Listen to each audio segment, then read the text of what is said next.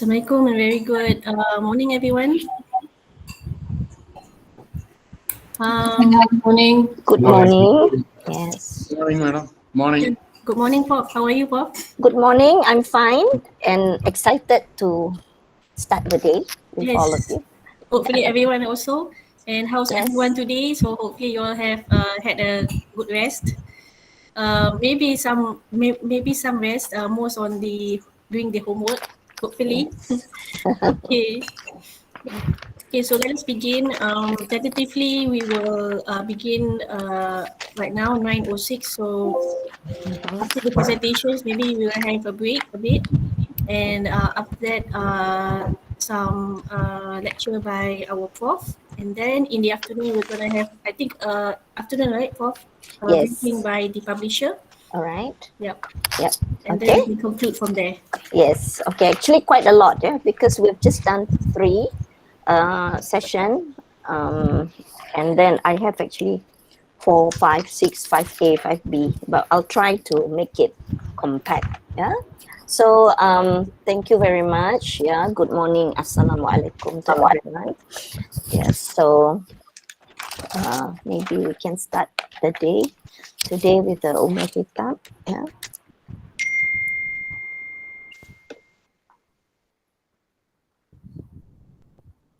Okay. All right. So all right. So today we will continue from yesterday. Yeah. I will recap later on, but I think yesterday we looked at one case study, the Islamic finance tracts of Datino, and then we look at the teaching note. Yeah, teaching note. After that, we also look at the slides, and I actually send you the slides, just an example, so that you can see end to end what's your case study and what's the teaching note. And in the slides, yeah, in the slides, I actually emphasize that just to make it easy, yeah, because sometimes when you go through, if you go through my like three days, yeah, 3 days program, you will go through it differently, yeah. But in this class, we have decided, or I have decided that, you know, looking at the work that you've done, we can cut short some of those things and just look at how you can go forward for your review. However, last night I have also prepared one slide that I probably can give you. I have to throw away the background. I prepared that for you. So that's the writing part, yeah. The writing part is for you to look at what's your individual process, yeah. Here, we look at what's the case method, and then we look at what it looks like, and then we go backward. Here you go from the other way. But the one that I'm going to give you later, I'll check for whether it's good enough. I did it last night, yeah. Is for you to have like for your own individual guide, yeah. What do I do first? What do I do second? But still, there's a lot that I could improve on that slide, but I probably can give you the raw slide there, yeah, for what you can do. Okay, so after we look at it, so we're already like jumping to the end, you know, from yesterday to today. It's like pushing you into the pool kind of thing, yeah. So today I'd like to see, yeah, what you have done using the PowerPoint slides or template that I've given you. Okay, so I hope you all were able to do your homework well. I was quite tired yesterday, yeah. Okay, so this is what we would want to do, yeah, today, to start with your piece of work. So I hope you put in your best foot forward, so that everyone will be able to learn well from what you have to offer. All right, so can we start? Dr. Fazlin, would you like to manage the presentation for today for this first part? Yes, thank you very much, Prof. Right, okay. Okay, so group 1 has combined with group 3, group 3 or group 4, I think, which is group Dr. Fatima and Dr. Suhaida. And then we have group 2, which is my group. And then we have group Zeti. Yeah, I will stop presenting, yeah, because you all might want to use this, yeah. Okay. However, okay, thank you, Prof. However, if anyone are doing individually, you're also welcome to present. So we will see which group or which individual would like to start first. Let me start, ma'am. Yeah, Sriram. sure. Yeah, I can. Okay, Dr. Sri, Yes. over to you. Okay. Yes. Yes.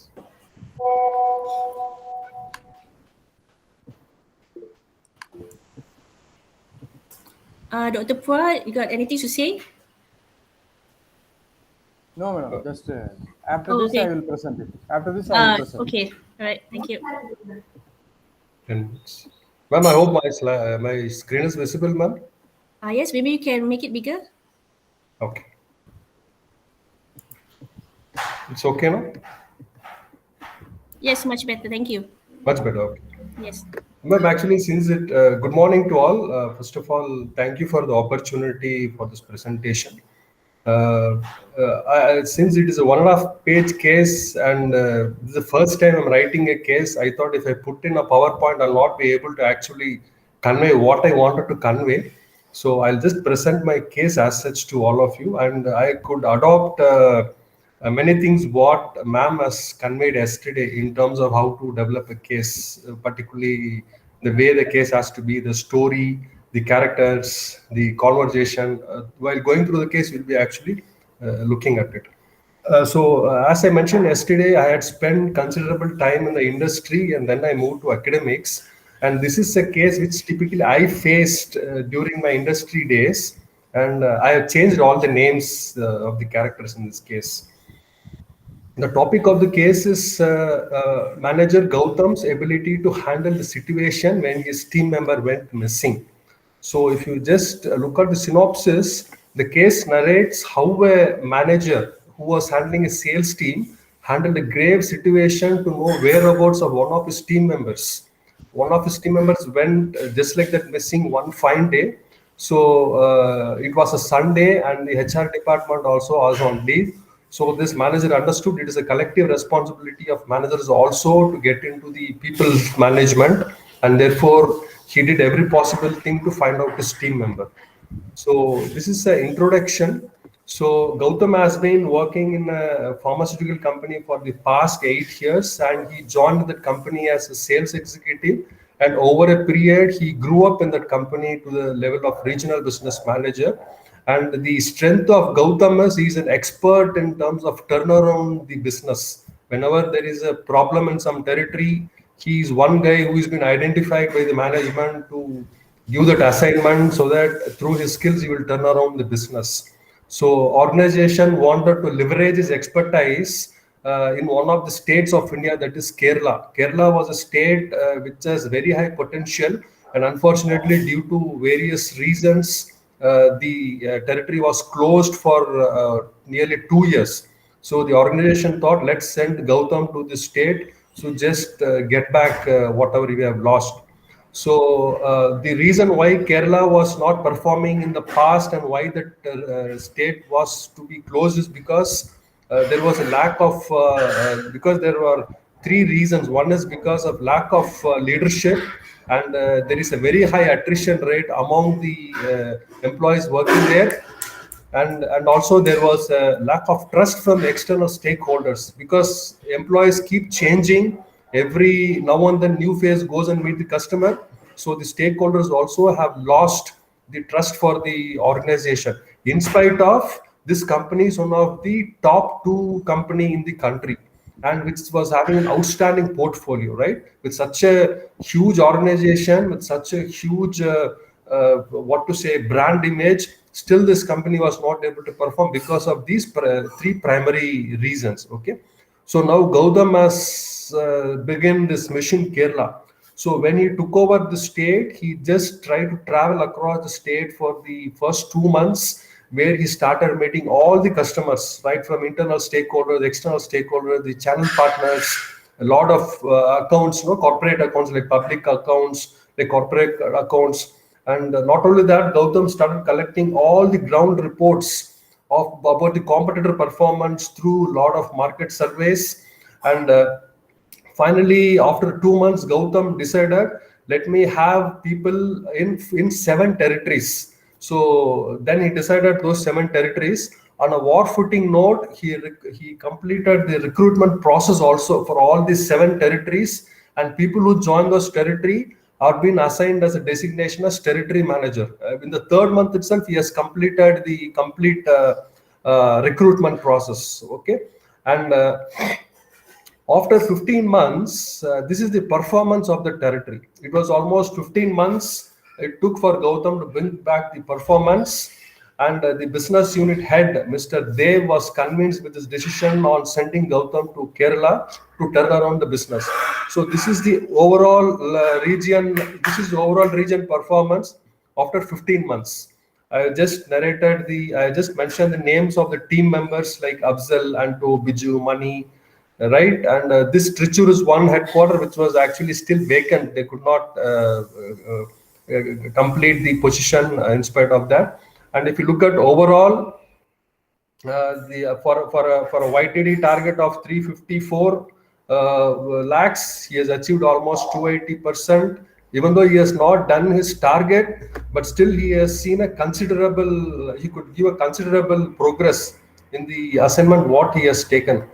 So this is a brief about the company. As I told, this is one of the very biggest company in the country, an Indian multinational, which was established in 1975, and this company serves in more than 120 countries with very good with very good products, and the annual turnover of the company is around 5,000. This is a brief synopsis about the company. And now comes the main things of the case. The incidents of a scary night, right? It was a Friday night, 25th October, late night, approximately by 11 p.m. One of Gautam's team member, as I mentioned here, Mr. Mani, who is headquartered at Calicut. So he calls Gautam, right? He calls Gautam and he just says, "Sir, your life is in danger. Please take care of yourself." And then immediately he disconnects the call. So Gautam got stunned for a moment. Then he tries to redial back to Mani, and once again the reply comes from Mani, "Sir, your life is in danger." And again the call gets disconnected. Then, as usual, Gautam was little frightened. He was with fear. He was dreadful, and finally he just came out of his bed and tried to just make himself comfortable by drinking some water from his refrigerator. And then he thought, let me just once again give a call back to Mani, even after several attempts, but he could not. Okay, then he goes back to bed again at midnight 1:30. He gets again called for Mani. This was an incident. It was happening continuously, right? And on 1:30, his colleague Mani says, "I'm going to Delhi to see my friend Pawan. Please take care of yourself. Your life is in danger." So Gautam was totally frustrated. He could not sleep for the entire night, and the fear latched to him like a parasite and sucks his hope during the next day also. The next day, what Gautam decides is he immediately wakes up in the early morning and he decides, let me just travel back to the headquarters of Mr. Mani, that is Calicut. He starts early at 5 a.m. Because it takes almost 5 hours to reach the destination. It's around 200 kilometers.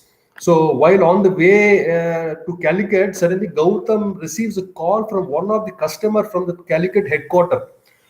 So that customer, Mr. Hari, calls Gautam and says, "Your company executive, Mr. Mani, has met me yesterday in my home around 8 p.m. He misbehaved with me, and it seems Mani has held the collar of his customer, and he threatened him to pay the money which was given for an event sponsorship.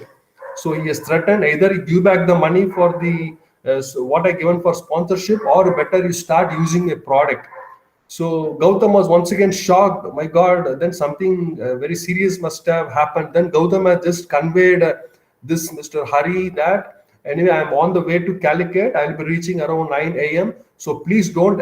Gautam has made a proactive decision. He has requested his customer, please don't escalate this complaint. Let me come in person. Let us meet up. Then let us see what to do.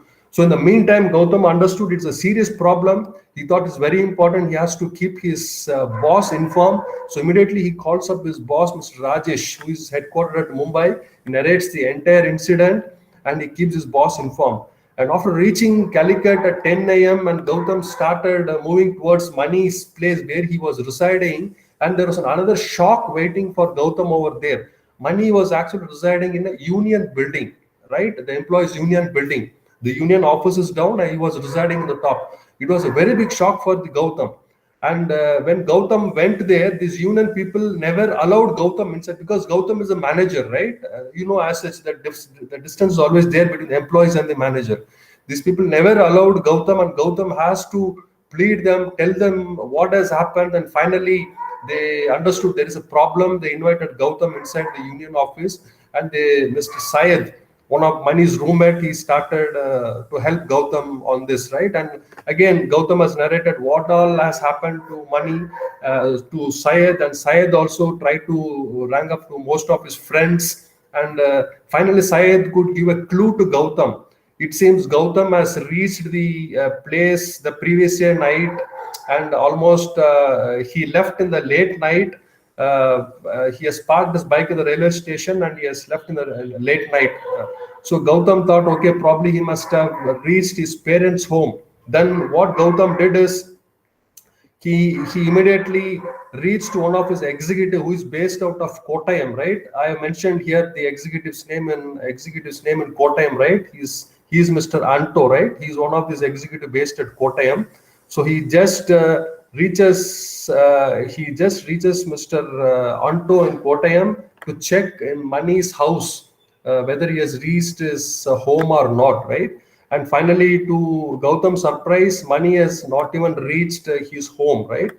Then again, Gautam thinks it's a very critical situation, and Gautam again rings up his boss and says, has happened. I'm not able to locate him. It was around 12:30 p.m. And his boss says, anyway, Gautam, it's high time. Let us keep the HR department informed. Even though it was a Sunday, and Gautam tried to reach HR department, no one could attend the call, so he just shoot a mail immediately to the HR department narrating about the incident. Okay, and again Anto rings up to Gautam's house to give an update. So now Gautam got an update. So it was the previous day night was a full moon day, right? It was a full moon day. So Mani's mother has told few years back, during this full moon day, Mani went again missing. He went missing, and finally, when they tried to search his whereabouts, they could find him in a Shiva temple, which is located in a town called Tirunelveli in southern Tamil Nadu. Okay. Now Gautam started correlating everything. Okay, right. It was a full moon day previous night, so he went missing. So probably he must have reached to that Shiva temple, right? And Gautam immediately requests Mani's brothers, okay, why don't you go immediately to that Shiva temple, which is in a town located at Tirunelveli, right? And Mani's brothers, they just agreed to Gautam's instructions, and they just traveled towards Shiva temple, right? And Gautam thought, okay, now everything is resolved, and it was a Sunday. He thought, okay, now things should be peaceful, and he reached his home early morning on Sunday, and he didn't have a sleep for the last entire day and the previous day night. He thought, let me just go to bed and catch some sleep. And immediately he receives a call from a landline number from Chennai, right? From Mani. So Gautam was stunned once again. My God, I thought he must have reached the temple, but for my surprise, I'm getting a call from Chennai, right? And Gautam immediately he was stunned, and now Mani says, Gautam, I am traveling towards Delhi to meet one of my friend.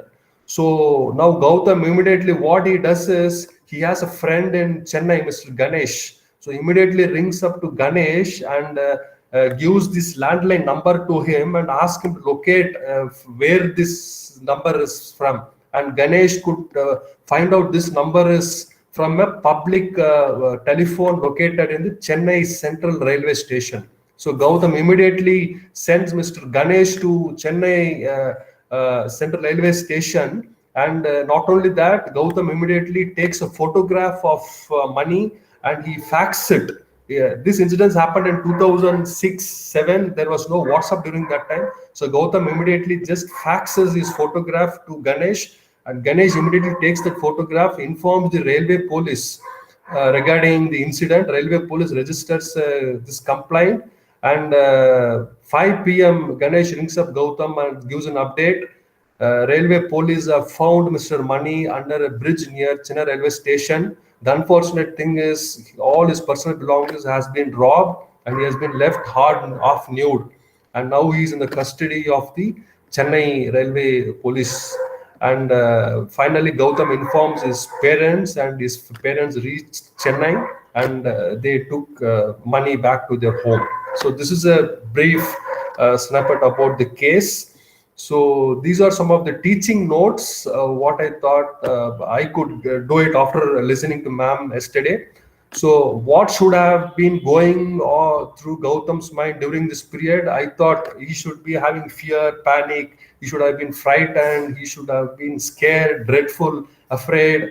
And most of the time, he must be thinking very hard, trying hard to find out what has happened to money. And second is, do you think Gautam did the right thing by taking control of the situation in spite of 26th October, Saturday being a holiday? Yes, he did the right thing, taking control of the situation. Even though it was a holiday, Gautam had shown great deal of sympathy and empathy towards money, right? Why Gautam informed his business head over the phone? It is important for Gautam to keep his business informed about his team members in such unprecedented times. So why Gautam did send an email to the HR manager as directed by his business head? Because HR department, they work towards welfare of employees as well as they work towards building the reputation of the organization. Hence, it's important for him to keep them informed. So what will be the future employment status of money in the organization? Money's future in the organization depends solely on the decision what Gautam takes. So definitely HR will support in the decision process. If Gautam felt it was a temporary setback for money, let's give him some time to come back. Definitely HR will consider some kind of medical leave, and when money is all right, he can come back to the service, right? And if what steps HR department take to solve this case, as I said, money's suggestion always has a weightage for this decision. Even if HR team agrees to return money, will the sales team return? Again, here also Gautam decision plays very important role. If Gautam can convince his boss, no, he's a good guy, he's a performing guy, there's an unfortunate setback for him, so he will come back. So Gautam decision plays very important role. If Gautam didn't take any initiative on that particular day, and if he has thought this is an HR problem, I've informed HR, and if he has kept quiet, what would have happened? Definitely things would have been worsened. And finally, even HR would have seeked only Gautam's help to find out the whereabouts of money, right? So these are some of the teaching notes. So that's the end of the case.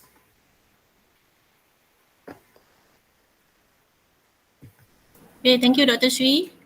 Thank you, madam. Thank you very much. Any comments, Prof? Yeah. Can we have like about 3 and then I will comment? Yeah. Oh, sure. Okay. Yeah. Okay, so we will hand over to Dr. Phua.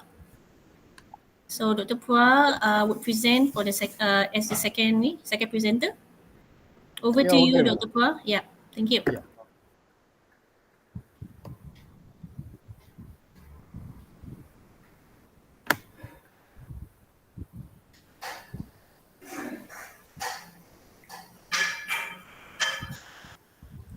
Is my screen is visible, madam? Yes, maybe. Is it visible, right? Maybe you can put it in the present mode.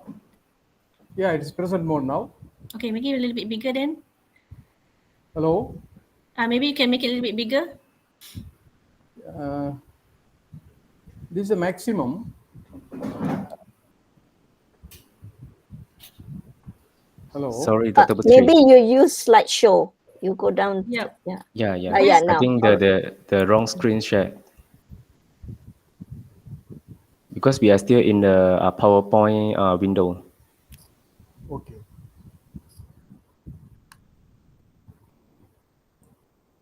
So now,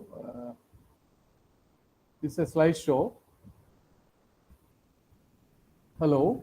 Perhaps, Dr. Pra, I maybe you see can share. the slideshow. Yeah, it's not slideshow yet. Yeah. Yeah, Right. still in the PowerPoint. Maybe you can share the whole screen so that we can have the same view. I believe that is the problem. You share the whole screen. Okay.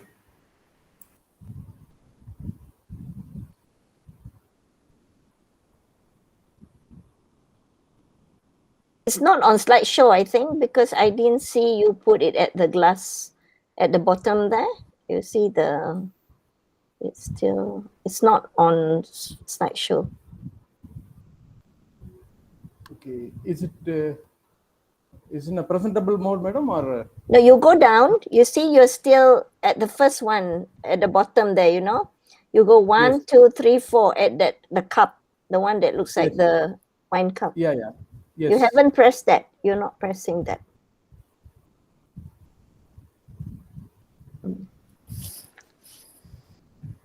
Sometimes it happens, Prof. I think. Can Yeah. all right. Never mind. Then we go ahead. Yeah. Otherwise, yeah. Yes. Yes. Okay, Correct. Dr. Prabhu. Right. Okay.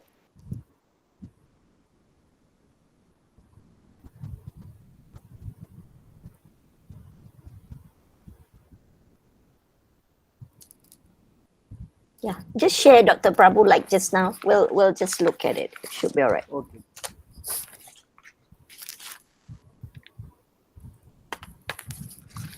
Is it okay, madam? Shall I continue? Yeah, sure. Go ahead. Go ahead. Okay. So, good morning to all. The case is, I'm going to present a case of TAB snacks and beverages. The title of this case given is Crisis Management Through Flexibility and Resilience. And it was a case where the founder of TAB Snacks, Mr. Prabhu Gandhi Kumar, he is one of the author for this case, and Professor Nagarajan, a professor at SKCET, he is also one of the author for this case. Let me present the synopsis of this case. The TAB Limited is a part of Gandhi Kumar Group. So it was founded by Mr. Prabhu Gandhi Kumar, who is an Indian startup enterprise based in Coimbatore, Tamil Nadu. So the Gandhi Kumar Group was established in the year 1978. Basically, they belong to manufacturing. So they have no idea to come to the food business. And so they have been into manufacturing business. And later only they diversified into the food and Ishan food business. And Mr. Gandhi Kumar, he wanted to do something differently. He wanted to diversify from the parent business of manufacturing. So he thought of starting, he did a feasibility study in the rural areas, and he found that there's a very good opportunity for selling the fruit juices and beverages. So having in mind and the feasibility, based on the outcome of the feasibility study, he started these TAB snacks and beverages in 2015 in Coimbatore. As I said, that the enterprise was started after identifying an untapped market segment in the bottom of the pyramid. So in his study, he found that the rural people, especially the people who are having low income, they are interested to consume these beverages and fruit juices. But the MNC brands, which is Scotch Slayer, and it's not affordable for them to buy that. They are looking for some fruit juices and beverages at a low cost. So low cost, at the same time good quality. So this made Mr. Prabhu Gandhi Kumar price the beverages at rupees 10 per bottle, with measuring about 200 ml, catering to the needs of low income consumer. So he rightly identified the segment. Then the company, after setting up this food business unit, it has set its own manufacturing unit in Coimbatore, where they have been manufacturing the concentrate, which is used for manufacturing the beverages and fruit juices. But whereas the production of beverages from the concentrate and packing takes place in a third-party units, TPU. Dr. Prabhu, Hello? the slides. Which slide are you on now? I'm on the slide start with slide number 4. Oh, that means Prof, Yeah. We still I think With there is a slide problem number in the 1. sharing. Yeah. sharing. I think Dr. Pra, you can stop sharing. Later on, you share again with the entire screen because I believe you are viewing the PowerPoint presentation mode already. Yeah. But we are still in your Microsoft PowerPoint window. Yeah. Okay. I So think you when you put it share, through window rather than I have to entire stop screen. and again I have to share. you Yeah. stop sharing and then share again. You choose the first one, the entire screen, and then should there be no any problem lah. When we are viewing, we have the same screen like you are viewing right now. Just a minute. Just a minute. Yeah. So what should I do now? You share again with the first option, which is the entire screen. Okay. Just I'll go to the present now and my entire Select. screen, right? Yeah. The There's three first- options. Your entire screen. Just now you share a window, right? Okay. I will just Now you select can option. share your entire Then- screen. Yeah. Okay. Now, yeah. So, okay. Then we can have the same view. Okay. So now, Yeah. You can go to your PowerPoint and start the presentation. Should be the same view already. Yeah. You can present and then continue. okay. Is it okay Yes. now? All right. Yes. Okay. Good. Okay. Thank you. So, right. So I think you want me to start from beginning or? Okay. No, I think it's okay. You can start from your reading that. Yeah. Okay. Slide number 4. Okay. Right. Okay. As I said earlier, Mr. Yes. Prabhu Gandhi Kumar, who is the founder of TAB Snacks and Beverages, so he set up his food snacks and beverage business in Coimbatore, and he identified the rural segment, people who are having low income and they're interested to consume the fruit juices and carbonated drinks. So he priced the product at 10 rupees per bottle, and he will be targeting for the low income consumers. Right now, as I said, that the company has its own manufacturing unit in Coimbatore where it manufactures the concentrate. But from the concentrate, the beverages has to be manufactured. So he thought that it's better to go for outsourcing to manufacture the beverages from the concentrate. So the manufacturing the beverages from the concentrate and packing he has given for the TPUs at Coimbatore, Pondicherry, Mysore, and Aurangabad. So, and he sold the products of the beverages to different states, not only in Tamil Nadu, Karnataka, and Andhra Pradesh, Telangana, and Odisha. Right now, the company had a growth plan in 2019. So, and after that, what happened is he faced some challenges because of the monsoon failure. So, because of the monsoon failure, there was a shortage of mango pulp in 2019 because he has been sourcing the pulp and the chemicals required for that from China. Then after that, what happened is the whole country went into lockdown by the end of March 2019 in the first wave in India because of the COVID. So he faced some constraints in raw material and supply chain management. Finished product movement got affected. And as you see, because of the COVID and lockdown restrictions and the national lockdown in India, so which has brought the demand has come down drastically. So then what the company did is actually, for presenting the students to the case, I'm stopping up to this. That is, we'll show the constraints faced by him due to monsoon failure and constraints due to sourcing from China due to lockdown. And as if you are in the situation, how will you solve the problem? What are the strategies you can make to make this business as a sustainable one? So this is what we are giving to the student. But as a teaching note, what happened actually I'm presenting. What happened actually, how they managed the crisis is, the company did the best to stay in the business, and the company has successfully overcome the crisis situation, and now the company is revisiting its growth plan. Now, how the company faced the challenges due to monsoon failure, and how the company faced the challenges due to lockdown and everything, let me present in the upcoming slides. Right now, let me go to the teaching note. See, the objectives of the case is, what are the challenges faced by the firm due to lockdown and COVID pandemic, and what are the strategies to overcome the crisis for the firm. And students also has to explain the entrepreneurial qualities needed in the VUCA world, right? That is volatility, uncertainty, complexity, and ambiguity world. And the third one is they also discuss about the strategies the company should adopt to overcome the losses and how the company can be sustainable in the longer run. So these are the objectives of the case. Then I think you're all aware of that the volatility, uncertainty, complex, and ambiguous. Basically, so this case is more fit for Mr. Prabhu Gandhi Kumar, because you see that when he started the business up to 2018, the business is booming well.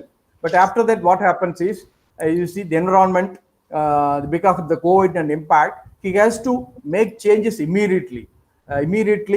Because you have competition from what you can say that the MNC brands like Fruity and some other brands, and things is going beyond your control because of the lockdown restrictions, supply chain constraints, demand is coming down, and everything you have to face.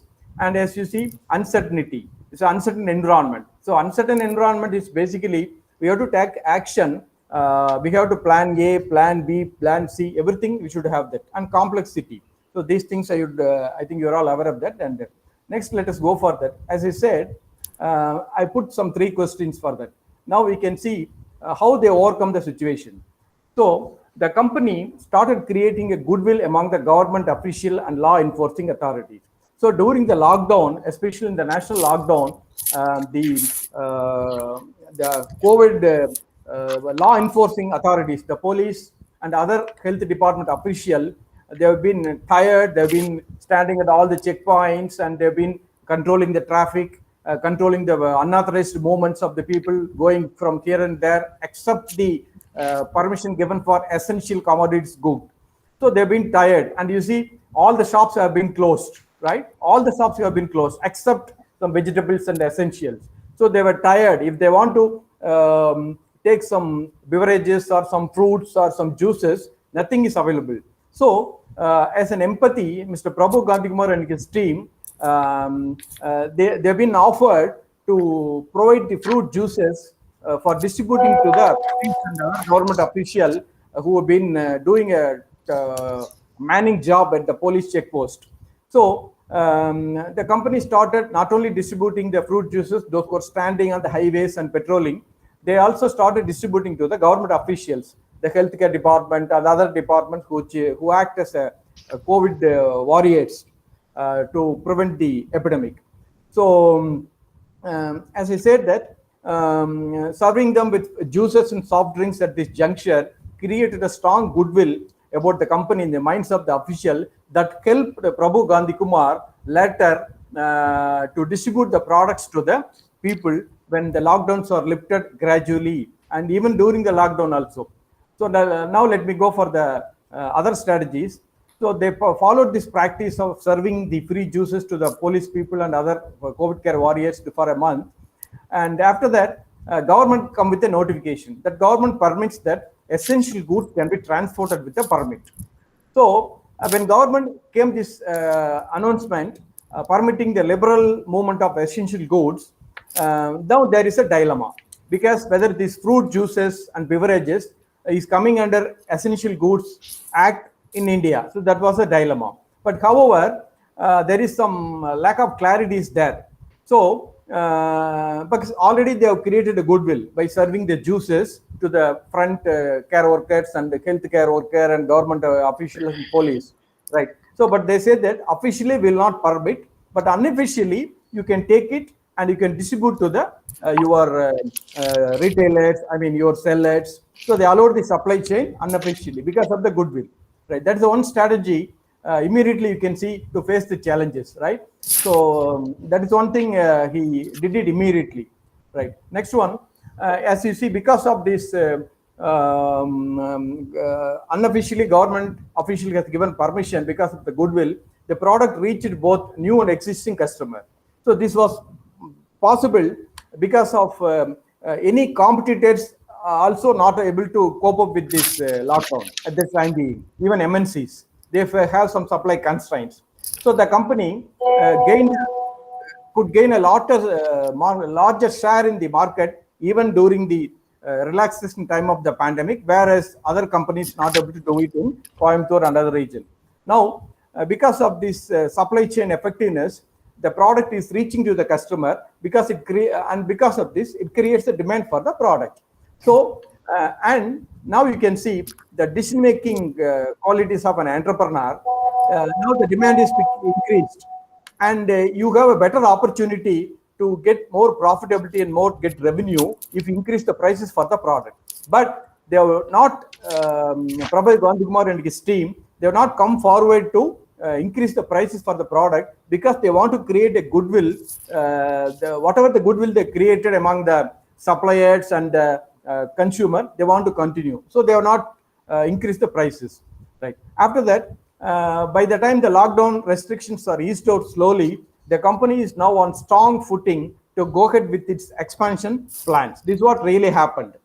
Right. Now, what is the learning outcome for the students is identify the main issues in the case, strategies to overcome the crisis, and entrepreneurial qualities needed in the VUCA world.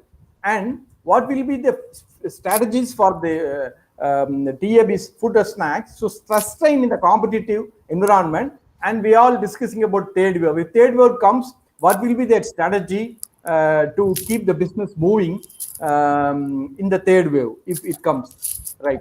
And target group is MBA students, end user also MBA program, and the theories which related to this case is marketing mix, right? I think you're all aware of that. As an entrepreneur, he has to take the right product decision. As Mr. Prabhu Gandhikumar identify the rural segment, right? And he target the rural people having low income, and his pricing strategy is just 5 rupees and 10 rupees. And he rightly positioned this is a quality drink which can be not available to middle class and upper middle class people. It can be available to low class people. So he rightly positioned his product. So his STP strategy is successful, and the theories which supports his entrepreneurship theories. So see, basically, to whom we call it as an entrepreneur. Entrepreneur is a person who identify the opportunities in the environment and utilize the opportunities in an innovative way. Look at the case of Prabhu Rajakumar, how he utilized that opportunities, right? And how he, despite he's come from the manufacturing business, his family, he's not the first generation entrepreneur. So family belongs to manufacturing, foundry business, but he want to do something differently. So that is entrepreneurship qualities. Then the concept of managerial economics, the demand, supply, and everything. And the concept is sourcing procurement. You see, when lockdown was announced, he's sourcing the chemicals from China. So China put the restrictions. Then immediately, because of the goodwill he generated, he sourced from local and he made the inventory which is available. That inventory helped him to supply the product when the lockdown restrictions are eased out in a pace by pace manner. So sourcing and procurement strategies. Then inventory management and supply chain management is the concept relevant to this case, right? And the case teaching notes I've taken from your the case. As usual, pre-class activity will go for approximately 2 hours, and class reading. Students read the case together in a class, and intensive reading approximately for 45 minutes, in-depth reading, and a group discussion followed by group presentation. Okay, so with this, I can conclude my case.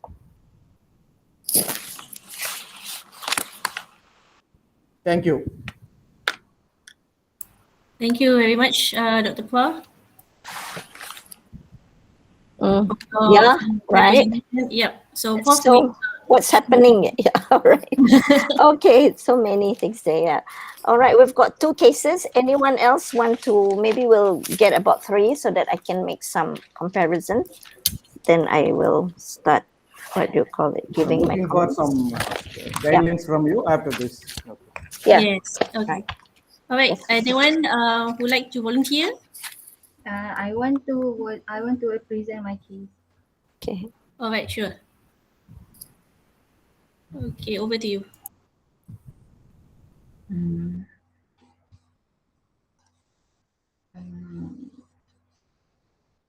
what to present?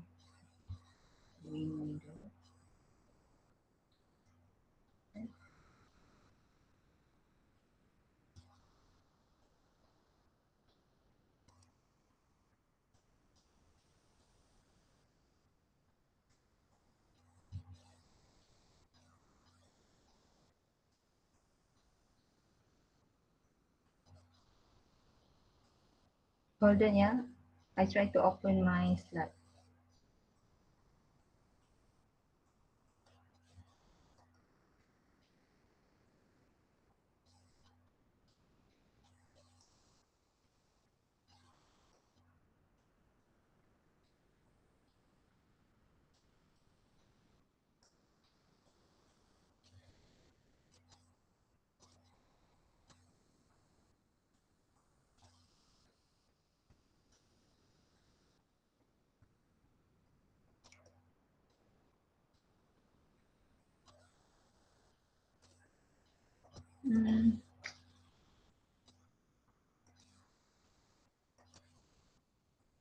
Can you see my slide? Not yet. Not yet. Yeah, not yet.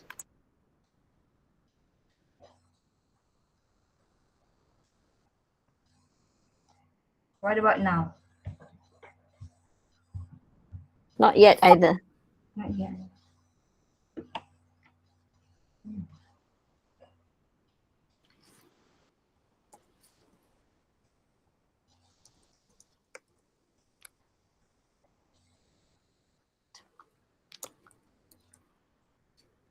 Okay, I choose.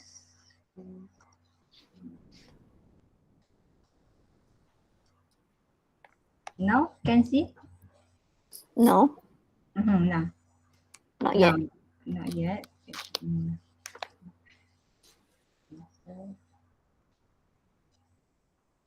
Okay, I choose present now. Then your entire screen, right? Yes, correct. You have to choose yourself first. Yeah. Okay. Then, And then you click on the, you know, yes. there's a, Yeah, like Dr. Putri. Yeah, like that. When that thing come out, then you press sharing. Yeah, okay. yeah, it's coming out now. All right. Okay, and then you can go to these slides. All right. Now, can see? Yeah, yes. So it's on slideshow screen, right? Yep. Okay. Ya, Okay. Assalamualaikum and good morning. My name is Nabila and my case actually entitled Blessing or Lesson, a case of agronature nursery. Unlike Dr. Prabhu and Dr. Sri Rahman, I only managed to have to prepare an abstract instead of a full case. So I try to prepare slide according to that. Okay. Okay, we go to the nature of the case. This is a decision case. This case study is about effort of Madam Sajato. She's actually a young entrepreneur, agro entrepreneur, usahawan tani, and she has a nursery business known as Agro Nature Nursery. So this purpose of the case is actually to assist Madam Sajato in her decision making. Okay, the case synopsis. Actually, Madam Sajatul is my younger sister. She graduated from University Putra Malaysia in biology in agriculture and biology. So during her university years, she already have gone into the business, but after she is graduated, so she is doing it full time. Okay, as a sole proprietor, Madam Sajato have to manage her entire business herself, and she has this business apply multi-channel approach, which means that it has offline and online presence. Uh, and unlike normal nursery, she's not only selling plant or plant seedling, but she offers different various type of products such as gardening kits. Okay, for those who her customer who would like to do gardening, for normal gardening and also hydroponic. She has plant seedling, fertilizer, fresh vegetable from her farm because she also do farming, and fresh fruits and also frozen fruit. And then she also have ready-to-eat food and beverages from product from of her farm, and also she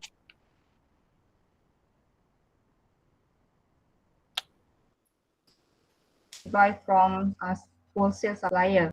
And beside nursery showroom, she also has fruit and vegetable farm, and she has mobile retailer, which means that she sell her product in agro farm, pasar tani, night market, pasar malam, and also she also have online shop. And especially after COVID, she also do delivery her product straight to the customer house, or we call it cash on delivery, COD. Okay, as this the agro nature nursery is a micro businesses, and micro businesses are the one who are most vulnerable when COVID-19 happened. So this nursery also affected, and Madam Sajato need to think to decide how to adapt to the new normal environment in order to sustain her business. Okay, for teaching note, I only managed to propose few questions, and this question also quite general because since I haven't written the case yet, and I will tailor the question later after I finish it. So the first proposed question is, how well Madam Sajato managed her business? What are the strengths and limitation of the business? Second one, what are the COVID-19 related disruptions? Does they bring opportunity or threat to the business? The third one, what are the root cause of the issues? And fourth, how could Madam Sajato have done to mitigate the issues? What action need to be taken to sustain agro-nature business? Okay, last but not least, COVID-19 comes for reasons. It is either as blessing or lesson. Thank you. Okay. Okay, thank you, Bella. Okay. Yeah. Anyone else would like to present, or these are individuals, right? The rest of you, did you do them in group or as individuals?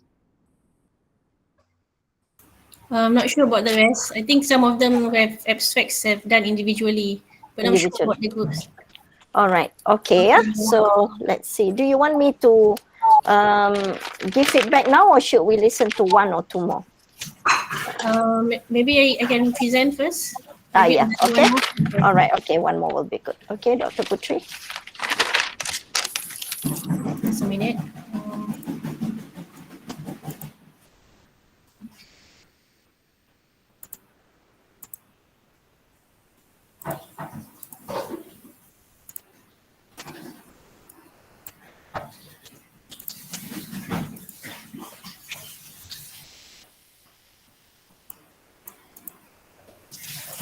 Okay, can you all see my slides? Yes.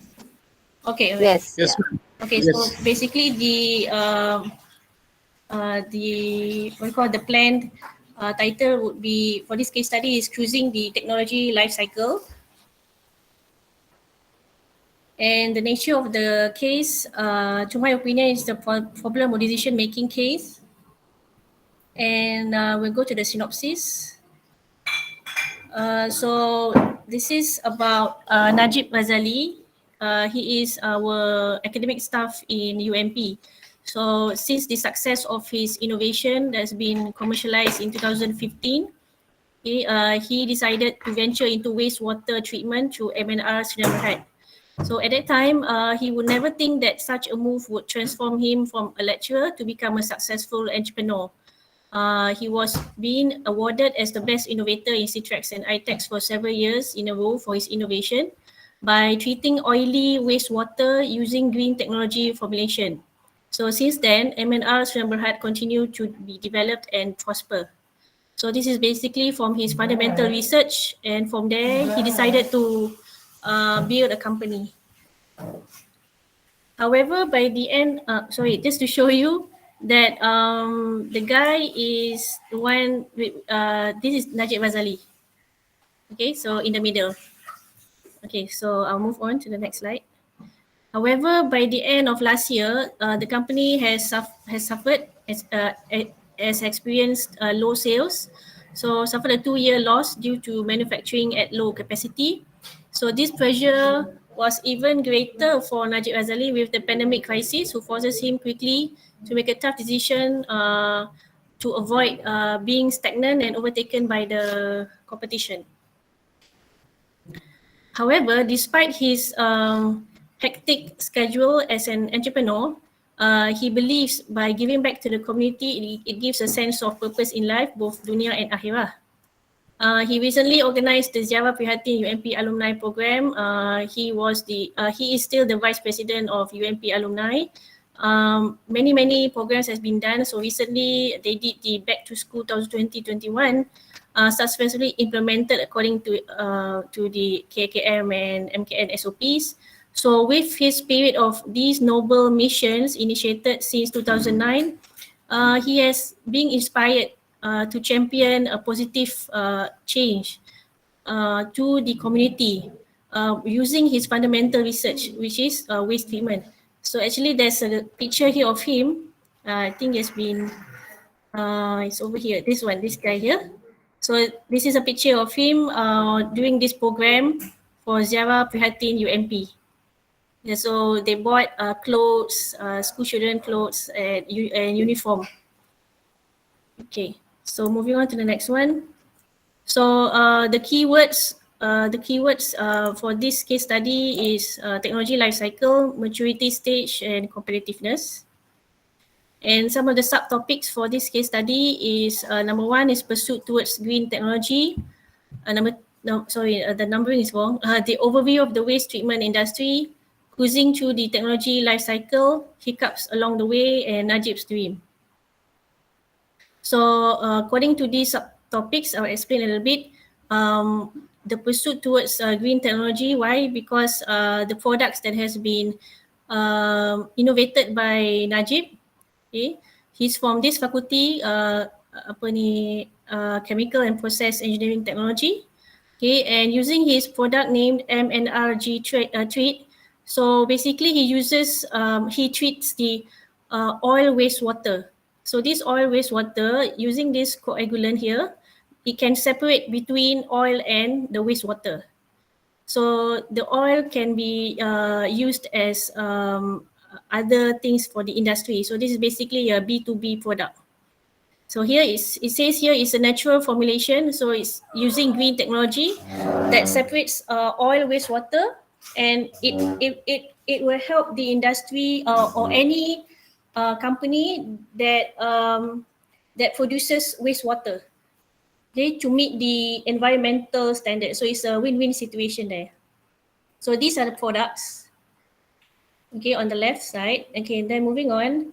So according to him, that when the oil residue is trapped, okay, to become the oil residue, it will then be treated as a secondary product, which is called the grease oil, and it will be available at very reasonable price. So with this product, it can be capable to to contribute towards SDG, and it's aligned with his noble mission that he always do along the way, okay, to the community, and also through his fundamental research as well. So the targeted are the B2B. So companies that always produce oil or wastewater, such as car services, restaurants, hotels, and any industries cleaning services. And also for the grease product, the company is just using OEM and supplying to the company who are working on that. So in this case study, some of the concepts and theory will be explained here actually. This is actually under this subtopic is to explain what are the theories of the technology life cycle, and a little bit on the innovation, okay, for the students to work on the teaching objectives afterwards. Okay, and also to explain here how is the company's journey related to technology life cycle, because Najib is producing a technology. So I would like to related into the subject management of technology, whereby the chapter of technology life cycle will be related to this case study. So the challenges for Najib, I call it as hiccups along the way. So from here, we can see the issues where Najib began to struggle. Sales began to decline, and he began to miss the initial delivery deadline after 5 years of prosperity in waste treatment. And then he gasped with horror. He suddenly faces a shortage of equipment, and most of the existing equipment is not up to date. So it's difficult for the employees to carry out project tasks, and this will cause wasted work time. So he decided to implement other projects to maintain the sales. So reaching to the end for this case study, so his dreams is while carrying bags of goodies to be delivered to the Orang Asli, he kept thinking to find a way to not let his entrepreneurial venture stagnate.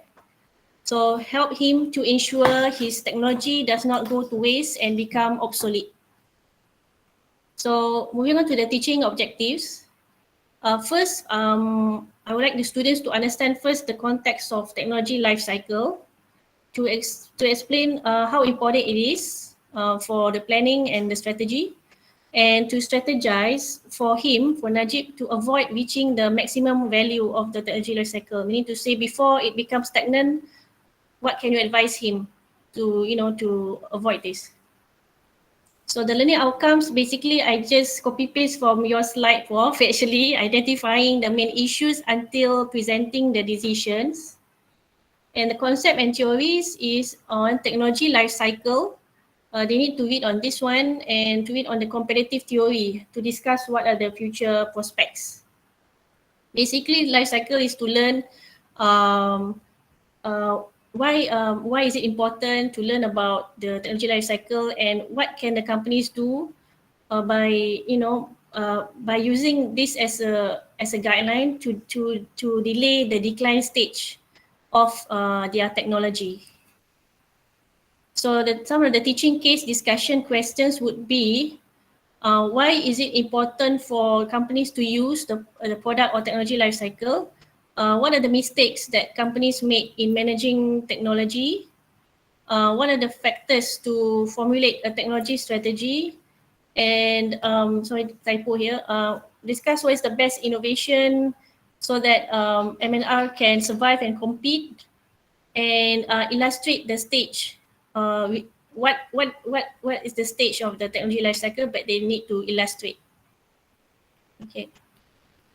Again, explain the dangers if they still focus on whatever they have right now. What are the core competencies that they have, or what are the current technologies? What are the impact? And then discuss the strategies. This is the main thing, to avoid the company to reach the maximum value, and what is the role of both the business unit and the functional unit in that company during the maturity stage of the technology life cycle. So that's that for that. And I haven't done the case teaching plan yet. So it's empty, still empty. Okay, so that's all for me. Thank you very much.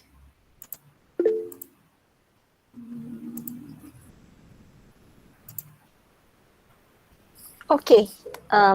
We have. I think Dr. Fatima is raising a hand. Okay, Dr. Fatima, you can go ahead. Assalamualaikum. Can I present our group findings? Yes, sure. Sure. Okay. Go ahead. Shall we share the slide? Dr. Putri, sorry to interrupt. One Professor Viveka is waiting. I think if you can let her in, it will be fine. Sorry, again? Professor Viveka from India, she's waiting to join. If someone can let her in, she can join the meeting. Dr. Sangeeta. Viveka. Oh, actually, Viveka. it's auto admit. Maybe she can try again. Okay, I will inform her. Okay, thanks. Thank you. Okay, can you see my slide? Yes. Okay. Yes, we can. Okay, Assalamualaikum and good morning. So I am Fatima from Dr. Suhaida, Dr. Kyle, Miss Jun and Dr. Haizan group. So this is the exercise yesterday. So what we understand is the aim of this exercise is to us to prepare the teaching note that consists of this element: nature of the case, summary of the case, main themes, teaching objective, target group, and user causes, case teaching strategy, and also case analysis or discussion questions. So from the six cases yesterday, so we choose one of the case which entitled 5 Whys in a Marine Manufacturing Company. So we propose the new title for this case, which is Streams to the Ocean. Okay, so these are the teaching notes elements. The first one is nature of the case. So based on the case, we think that this case is under appraisal cases. Okay, this is a case synopsis. So, Natural Sea Products Sdn Bhd is a Malaysian corporation located in Kota Kinabalu. So, this company process the marine resources and doing the packaging. So, based on our research, the company have been operated for almost 11 years, and the company first operated location was in South Kota Kinabalu. So this company owned by a Chinese man named Mr. Edward. So Mr. Edward started selling small amount of seafood to the customer, but decided to expand his business to the next level by opening a seafood processing and packaging factory. So that's why we propose the title Streams to the Ocean. So, however, several issues were found as we conducted our research where the company faced with the several obstacles such as inadequate facilities, employees turnover, environmental related issue, and so on. So this case is designed to to apply 5 wise tool or problems and techniques that the company should be implemented to perform well in the market. So this is the case synopsis for this case.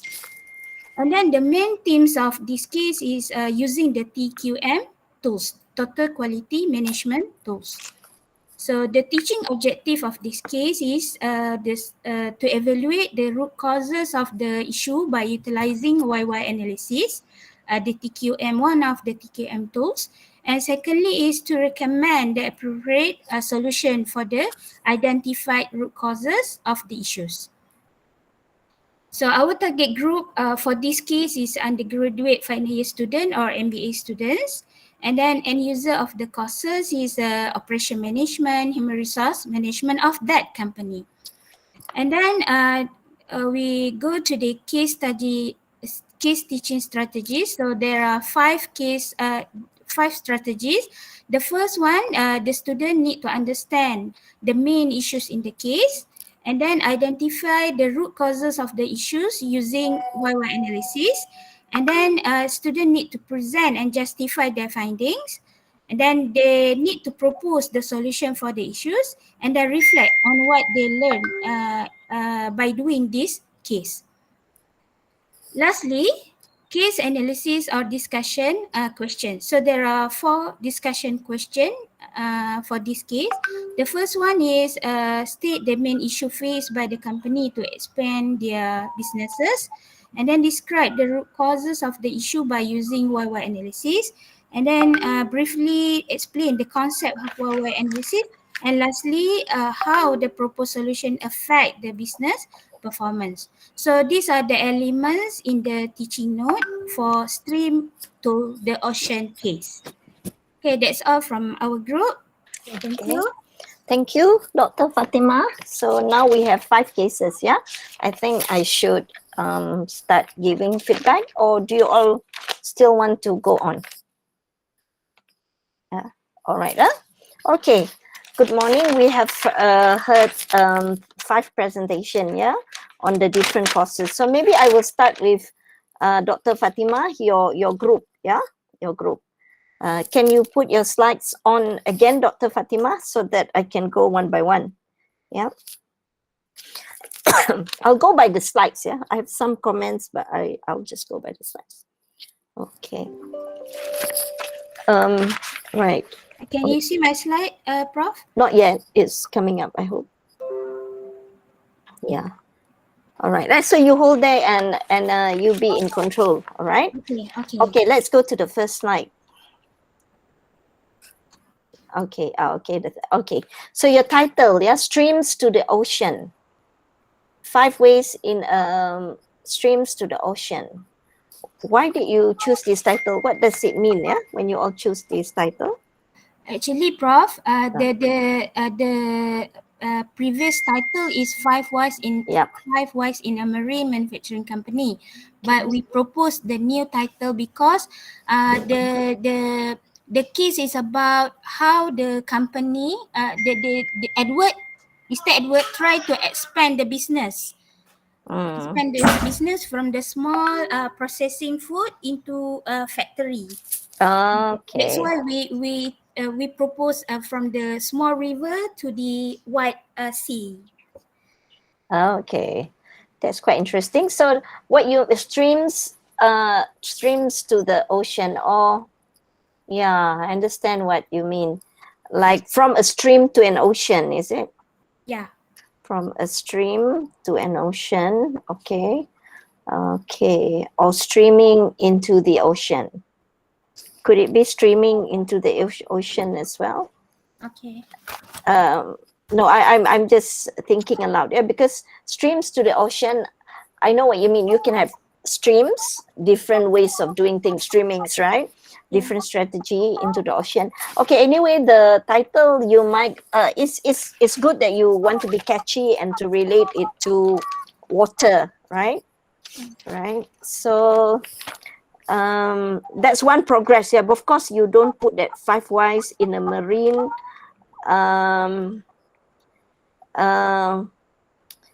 the thing that you put at the bottom, yeah, or you can name the country. What the country, the company, what's the name of the company? Natural sea. Natural Sea, yeah. Natural Sea.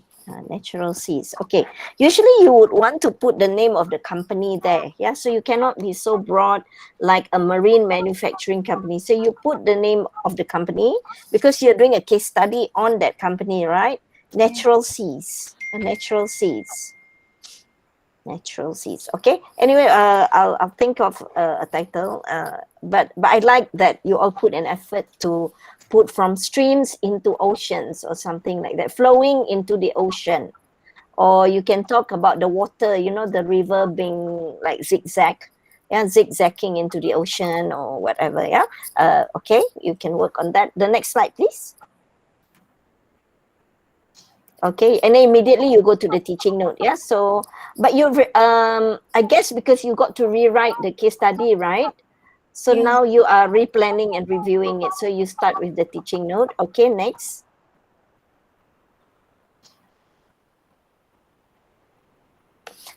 Appraisal case. Okay. Yeah, next, yeah. Okay, you put this big, yeah.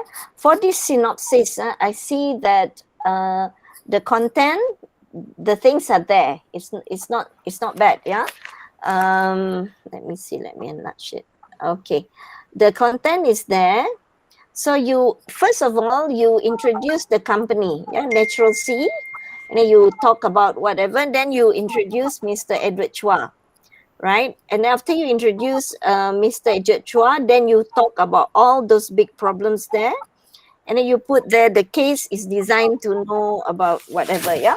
So actually, case synopsis, you can either if you don't write one for in your, if it's not required in your case study, you can write the case synopsis quite differently in the teaching note. So if it's just for the teaching note and you don't show this, what's happening? Okay, you don't show it at the actual case study. This one is okay in the teaching note because you put here, this case is designed to know about whatever. Yeah, the last statement actually is not necessary. Yeah, if you can put it bigger, I hope everyone can see it. Yeah, or you can enlarge it, right? That one, if it's the case synopsis or overview of the case in that one, okay, in in the teaching note, but not in if you have to put it in the actual case study. Okay, so I think what I would like to know more, yeah, is this, because if you look at it, natural C incorporated the processing and all that until has passed, that can be put into your actual case study. But when you write a synopsis, you want to get the reader interested immediately into your case. You want them to want to read it next, because let's say you have 5 synopses. Which one will you choose to read first? So that's the important point there. Yeah. So I think what you can do, yeah, for the synopsis is actually you talk about Edward. Where's Edward Chua, right? You can talk immediately about Edward Chua, yeah, because he's the one facing all these problems.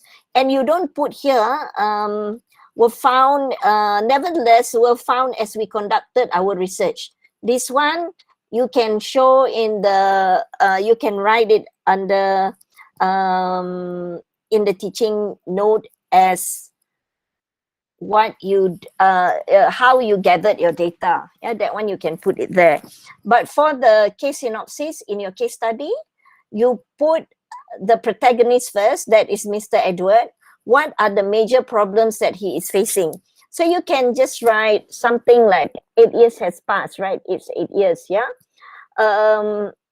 Just as Mr. Chua thought that he had settled well into his enterprise, having had 8 years of his 8-year-old enterprise, due to whatever your pandemic or whatever, he is faced by 5 major problems. You can start like that, or you can say, as how do you say it? I'd like you to bring out the problem first. Yeah, so inadequate facilities, turnover, environmental. You have about 5 problems here: inadequate facilities, employees turnover, environmental related issues, ergonomics. I think that's what you mean, right? Yeah, let's say 4 ergonomics. So how about it? What is the big problem? Yeah, because here you put categories of problem. Yeah, so either you group them as one name, under one name, and you put the name of that company, and then you put Edward Chua there, and then you would focus on one big problem or 2 big problem there. Yeah, and then all the words that you have to show what you've done goes into that describing your teaching note, not your case. Yeah. Okay, next. But it's good, yeah, the information are all there. You just need to, okay, the main themes. Next. Okay, so you're teaching 2 you have 2 objectives. Yeah, you're teaching how to, this is your teaching objectives, right?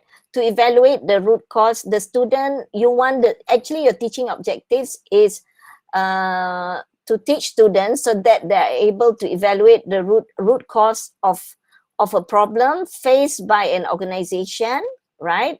Using why analysis. And then when they can use that why analysis, the 5 whys, they're able to recommend the appropriate solution. Another way of looking at this teaching objective is actually to go down to your questions. Can you go down to the slides on all your questions? You have lots of questions just now. Okay, you can use this. Everything must be connected and aligned, yeah? So you can say, actually, your teaching objective is to, that means the learning, the learning objectives and the teaching objective is to enable, by the end of this case study, the students should be able to identify the main issues faced by the company, faced by natural seas, by a company. You put in bracket natural seas, yeah? And then you say number 2, one is that they can identify the issue. Number 2, they can describe or explain, right? Explain the root causes of the issues. Yeah, that's what you want to do, right?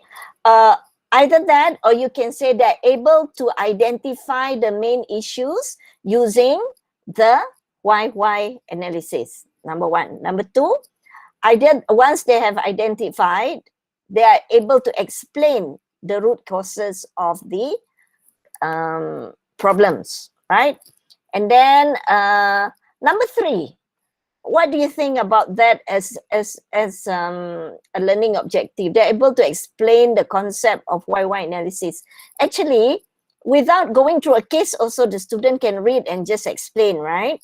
So maybe you can lump 2 and 3 to say that they can describe the root causes of the problem using, actually it's the same, right? 2 and 3, using the why analysis.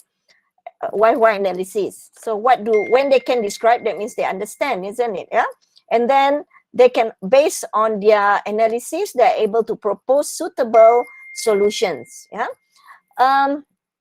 The first question, yeah, to expand their business. Actually, if I look at the synopsis, I'll be thinking that your case study would have at least 4 sections. Yeah.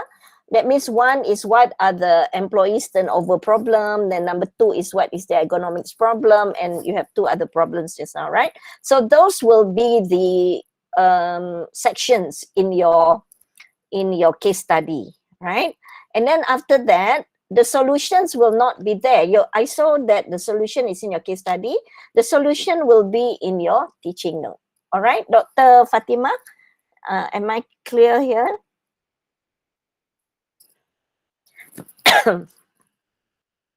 Right. Okay. Yeah. Okay. And then, all right, let's go to the questions. Yeah. This is one. You have many, about 9 questions just now. Your exact questions that you want to ask below. Down some more to your questions. Further. Okay. Further. I mean, you go down. Right towards the end. Hey, is that it? Or am I thinking about Dr. Putri's just now, is it? Okay, oh, so that's it, huh? For your this one. All right, so what I can see is that now your idea is, your main task is, you've got all the issues, yeah, which are now in your case. You got to expand that. You got to write it so that people see them as an issue that's not a given. You don't give it away, yeah? You actually expand on it, yeah? Maybe we can, as we do something else later in the afternoon, we can work on that, yeah? Okay, thank you, Dr. Fatima. Can we now go to Dr. Putri then? Sorry, Prof. Thank you, Yeah. Prof. Prof, I have one question Yes. for our group. Yes. Just now I mentioned about the teaching note. For the publication, we only go for the case, right? And the teaching note do not publish the teaching note. Am I right?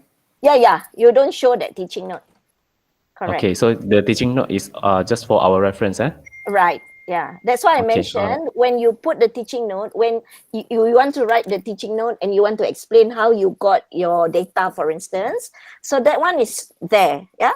But if you see sometimes some publication, they want the case synopsis to be put in front of the case. So in front of the case, you don't explain what you do. Because you are trying to, it's like trying to gain their interest to read the real case, but you don't give away a lot of things. You just want to tell them this case is about this company, it's about this man, and it's about these problems. Yeah, read on like that. I see. All right. So even though the case is already finished case with the solutions, but we do not report the solutions in the case that we read. No. The reason is then what would be the value in the classroom? If you already give the answers, then the students don't have a problem to solve. Okay, right? Clear. Clear. Thank you, Prof. But in your research, the one done using your case study as a research case, you can do it that way. Okay, all right, teaching clear. case. We're talking about teaching cases, right? Clear, yeah. Okay, clear, Thank yeah, you. very good, yeah. So if you can do both, Dr. Lee, with that one, you write a research case and you write your teaching case.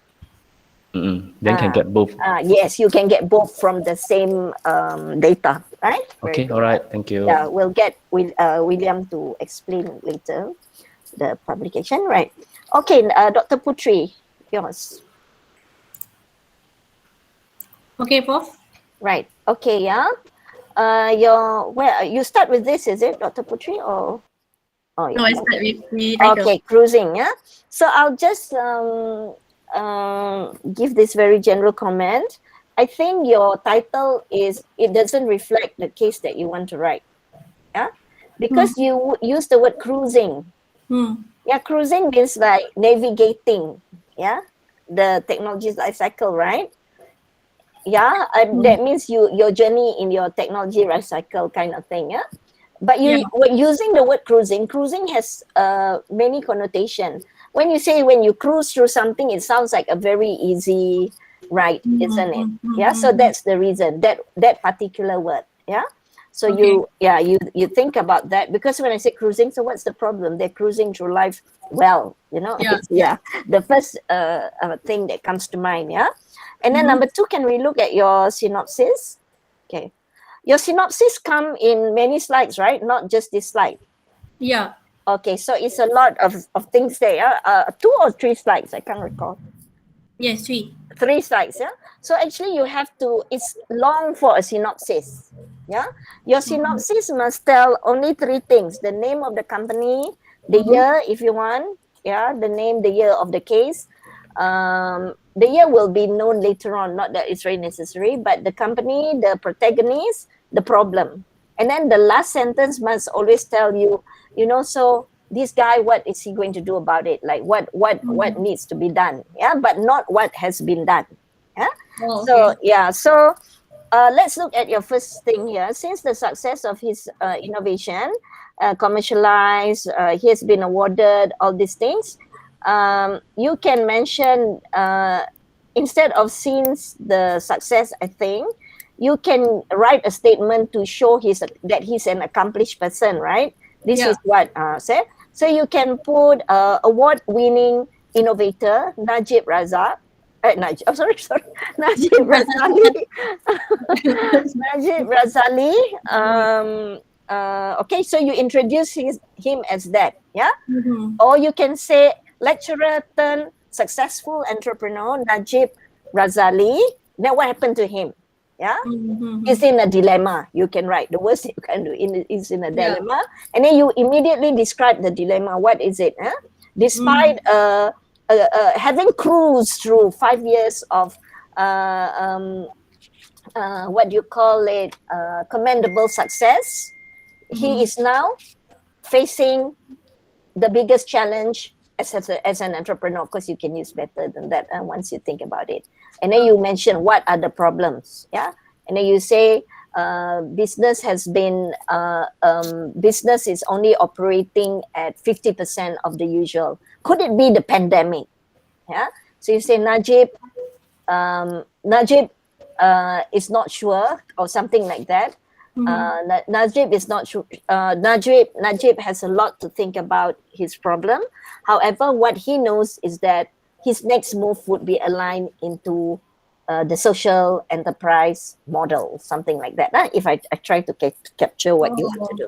Yeah, so that would be only this kind of lines, short lines like this, all right? Okay, next. Yeah, and then you don't want to talk about hectic schedule, a schedule in the synopsis. The synopsis must be very, very crisp. You don't want to talk about programs like this. This goes into the case itself. This will go into the case itself. And then why do you want to put all these things? Because you want to provide, you want to exemplify. When you say this person is caring, you want to portray him as caring from his transformation in an entrepreneurship.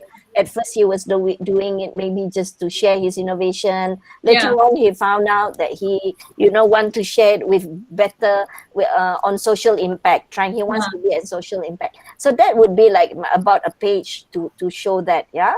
Okay. And when you do things like this, he recently organized blah blah blah blah blah.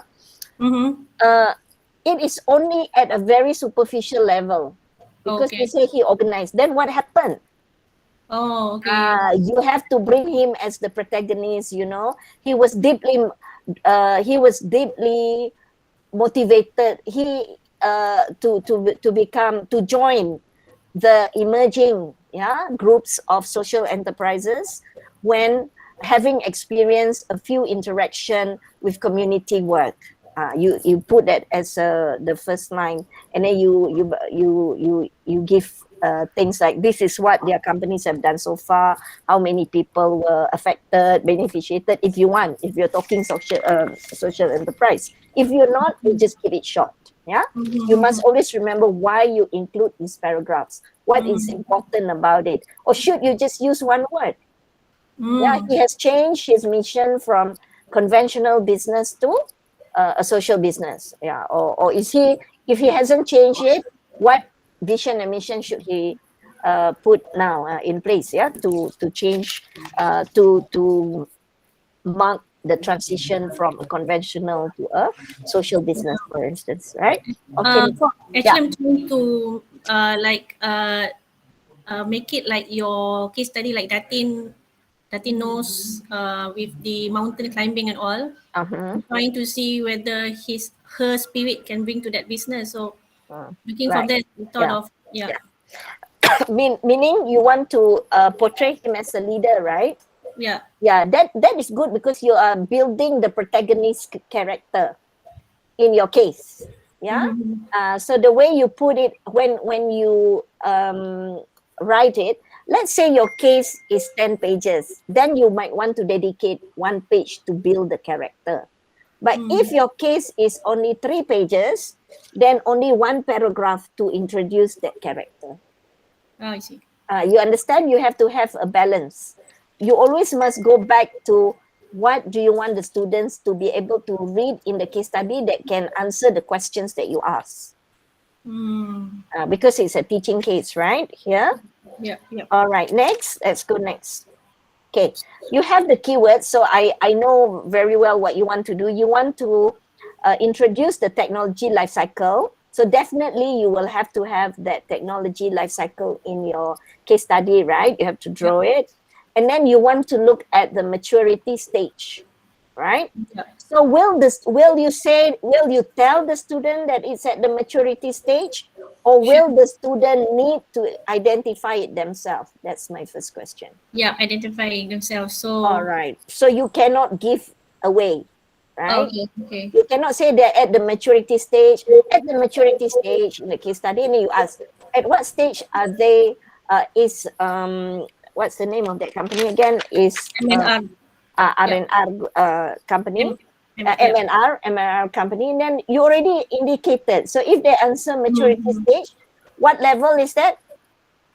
In The Bloom? last level. You mean the application, is it? Yeah, in Bloom's taxonomy, if you ask that question, what you already indicated in your case, you say they're at the maturity stage, and then you ask a question. So it's like 1 or 2 level. Very low level, isn't it? Yes. If it's low level like that, you don't put that in a case study. If you want to write the case study, because it gives them the context to analyze a problem, you must write something, but you don't tell that it's in the maturity stage. You can introduce maturity stage model inside there, but your story about this company is lined with all kinds of narratives. Then they say, oh, if it's like this, is it stage 1, stage 2, stage 3, stage 4? Then the thinking will be in what you call promoted through reading the case. All right. Yes. Okay. You got it, huh? Yeah. All right. And then the other thing that you want to do is competitiveness, yeah? And then you go to the, okay, never mind about competitiveness, in what way you will teach them, right? And then you have your subtopics.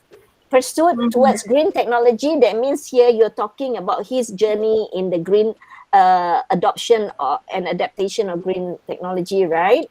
It's actually combining with the company background and the products that he's doing. Okay. That means the green technology journey of this thing. right? And then you can tell a lot of story. Who did it? What did they do? Why did they do it? Right? And you have your vision, mission, something like that, right? Yeah. Okay, so that one is one part. Very good. That means you introduce a company, what do they do? And then you introduce what is green technology, isn't it? Yeah, should. Yeah, because in your Yeah. case study, that means it's compact. Even if they forgot their textbook, it tells you that green technology, these are the features. Yeah. And then you can write by saying the company decided to choose this aspect of green technology, because green technology would have different types or whatever, and then you introduce it. So if their green technology is it's empirical, isn't it? The information that you bring is empirical evidence of how green technology is applied in an organization, right? Yeah. Yeah, so you write about that. Yeah. Oh. And then from green technology, you are focusing on waste treatment, right?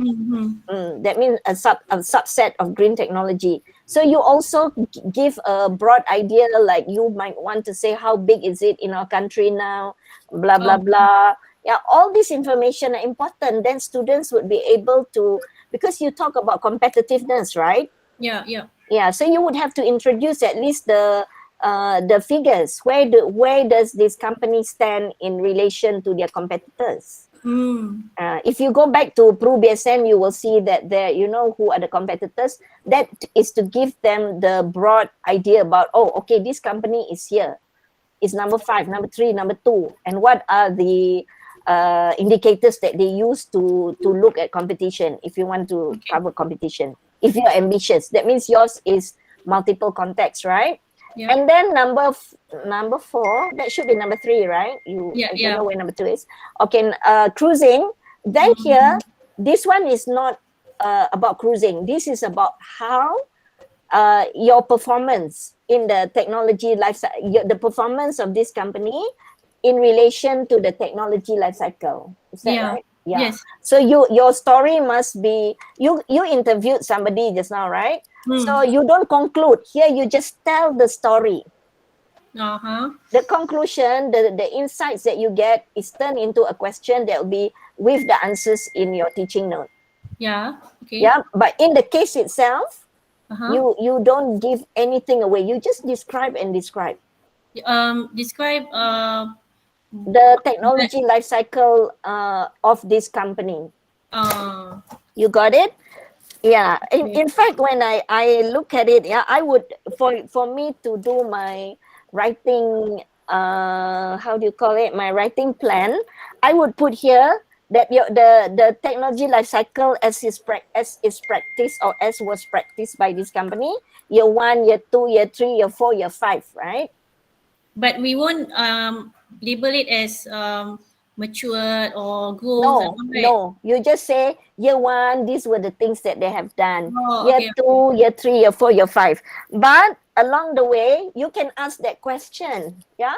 So the managers were debating on which cycle are they in. And then you can infuse that, because you want them to answer that question, right? So you say, in the last conversation, they had a dialogue, something, and which cycle or whatever, yeah? And then you say cycle, then you can introduce a diagram to show technology life cycle.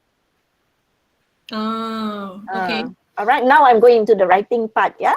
I hope you can, because I have it here, but you might not try to see what I'm trying to mean. I might not be clear, right? So as you go through the technology life cycle, they have hiccups along the way, right? Yeah. So if you want to blend, cruising and hiccups, then you can write what they do by the timeline. Hiccups come, you introduce them year 1, year 2, year 3, what, you just tell the story. And then you can ask, identify the problems faced by this company from year 1 to year 5. Okay. You got it? I'm trying to, okay. And then now that and that's the reason, I mean, the learning objectives, right? You want them to be able to identify the problems. And then in the end, when you put Najib's dream or whatever, that one is just to tie them, Najib's dream, this is just to end it, the trigger, right? Yeah. Yeah. So you can end here by saying that, you know, Najib is totally in the know of of the problems that he is facing. Yeah. Yeah. While the company is trying very hard, he appreciates that his team is trying very hard to solve the problem. And Yeah. then you say, he wondered, yeah, how would what should we do next if we are going to adopt a social mission to this company? We can end like that, yeah, because then they would have to think about this is okay, yeah. Well, that means you contextualize the ending. You say it was as with his usual Saturdays, yeah, Najib was on the way to deliver bags of goodies or to deliver bags of rice, yeah, to whatever, to the orang asli, yeah. As he approaches what do you call that, settlement or whatever, yeah.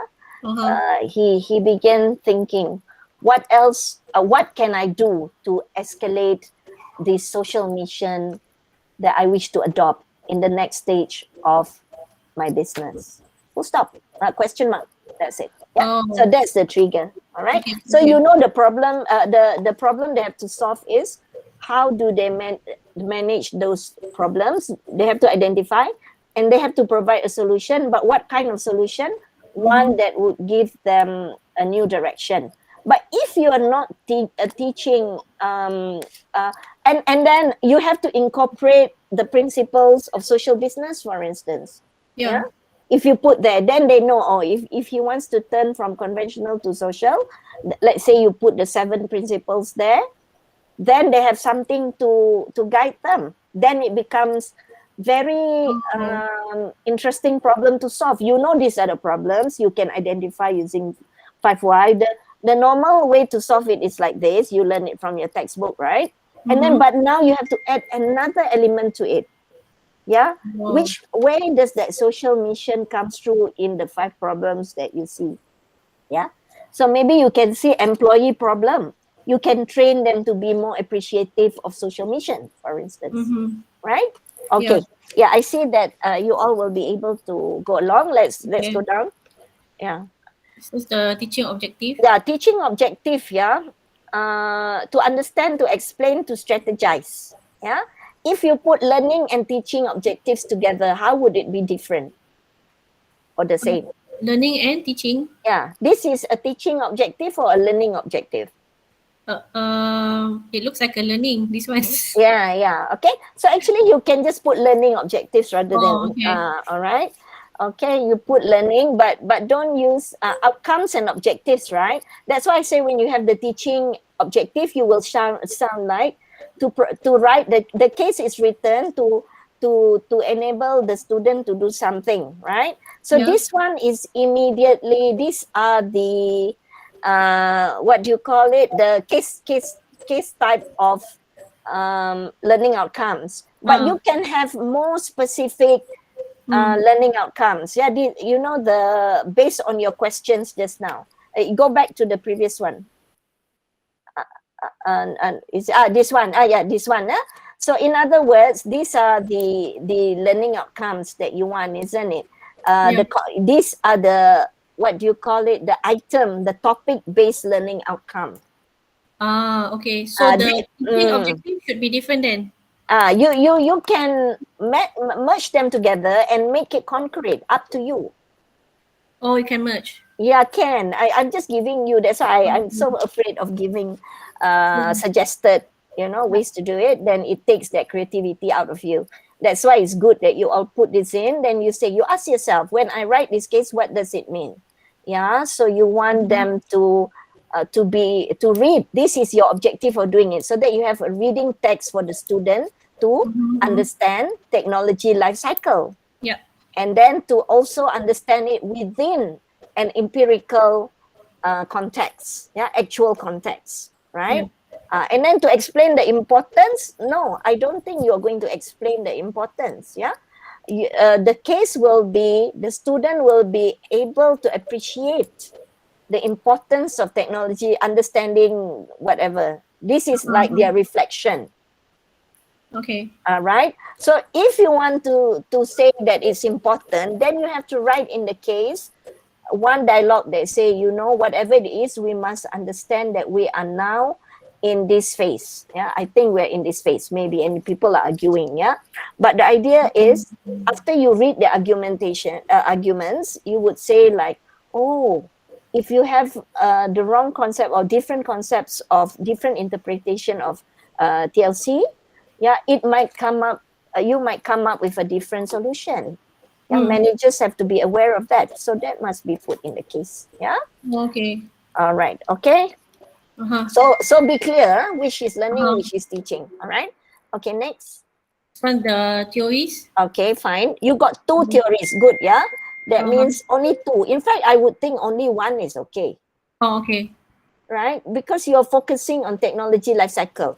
When you put the competitive theory, you touch very little on it, isn't it? Yeah. Yeah, so be careful. If you want to really stress on this, you have to write a lot more on tech competitive. Inside there, you can make sure the information will be available for them to apply to determine the competitiveness of that company, right? Right. Next. Okay. This is the This is the one that I meant. Yeah. When you start with this, these are the questions they ultimately want to do, have to do. Okay. You think about it. This comes from your textbook, right? So Yeah. this can guide your writing. Okay, got your writing. All right. You understand when you write out your story, in your story, Okay. where in the case does it show that it's important for organization to use the product life cycle? Sometimes you can have a conversation with your competitor or with a vendor. You're buying something, yeah. You say, well, you know, we are very, we want to move forward. So, Mr. Lee, can you tell us, explain the machines that you use, blah blah blah. Yeah, there's many techniques to show that. Yeah, and then the factors to formulate a technology strategy. How do you plan to put that in your case study? As a solution to ensure that they will not decline in the TLC. Right, but how are you going to write that in your case study? Kan.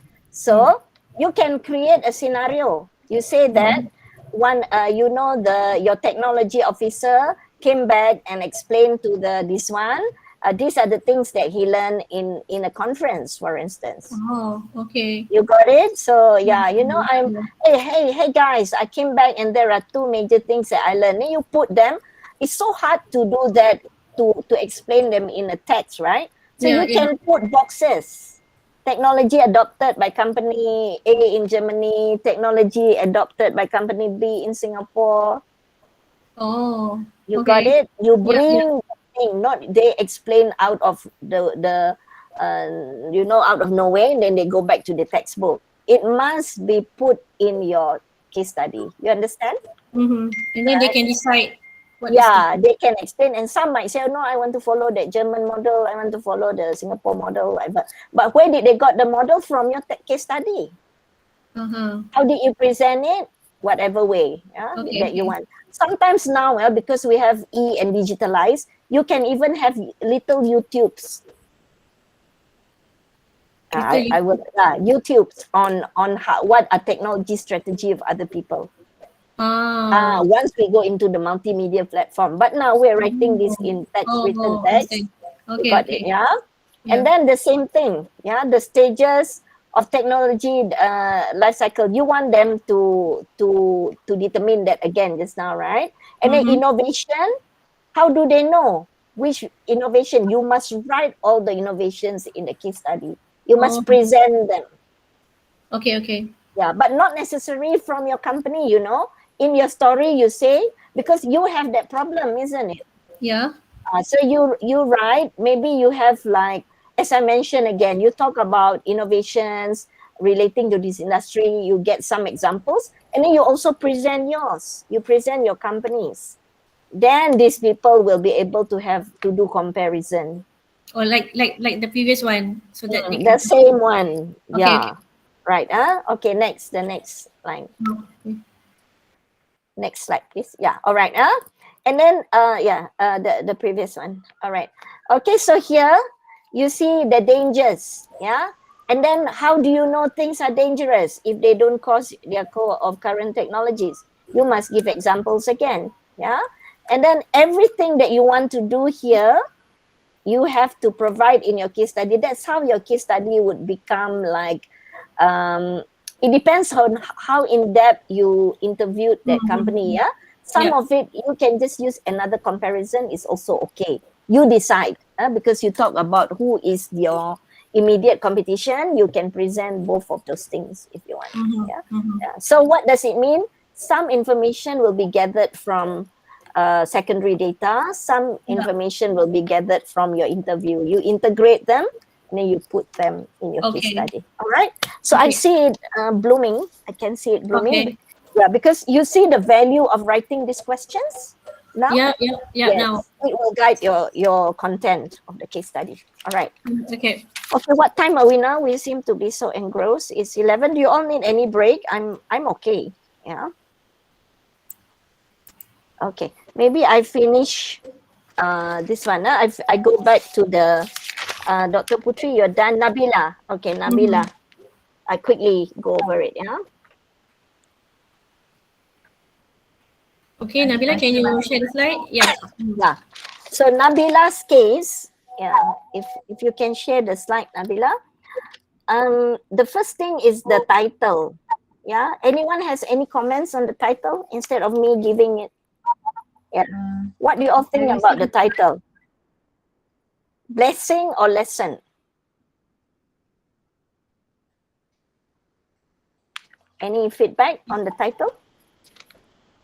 It's like giving the students something to think about, whether it's it's something to be proud of or grateful of, or it's actually something to be learned. Yeah.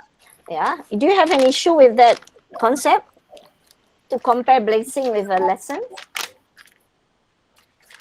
Not really think there's an issue or not from there, Yeah. I mean, do you have an issue with the title? but it's a dilemma lah. It's a dilemma. You think it's a dilemma, yeah? Anyone Yeah. else? Do you all think the title is a good one? Looks attractive, huh? First time you see? Blessing or lesson, right? Yeah? All right. So I have an issue with this because the word lesson, a lesson can also be a blessing. Yes, right. You got? Yeah. So it's like that. When you look at titles, you got to look at them as blessing or a lesson. Yeah. So you think about that, Nabila.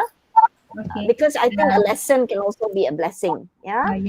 Worst Actually, come to worst, you just say agro nature, because you're still at the abstract. This one, right? Form, yeah. So okay, the title is there. And go to the next slide, please. Doctor, actually at first, I was thinking about blessing or trial, but then I think that a trial also lesson to learn. That's why I put this. But Why don't you just put the trial of agro nature nursery? the trial of organization? But there is also blessing. I mean, COVID-19 open new opportunity as well. Yeah, I know, but then if you want blessing, then you put the blessing of COVID-19. But it sounds really terrible. There's two. The COVID-19 came with blessing and also trial.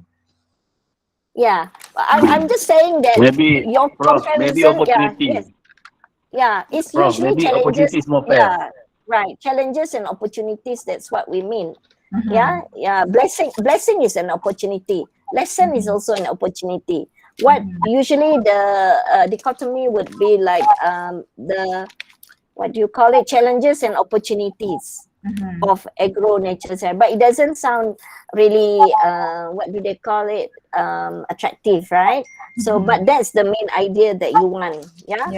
Or you can put a blessing in disguise, referring to COVID-19 being something that is not actually good, but it's a blessing in disguise. A blessing in disguise, you have no issues with it.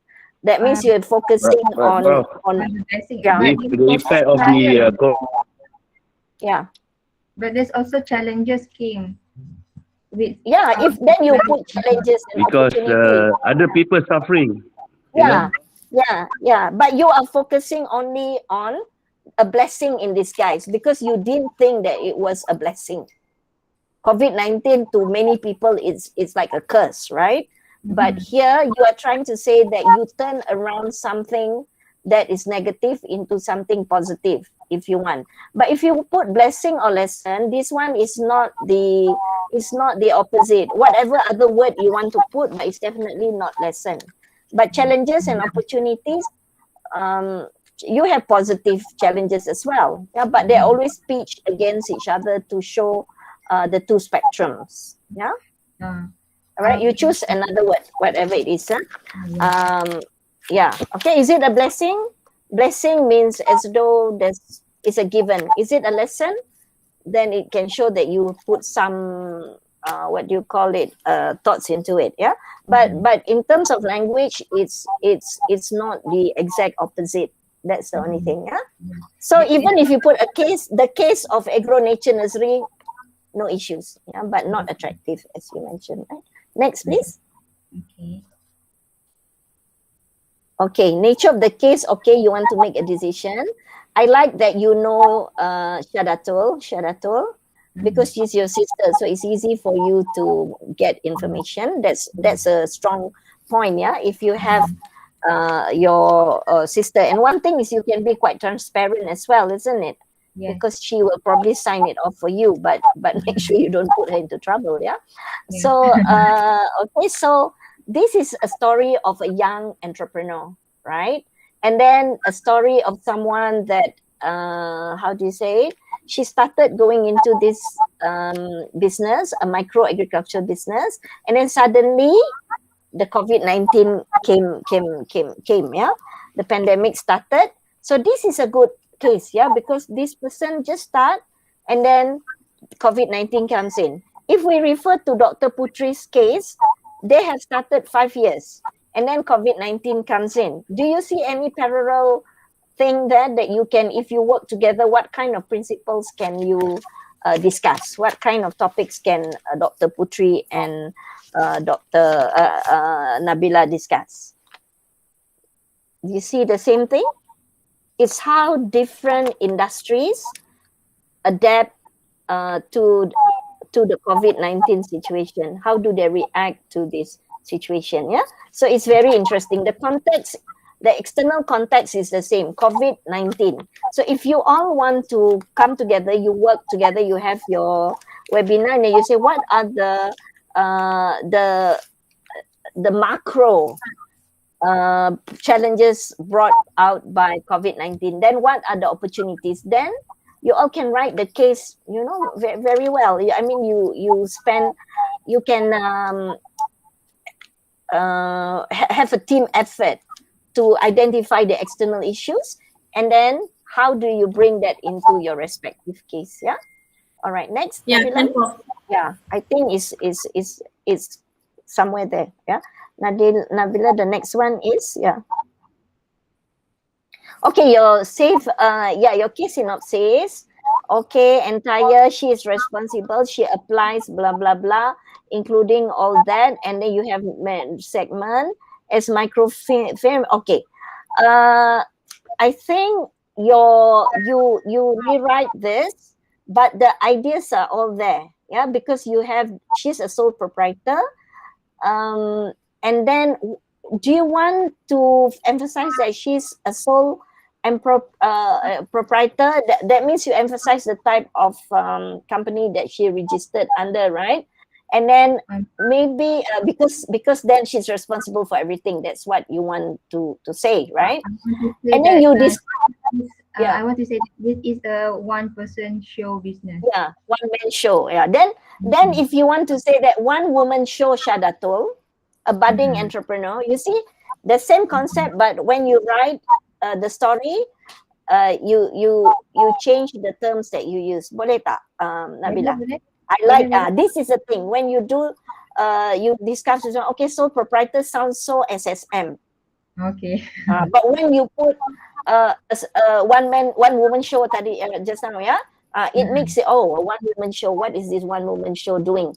Yeah, Sadatul, a one woman show Sadatul manages the entire business vision of not the nursery. What's the name of the nursery? Agronature. Agronature. Immediately put agronature. Yeah, and then the rest you don't really need. You can go into the Johor-based enterprise. Yeah, has has several segmentation. You don't use business talk here. Yeah, the Johor-based enterprise sells what? Yeah, and the whole thing. You don't use the word segmentation because that segmentation goes into the case study. It's very technical, isn't it? Yeah, so you make it attractive that way. What do they sell, etc. And then, okay, now you know about this person, you know where it is, you know what it does. Yeah, or this one important. Yeah, you don't put a part lah. You say sells this one and provide gardening consultation. I think gardening consultation is a big word because it differentiates it, right? Yeah. So this one woman show sells this thing, and differentiating herself from others is what is it? Consultation, a gardening consultant, or you can put gardening consultant also is good. Okay. Because I think gardening consultant is an attractive word, isn't it? People say gardener, all this, but not a gardening consultant. So that's attractive. Yeah. And then you say, as micro firms, you bring then another protagonist come in, micro firms. So I get like micro firms. I don't want to know about micro firms at this stage. I would want to see like, okay, if you say as a micro firm, okay. Yeah, as a micro firm, agriculture, yeah, is vulnerable to all the COVID-19 related disruption. Full stop. This has affected the nursery. This has affected the nursery, and you describe a bit. How will Shadatul plan the next stage of her entrepreneurial journey? Yeah. So right. Okay. So everything is there. Be very careful about focusing on your protagonist story and don't bring in outside element. You say as micro firms, you already bring another entity. But if you put as a micro firm, comma, what just now, agriculture, then it still is about you. Okay? Okay. Right. Very good. Yeah, next.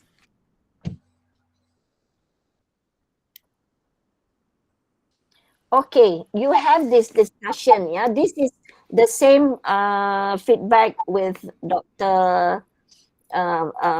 Putris just now. Yeah, this question, and also Dr. Fatima. Yeah, these questions will guide what should be the content of your case study. So you want to know how well Shadatul manage a business. Full stop. Don't put two questions together. Yeah. Okay. So if you say how well, and then you want to look at strengths and weaknesses, right? Yeah. So if you put that second, you have two concepts here. How well is like very open. But if you say what are the strengths and limitation of the business, it's more specific. So if it's a teaching case, if you know how well is defined by what? The rubrics, is okay. All right. And then number two, what are the COVID disruption? Do they bring opportunity or threats to the business? Okay. So that means in your case study, you have to write about what are the disruption to this industry. Yeah. So how do you bring it in? You can write a news excerpt, for instance. Yeah, like a newspaper news excerpt. You put it there, and then you say that the Ministry of Agriculture, the Minister of Agriculture has decided a plan, launch a plan for blah blah blah. Because there are many, you have a news, so people will be like, what was it? News items, for instance. That's just an idea.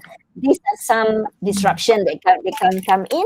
If you don't want one big news, you can put 4 or 5 news titles, yeah, in a box, and they say, oh, so these are some of the things facing this particular industry. Or you can put like general external disruption, and then number 2, ones that are specific to the industry that you are addressing, yeah.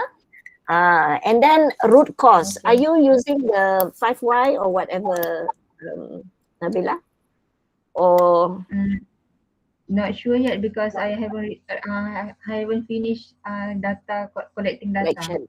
Right. But what's the purpose of your case? Maybe because her maybe okay. We know that COVID-19 bring changes.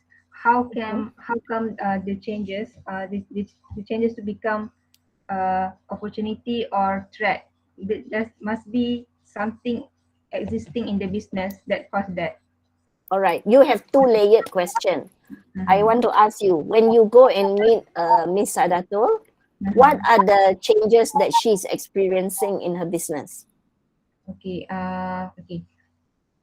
After COVID-19, after MCO, first MCO, she have restriction. She cannot sell her product in night market and also agro market as Right. Okay. as usual. Only certain times they allow to open the market, but there's a limitation on that. And then but there is a government incentive for businesses, so micro businesses. So she also get some incentive from government. That's open new opportunity for her. Then since MCO, more people have new hobby and including gardening. So there is it's create more demand for her product. People like to grow their food from homes, like vegetable. So it's create more demand for her product. All right. So all these things will go into the case, right? So it's quite a very good case, yeah? Because then you will be able to do this. So you would have your subsection, yeah? Like maybe your ending can be a greener future, despite the, a question mark with that one. Yeah, so and then you can use subtitles like not everything is bad after all, but of course you choose the sentence there, yeah. So why is this an interesting case? Because so many people are facing this, right? So I would want to know data, like how many people are doing what she's doing. When we talk about micro entrepreneurs, how many people are doing this? So is it the generality of this case is that not necessarily you are just a marketing a gardening consultant that faces this. Other businesses also face this. Micro businesses also face the same thing. Yeah. So the strength of your case study would be how well you can capture the problems and the data from Misha Dato. When you say they have limited opening time, what data would be important for you to include there? Pardon? You mentioned they have limited time to sell their products in the market or whatever. What data would you ask? Not limited time, but when PKP they not allowed. Yeah, I know. So what data would be important for you to include in your case? SOP guidelines. No. Okay, SOP is one thing, yeah. You want to write that and include that to capture that happening in the country, right?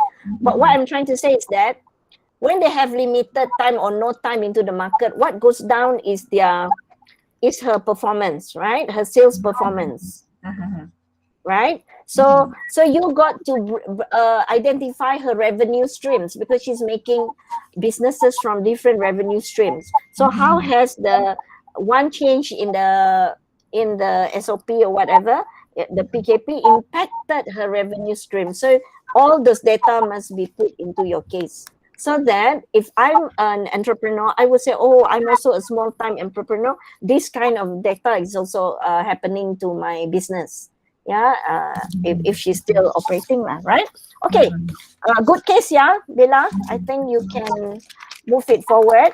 Yeah, but since you only have 5 slides, all right. Okay.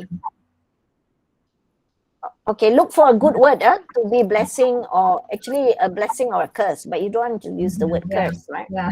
That's the thing. All right. Dr. Pakul suggests trials or trumps. Yeah, trials or trump. Okay, right. Okay, you have your trials. Trials is the action. Trump is an endpoint. Yeah. Okay. All of you, just the idea is like this. Not to like everything comes in and you become the devil's advocate. Fine, yeah. But sometimes you don't get the title right now, but as you write the case, then that title will come. If you start with the subtitle, sometimes you become biased. What you do is you just write it in, then you see something, oh, this looks like that. Then that word will naturally come from you. Yeah, I like your concept that you want to put through here, Nabila. You want to see, like, when there is an external challenge, a threat, but it's actually a threat. It's not a challenge, like, because it's external, right? So COVID-19 is seen as a threat. Yeah, how do you manage that? That's what you want to mean. How do you turn a threat into an opportunity? Yeah, that's all. That's what it means, right? A threat and a threat or an opportunity. Yeah, you can use a threat and or an opportunity. That's a common what do you call it, spectrum for strategic management. Okay, very good. All right, I will now go to Dr. Prabhu and Dr. Sri Ranam. Yeah. Okay, both of you have finished your cases, right? Yeah. Yes, madam. Yes. Okay. I have this comment. Maybe I'll go to Dr. Sri Ranam first because he was the first to present. Yeah. So you have the case of the missing team member. You put it. Your title, I think, is too sophisticated for the case. Yeah. It gives away too much. Yeah. Can we go to your, maybe you can upload it so we can, okay. My first question is, what is your learning objectives? What is your case objectives? When you use the case, what kind of learning do you want to invoke? Ma'am, basically I want to I hope I'm audible, ma'am. Yes, you are. Okay. Basically, I want to just, this is basically teaching case for management students. So trying to convey them the real life situations, what can happen in the industries, in the field once they're out of the college. All right. Yeah, it's clearly management. What I can see is that it's about management, then it's about HR, it's about leadership, etc. Yeah. Yes. Right. That's what you want to do. Yes. And then the story is about Mr. Gautam's, yeah? Yes. Let's go to the title. Yes. Title. Okay. Go up again. Yeah, title. Right. Yes. The title is ability. So you want to say that he's got the ability to handle the situation when his team member went missing. Yes. Yes. I think the title is a giveaway already. You are already biased by saying that this person is able. Okay. Right? So okay. If I'll just say the case of the missing team member. Simple. Okay. Yeah, then it becomes like a mystery. Well, I'm just saying it at this point in time. Right? Okay, go down to your synopsis. Okay. You're right. So you narrates how a manager handled a grave situation to know the whereabouts of one of his team member. The case represents issues in organization. It's not only this one of the managers also. Therefore, it becomes very important to know the nuances of people management, right? The case is telling you this one can go into the teaching note case, yeah. But if you have a synopsis for your case, okay, but I think you can make it more interesting by telling what's happening in the case, not why you wrote the case. Yeah. Okay. Got it. Okay. You have to make it more interesting. The other thing, yeah, I like the way you write. It's very engaging. So when you read, I think, wow, yeah, it's like a case, like a mystery, some puzzle. So that's good. You have that, yeah. However, the more you told us the story, I begin to feel like I would just write a police story, a report. Okay. Right? Yeah. This is more like a hero kind of story when you narrate to your staff, right? But I was thinking, why don't he just go to the police station and let him look for him? Yeah. Right. But I think yeah, that was what I thought. So I went to this one. You have the protagonist, you have the organization. Yes. Right? Yes. So here, sometimes you talk about the protagonist, sometimes you talk about the organization. So you want to write that balance. Yeah. Actually, what you want to do is actually to portray the character of Mr. Gotham, right? Yes, absolutely. As a leader. Yes, madam. Right. So maybe if you want to put this as part of a leadership case, you can extract some of these things. Yeah. I think you go down again. Let's think. To me, to make it easy, I would do a timeline. Okay. Because you have time 8, time 1, 2, 3, 4, right? If you put those in boxes, and then you can put this is the timeline of the case. Yeah. But because you want to turn it into a story which is very good and you've got that skill, it's some big things become small, some small things become big. Okay. For instance, Mission Kerala. What you're trying to portray here is these are the accomplishments of Mr. Gotham, right? Yes. But now we're talking only one small incident. Correct. Right? So you're trying to say that you build his character up, he's very good, he's been selected, blah, blah, blah. So maybe that can, if you write a biography of him, fine. If the case is a biography, yeah, that's also another type of case. Yeah. So if you want to teach the leadership skills, you turn this into a leadership skill, then you can look at how he does things at the macro level and how he solves a problem at the micro level. Okay. Yeah. So things are there. You just have to rearrange it. And then go down again somewhere about the mother. Yeah, go. The phone. He asked the mother to. Stop here. I like all this company. I like all these things. Yeah, to show your company. But when it comes to the missing guy, go down again. Yeah. Okay, company. All right. Okay, stop there. Okay. Yeah. Okay. You just told me about this big company. Yes. And then you go down to one night of this missing person. Yes. At first, I thought I was doing strategic management. The protagonist is a company, and a manager. And then when it comes down, it becomes so micro. How do you make these two stories blend together? Where is that plot? Yeah, this is what you have to do. Yeah. So when you write this story, as I mentioned, if I'm a manager, I don't want to know the story. This person is missing. I want to know the timeline. Okay. And the story that you tell, the police will ask you that, right? Yes. Okay. Yes. So go down again. Okay. Dr. Sri Raman, what you have here is you have shown that you can use a lot of dialogues and lively exchanges, and you have that skill. Okay. But what you have to do with your current case is really ask, what are the LOs? What are the learning outcomes that you want from this? Yeah. If I'm a student, when I read this, Okay. which theory do I learn? Okay.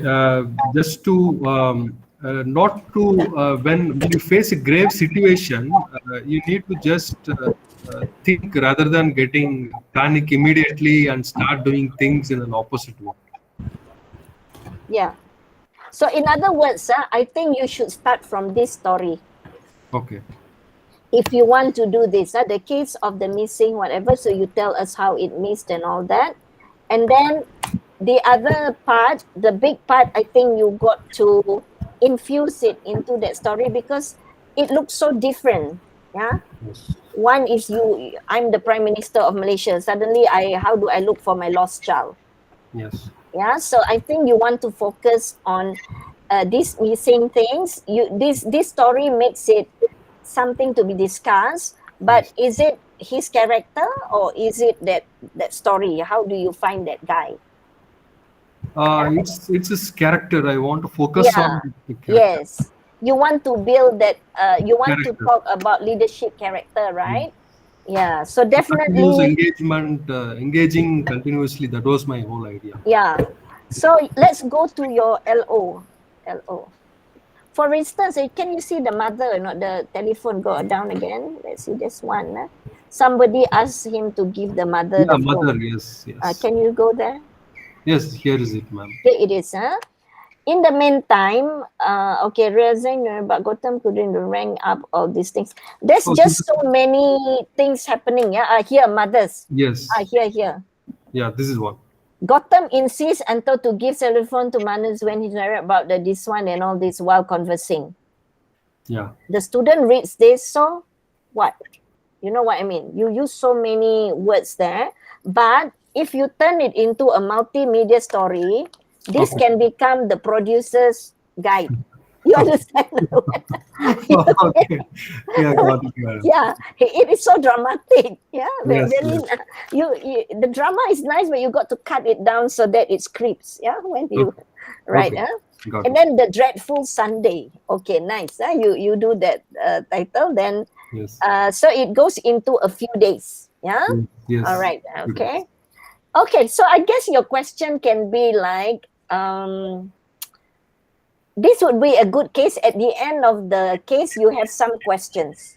Yes, ma'am. Yeah. Yes. When you have some, it's not teaching note. These are the questions that you have for discussion. Yes. Yeah? Yes. Yes. And then you build it up. Did he do the right thing? Yeah. So the one on top, I think you got to maybe you change it into like the resume, but you put it as appendix or something like that. Okay. Right? Then the whole story will be very, very nice and flowing. Yeah. But Okay. still, I have this issue. Like if it's in management, this will actually look into leadership style. Yeah, Yes. maybe leadership style. So you got to change that a bit. Yeah. Okay. All right. Sure. And then the dialogue, the way you do the setting, you can do it dialogue style. Yes. Yes. Not everything into paragraphs. Yeah. Okay. Got it. Interesting story. All right. Thank you, ma'am. All right. Now let's go to Dr. Prabhu. Dr. Prabhu talks about, let me see. Yes, madam. Feasibility study. Yeah. You got the feasibility study. Yeah. All right. Can we go to your slides? Yes, madam. Yes, please. Yeah. Just give me a moment, please. It's not written yet, right? It's just an abstract. Yeah. You just have a plan, right? But you haven't written it like Dr. Can I share my screen, madam? Yeah, sure.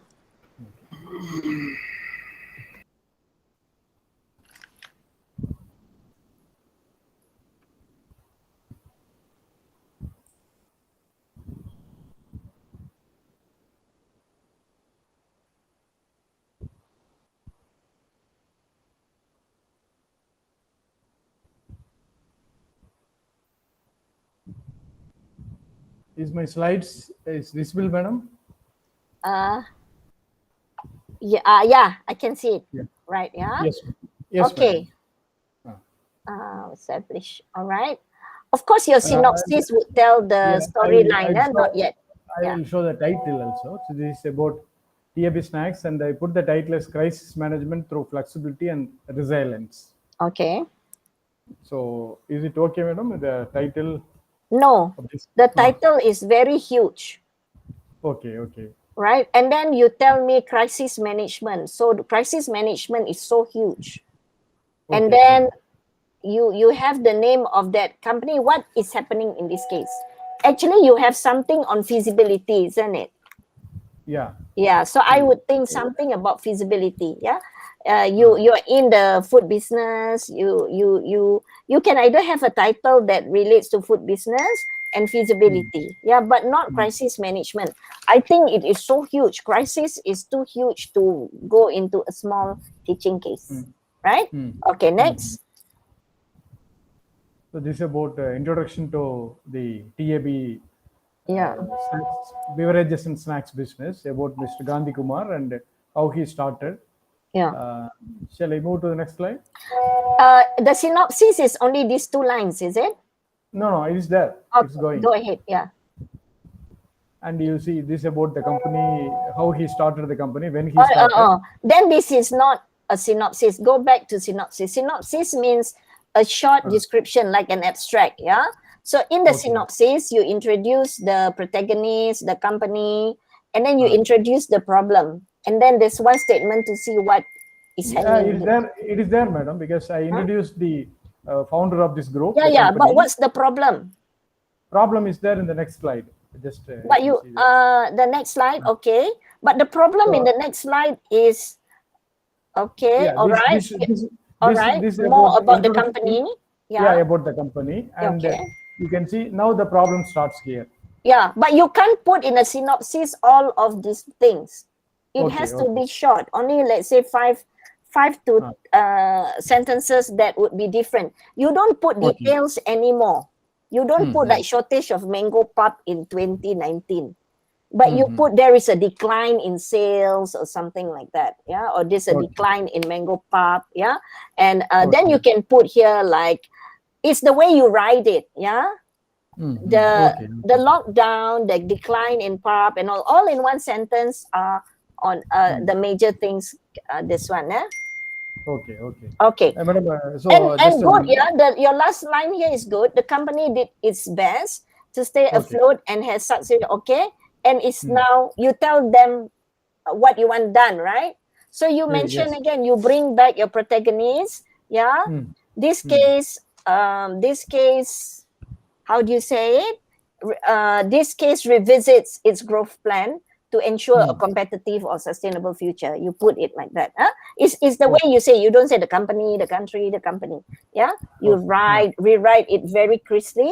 And when you read the synopsis, it's like a book blurb. You know, like then you want to read it again or not.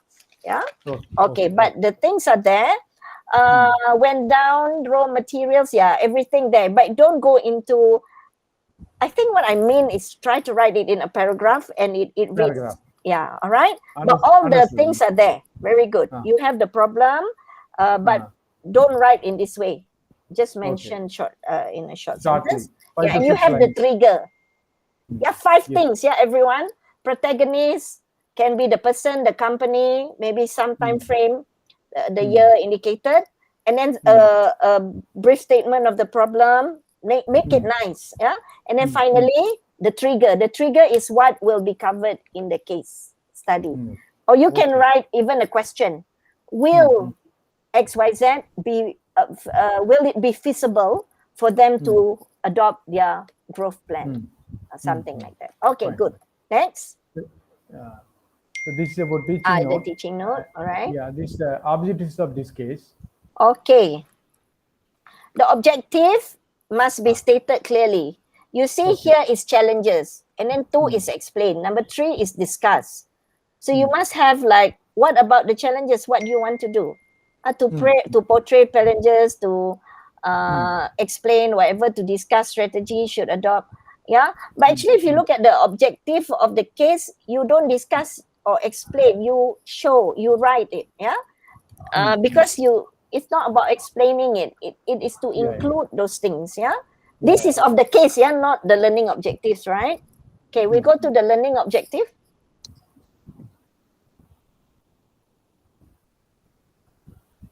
Okay. You mean about this is about objective and Yeah. what is the solution I proposed after Yeah, all yeah. this? These are the solution. You are okay. Fine. Yeah. Go forward. This is not a solution actually. What happened in real? Yeah, yeah. Okay. But where's your learning objectives? I can't understand, madam. You said it living objective. Yeah. You know, what do you want the students to learn when you write this case? Yeah, yeah. Just learning outcome. You are saying learning outcome. Yeah, right? learning outcomes. Yeah. Yeah, this one. Yeah. All right. Okay. So learning outcomes, you must write the verb that they're supposed to do. Yeah.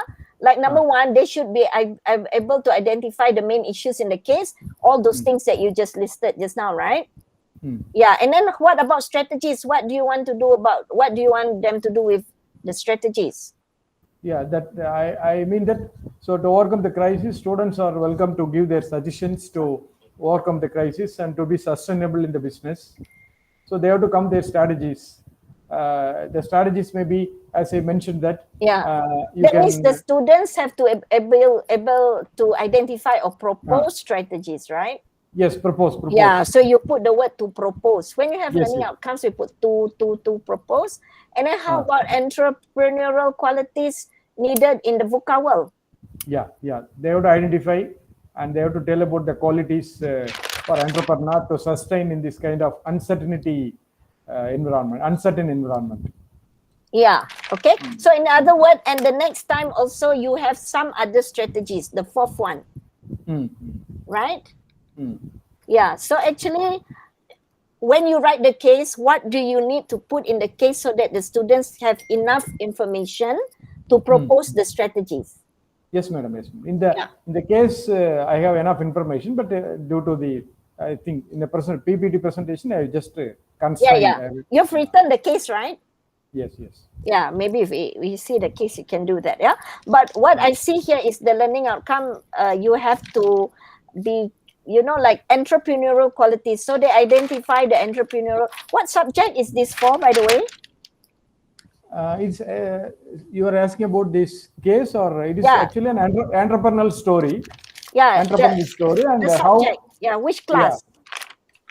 This is for MBA students, madam. Subject, it can be even for marketing students or students who opted for entrepreneurship, because it involves what you can say that just decision. I mean, business decisions which involves in all domain, almost marketing. Even he started raising finance in initial stages, and there is some HR issues. So this is a business case applicable to, I think, for all the students. Yeah. So this is my advice. Yeah. When you want to write a case, it's better to be more focused. If you look at your theories, you go back to your theories. You go to your theories. Okay. Down. Yeah, this one. Okay. Relevant theory. Okay. So you see marketing mix, entrepreneurship, supply chain. Supply chain is so huge. Okay. Yeah, so if you want to write a case study on supply chain, you look at a topic in supply chain and bring that out. Otherwise, in your class, the student will need, it should be topical, if it's teaching.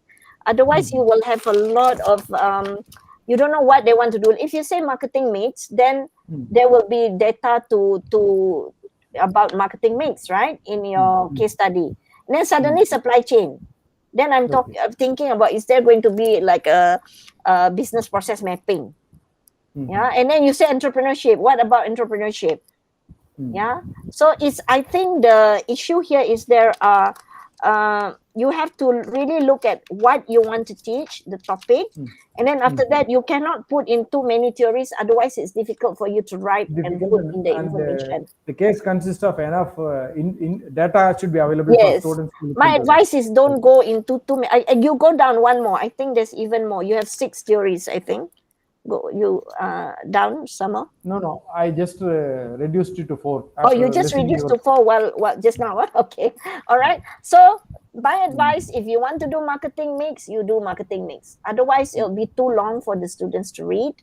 And then if you, the first two would be okay, marketing mix, segmentation, because they're in marketing. So These MBA, the first two related to marketing, madam. yeah, Marketing. yeah. Entrepreneurship is so broad as a field as well. Yeah. Okay. Yeah. While marketing mix is already into specific details of marketing. Yes. Yeah. We Right. have enough data available for marketing. Yes. Yeah.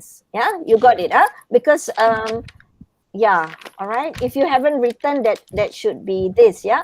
And then go back to your strategies just now. Go back. Okay. Yeah, the many things that you put there. All right. Okay.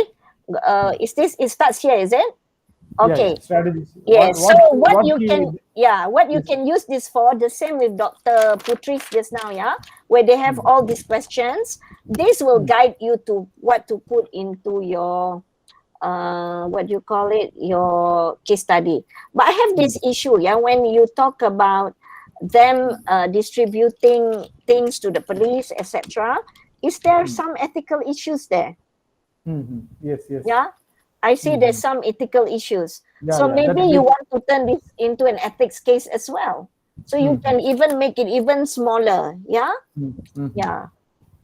Like fruity juices or something, fruit juices for whatever. But I find that there's some ethical issues then here. Yeah, but it's about goodwill. Yeah. So if you want to, you want to expand on this, you can say goodwill versus ethical practice, right? That's your focus, but give a good title and a catchy title. And then you can write about, I imagine this, you say juncture about the company, how do they roll it out? Yeah, so, and then you have that actor coming in, you get Dr. Sri Raman to give those detailed kind of style, like, you know, what did they do and all that. And then you ask the students to identify whether what they're doing is ethical or not. Yeah, it looks like something to do with ethics here. Next, please. Is it a good strategy or is it a common strategy, right? Yeah. I think this is good, but I wouldn't think it's about entrepreneurship, etc. I think it's about ethics in business. Yeah, You ethics can and empathy. this. And involves the concept of empathy also, right, madam? Empathy Right. towards Right. COVID warriors. And also cultural differences, I think. You might be able to capture this, because I think in Asian culture this is quite common, isn't it? Maybe Indonesia also, Malaysia as well. You know, we think this is all right, but how far can a company strategize on their goodwill policy? Yeah, whereby it doesn't get into the ethical dilemma kind of things, right? Or maybe you can have two. It's a usual practice. Suddenly, there's someone that comes into the department that question this practice, and then the student would be able to solve that problem, something like that. Yeah. Okay. All right. So anyway, what is happening here? I think you got to strengthen your skills on how to link it to the learning outcome into your case. Yeah. Okay. All right. Okay. Well done. Okay. Okay, madam. Right. So I think we seen everything. Right. Okay, madam. Okay. Thank you. Yeah. Thank you, madam. Thank you. Thank you. Yeah. Everyone, would you want to have a 15 minutes break? Yeah, sure, Prof. 15. What time is it now? It's almost 12. Yeah. Sorry Yeah, for 11:45. Almost 11:45. Right. Okay. Okay. What do we do? All right. We'll take a break then. 12 o'clock we meet again. Yeah, sure. Right. Okay. Thank you. Okay, thank you. So the break time is, madam? Break At time 12. is? Meaning to say break now until 12 o'clock. We will Yeah. resume at 12. Okay. We Just have to in that company. resume back. 12 Yeah. o'clock we have to come back, right? Yeah. Just for a break. Yeah. Okay. Okay, thank you. Okay. Right. Adik.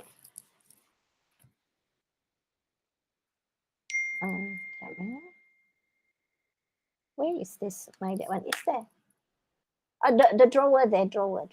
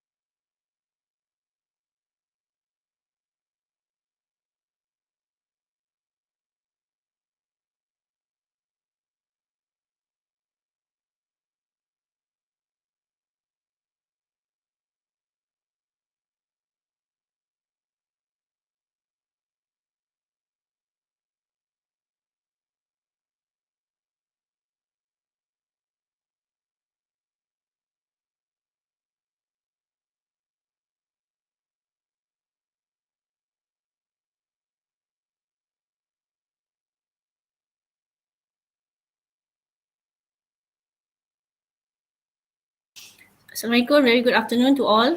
Can we begin?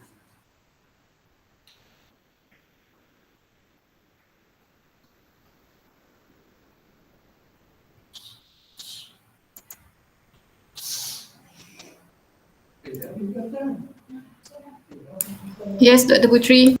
All right, so we'll wait for Prof first.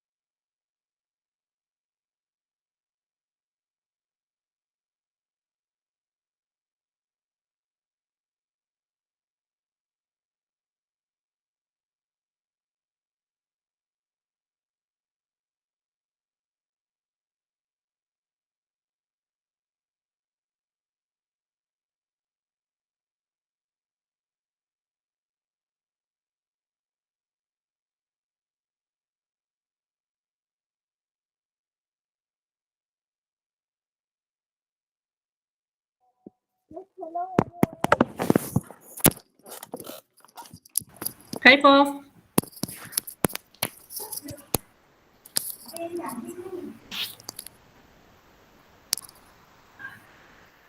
Hello? Yes, hi, Prof. Yes, yeah, we're back, yeah? Yes. Okay, hopefully we can finish this segment. All right, yeah? So I think we'll go on to the other sessions that I want to do. I have some ideas about your progress. So generally, you all have shown different levels of, what do you call it, skills that you have, yeah? So I hope we can go forward onwards, yeah? So that we can revisit, because as you know, case writing is not easy, but what is important is that you understand what it should look like, what's the difference between teaching cases and research cases, yeah, and then how do we collect data so that you can go forward and optimize the use of your research activity to turn them into journal articles, research articles, as well as a case study. So what we can see from your presentation earlier, all of you have the different cases that you presented have different strength. You know, some like Dr. Sri Raman is already on his dramatization. Yeah, he's good in making a story interesting. And then like the groups, those who are presenting in groups, you can see that they sort of know already where they should go. Yeah, and then what's most important also is to go back, because it's a teaching case, as I mentioned. In fact, most of my cases were not originally written for teaching. Yeah, but when you want to present it as a teaching case and you put a teaching note, then you have to do it in another way. Yeah. So I would like to invite. I'm not, as I mentioned, an agent or anything, but if you join the IMBA cases, then you learn a bit about their teaching, the idea of what teaching cases is, and you will develop it. Most important, your LO should be central to it. Yeah. So I think I'll share some slides so that you all know what I'm talking about here. I'm not being clear here. Just a moment. What if there's any of us wants to present? Do you think? Yeah, I think we will present a bit later, yeah, because I have things that I want to share first, and then we can. Another thing is, it reminds me, last year I mentored one group from UIA, yeah, for a competition, for Emerald competition, and their first drafts are like your drafts. They are so used to having a research report, yeah. So we spend quite a lot of times going through their what do you call it, the scripts, the drafts and all that, to turn it into a teaching case. Yeah. And they actually won it. I was quite shocked actually, but they won it because it makes for, the moment you turn it around, then a teaching case is very difficult to, I mean, it's very it's quite a challenge, yeah, for us to change our mindset from a research case to a teaching case, because the genre is quite different. Yeah. So what I'm trying to say is that it takes like a bit of time to go through each segment of your case one by one. Yeah. So maybe what I'll do now is, oh yeah, I've got to share first, right? This thing. Oh, I was going to talk about protagonists just now, right? Yep. Yeah. Okay. That's quite a. Okay, let me see whether I can share this one first before. Oh yeah, I got to share my screen. Where are you on? Right. Okay. Wait, how do I share my screen? Hey, what's happening here? Oh yeah, here we are. Okay, your entire screen. Cordelia. Share. All right. Okay. Let me go to this one. I'm just trying to. Okay. All right, here we are. Okay, this is the one that I want to, maybe I'll just open all of this so that it's easier for me to go back and forth. And then session 4, which one is it? Session 4. Oh no, it will be this one. Okay. All right, so session 4 is on the protagonist. Yeah, so let's see, why is it session 5? Yeah. 5. Oh, I think they're all like 5A. Yeah, I think here. Right. Hey, what's happening? Okay, right. Okay, just a moment. Yeah. Okay, session 3, session 4. All right.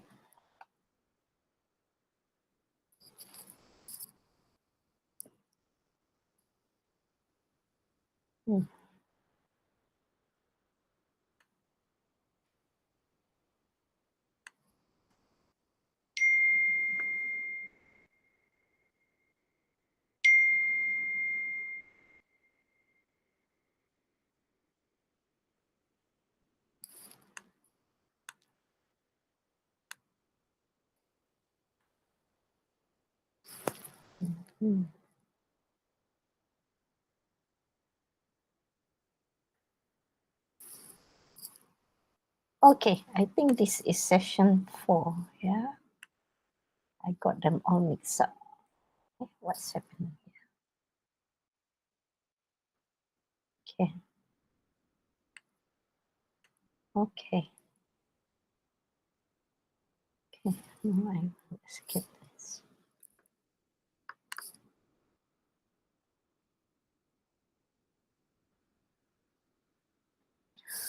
Okay, yeah, I will cover this session 5A, yeah, so the case writing, yeah.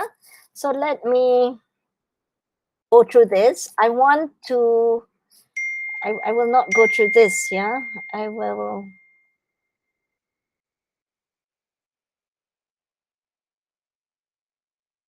Okay, okay, let me share with you what was happening just now, yeah. So this is the thing, yeah, when you want to decide on your case focus, if we look at the 5 presentation, what is most important is what are the issues you want to cover in the case, and what are the learning objectives, and what are the theory and concept. Yeah, I want to go through this one. This is the one that I prepared. I mentioned earlier that I want to share with you all. So if we look at what, let's go to Dr. Prabhu, yeah, his issues and the theory that he wants. So you have 3 decisions makes to have a good focus case.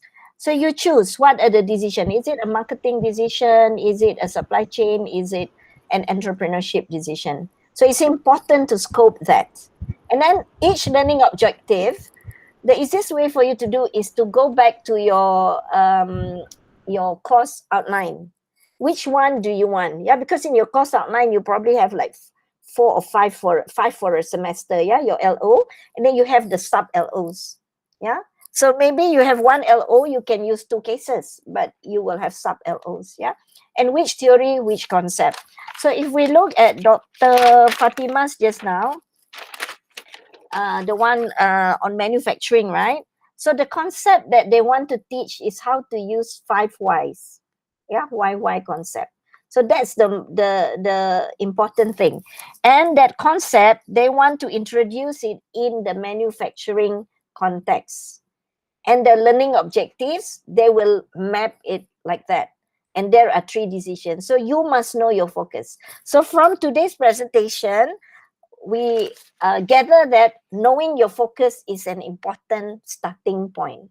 Otherwise, but if we take what Dr. Sri Raman has written, he has written, he didn't stop writing. You just keep on writing because you want that story to come out, right? So that's a good writing technique. But when you start to go back to the case focus, some things you can pick up, some things you have to throw away. Yeah, if you want to take everything in, you want that story, then you might have to change the scenario. Yeah, from just looking at Gotham overall, but how he solved one micro problem. Yeah, we can see that. And in Dr.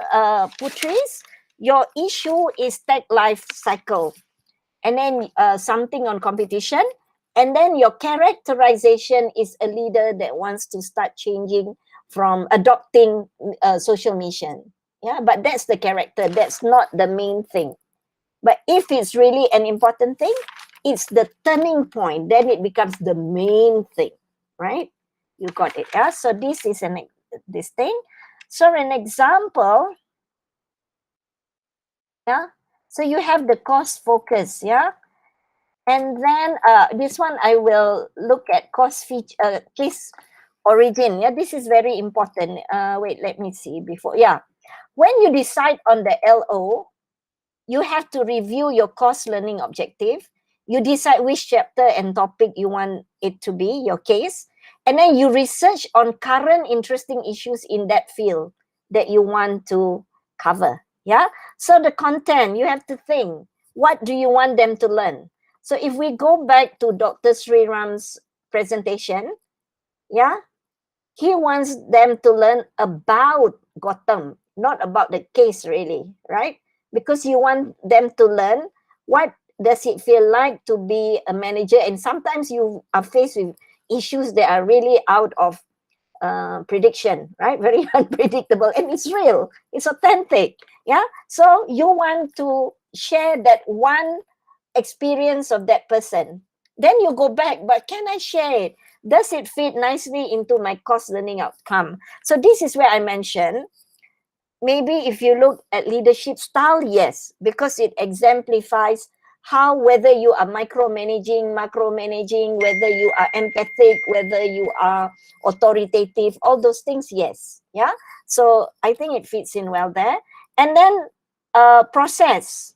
Which activities will help them to learn the content? So in this case, you want to adopt a case. That activity is a case analysis activity. We brought up that word yesterday. Yeah. And then, so that process, that case method process is the underscored here. Yeah. And then the product, of course, is how do you know they have learned? So they will write a report, they will write a short story or a reflection, yeah, or they can come up with you can come up with a set of questions, yeah, to cover the 6 Bloom's taxonomy, so you can mark them based on that. Yeah, so this is important. Yeah, so when you prepare the case origin grid, yeah, the case origin grid is very important. Yeah, why do you need a case origin? Yeah, so that you can specify your case preferences from a wide variety of possible case feature. What we see this morning is that everyone is being too ambitious. Yeah, I think, of course, Bella, no, yeah. I think particularly Dr. Sri and Dr. Prabhu, you two have been like going in depth. That's normal. Huh? So that's a good first draft because you have so many things you can cover. But when you bring it to the classroom, you got to make it focus. So what you cover a lot can be broken down into different, what do you call it? 2 or 3 multiple cases, or a big case with different columns. Like in the case of Dr. Sri Ram, I think you can have 2 cases. One is about the strategic side, one is the incident case. Remember, we have one thing called the incident case. And so you are relating to that one particular incident. Yeah.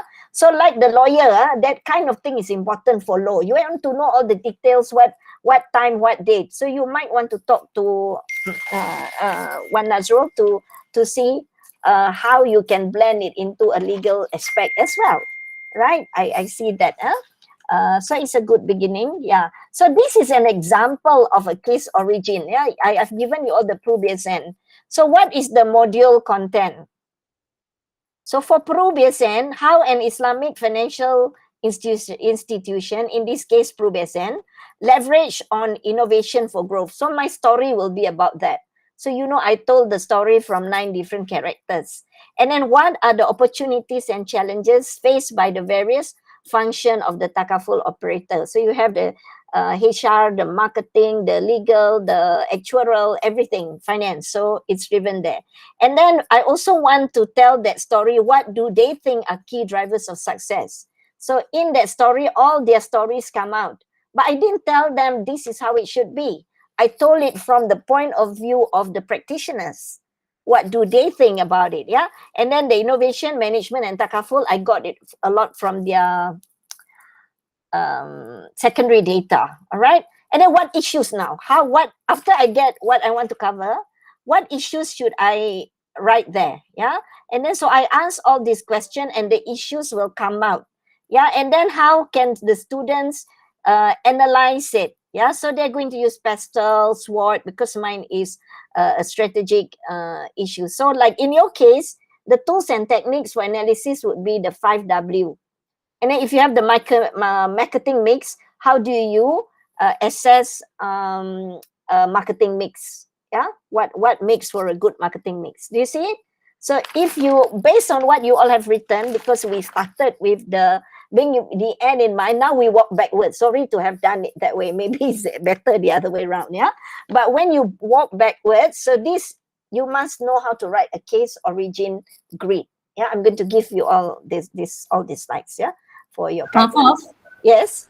It means that backward means that we need to think about the LO first, then we think about what issues that we can relate to.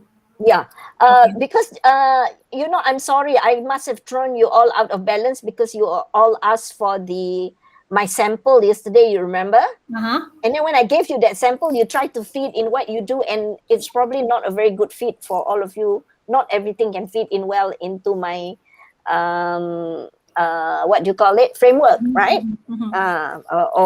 Yeah. So actually, okay, let me go back since I think this calls for that.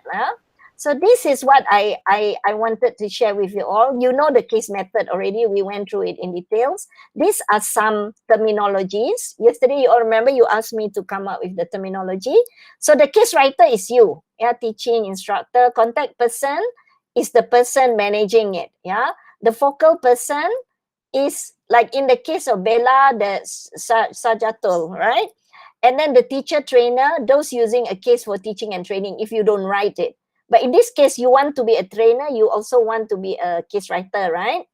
And then the students, the people who participate, the decision, what is the issue that they have to solve, right? So in this case, like in your case, Dr. Putri, the problem that you want to solve is the students have to solve is that they should be able to assess your case study, the contents in your case study, and tell at what level of the technology cycle is that company you are portraying, Yeah. right? You can easily teach that with your PowerPoints. You can say this is a technological cycle. If it's on phase maturity, blah blah blah. These are the characteristics, right? Yeah, a lecture first, is it? Yeah, lecture, and then they will hafal and they will memorize those things. You can also just have an exam, and nobody would die if you don't use a case study, right? Yeah, yeah. Yeah. So you see, when you use that case study, it must be so useful that it inspires them to read it. And then when they read it, they better understand what you had taught through the PowerPoint in your classroom, right? And maybe your textbook, they also have lots of case study within that textbook, right? Written, but it's not written for your local community. It will be an American example or an English example, Australian or whatever, right? Yeah, so that's why you write your own case study, right? To make that problem applicable within your own country or your own region. Yeah, exactly. Right, huh? You understand, huh? Yeah. So this is what the terminology that we talk about. So how do you start? You all have started, huh? So how do you improve that starting? Some are false starts, yeah? So the first thing is, don't ever think that you cannot write. There's always that thing that, oh, I've gone through this course, you know, that trainer was so horrible, I'm never going to write again, yeah? So that's a negative impact of going to a course, for instance, yeah? But don't do that. That inner critic that says that you can or you can't do it's there. The idea is you hold that flame now and keep it burning, yeah, slowly, right? Okay, these are the challenges. You have to, yeah, you see just now, when you inadequately define your objectives, inadequately can be over-defined or under-defined or not defined, right? So in the case of Dr. Prabhu, yeah, you have so many objectives, yeah, from spanning across different fields.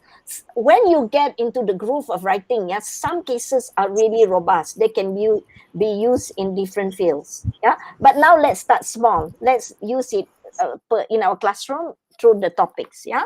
So this is most important. If your objectives are not clearly defined, you will face a bit of a challenge. So based on the slides that you all prepared, there are two types of objectives: the case writing objective and the classroom objective, yeah.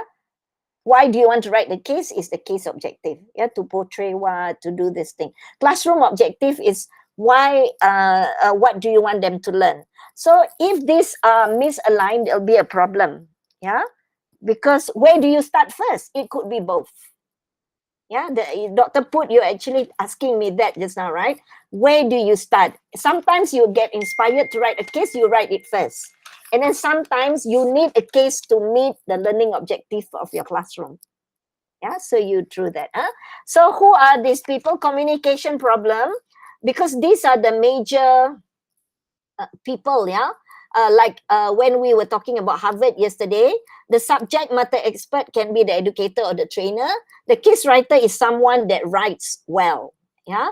And then these are the managers, yeah. You have them in the Harvard publishing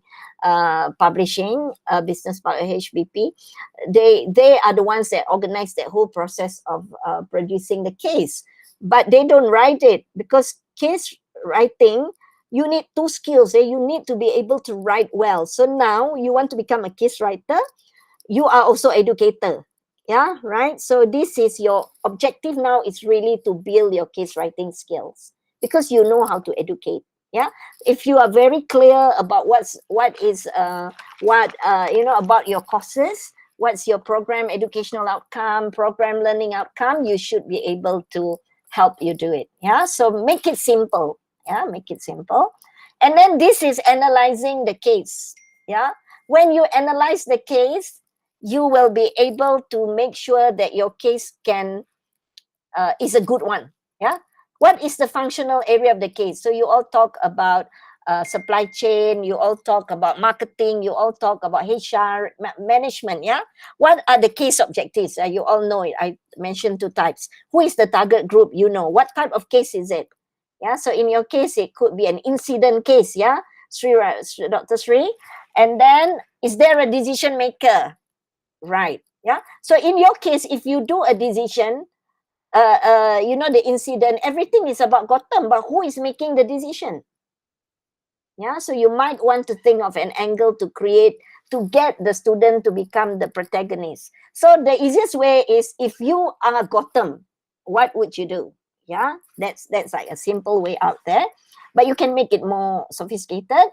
Is there a problem to be solved? Yeah, what is the use that you think would be useful? You write all the incidents. What is it? Yeah, maybe one Nazrul will be happy if it looks like this legal thing here, and there. You have a checklist. Yeah, maybe you can give your case to Dr. Wan and you two help it out. Yeah, what are the management issues? Principles and theories sufficient. The most difficult is this one, number C. Yeah, 4C. Is there sufficient information for the discussion to resolve the problems? Yeah. So this one I won't be able to tell all of you until I read all of your cases. Yeah. But the ones that I've read, yeah, the ones that you mentioned to me, I see that all the answers already given in the case itself. Yeah, so that's not a teaching case, it's a research case. Yeah, most of it is a research case. Are the characters in the case believable? In your case, of course, because you did those interview, you even put their pictures and all that. Yeah, and then also, yeah, the use of pictures, of course, you get sign-offs. Yeah, and then case organization. You remember the case chronology time frame clear. Dr. Putri, your technology cycle, yeah, as I mentioned, year 1, year 2, year 3, year 4. Bella, yours is new. What is the chronology? Of course, it's very clear for Dr. Sri Raman. Yeah, you have it by the day, whatever happened. Yeah, but it looks so like a police case, as I mentioned. Yeah, and then, is it logical? Is it interesting?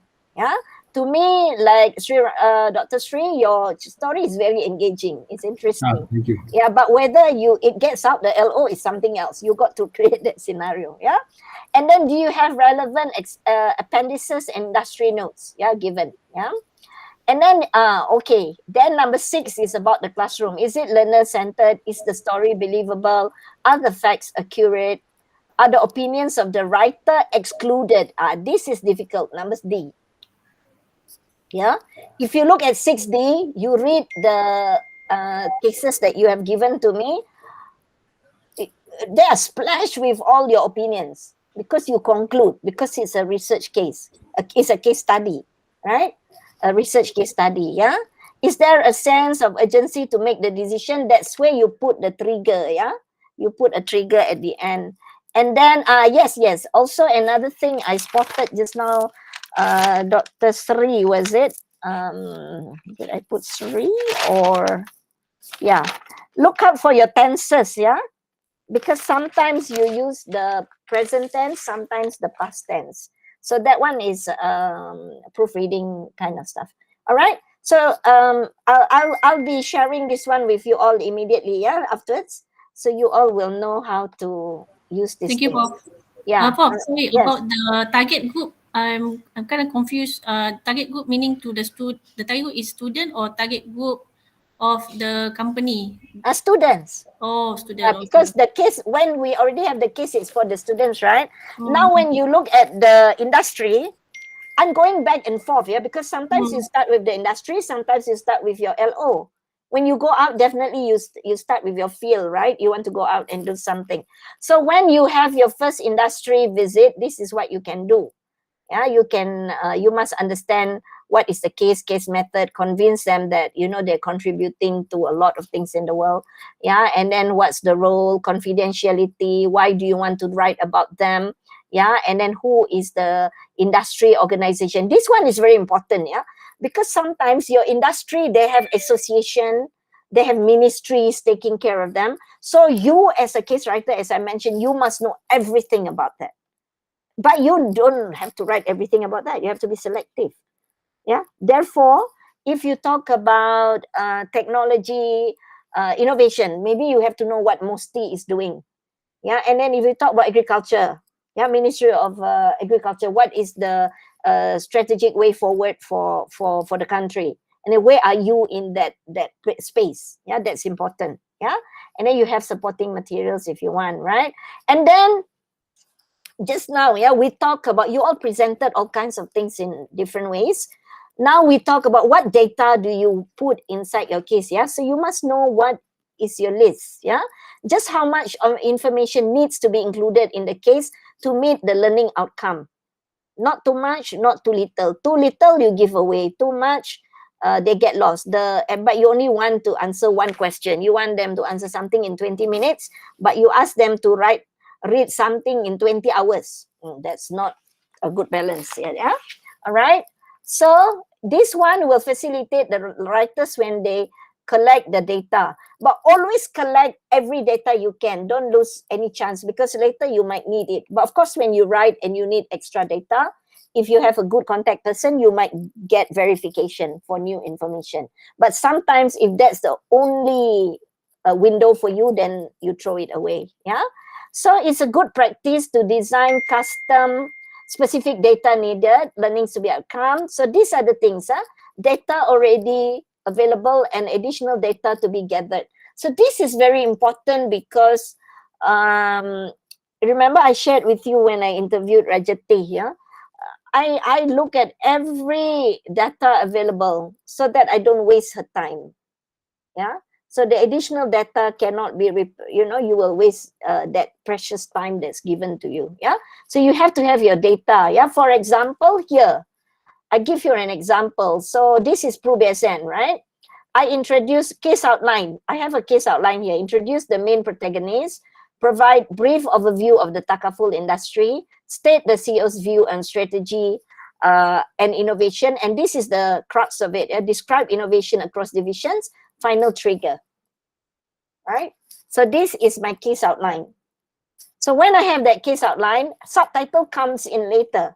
Just now I read your subtitles, I feel like, okay, there's something the reader wants more, the reader wants more, the reader wants more kind of thing. Yeah. But how do you know? That one later. This is the most difficult part because it needs creativity. So if you can't be very creative, just write the normal one first and then get your shared with others and think what is a catchy title for it. Yeah.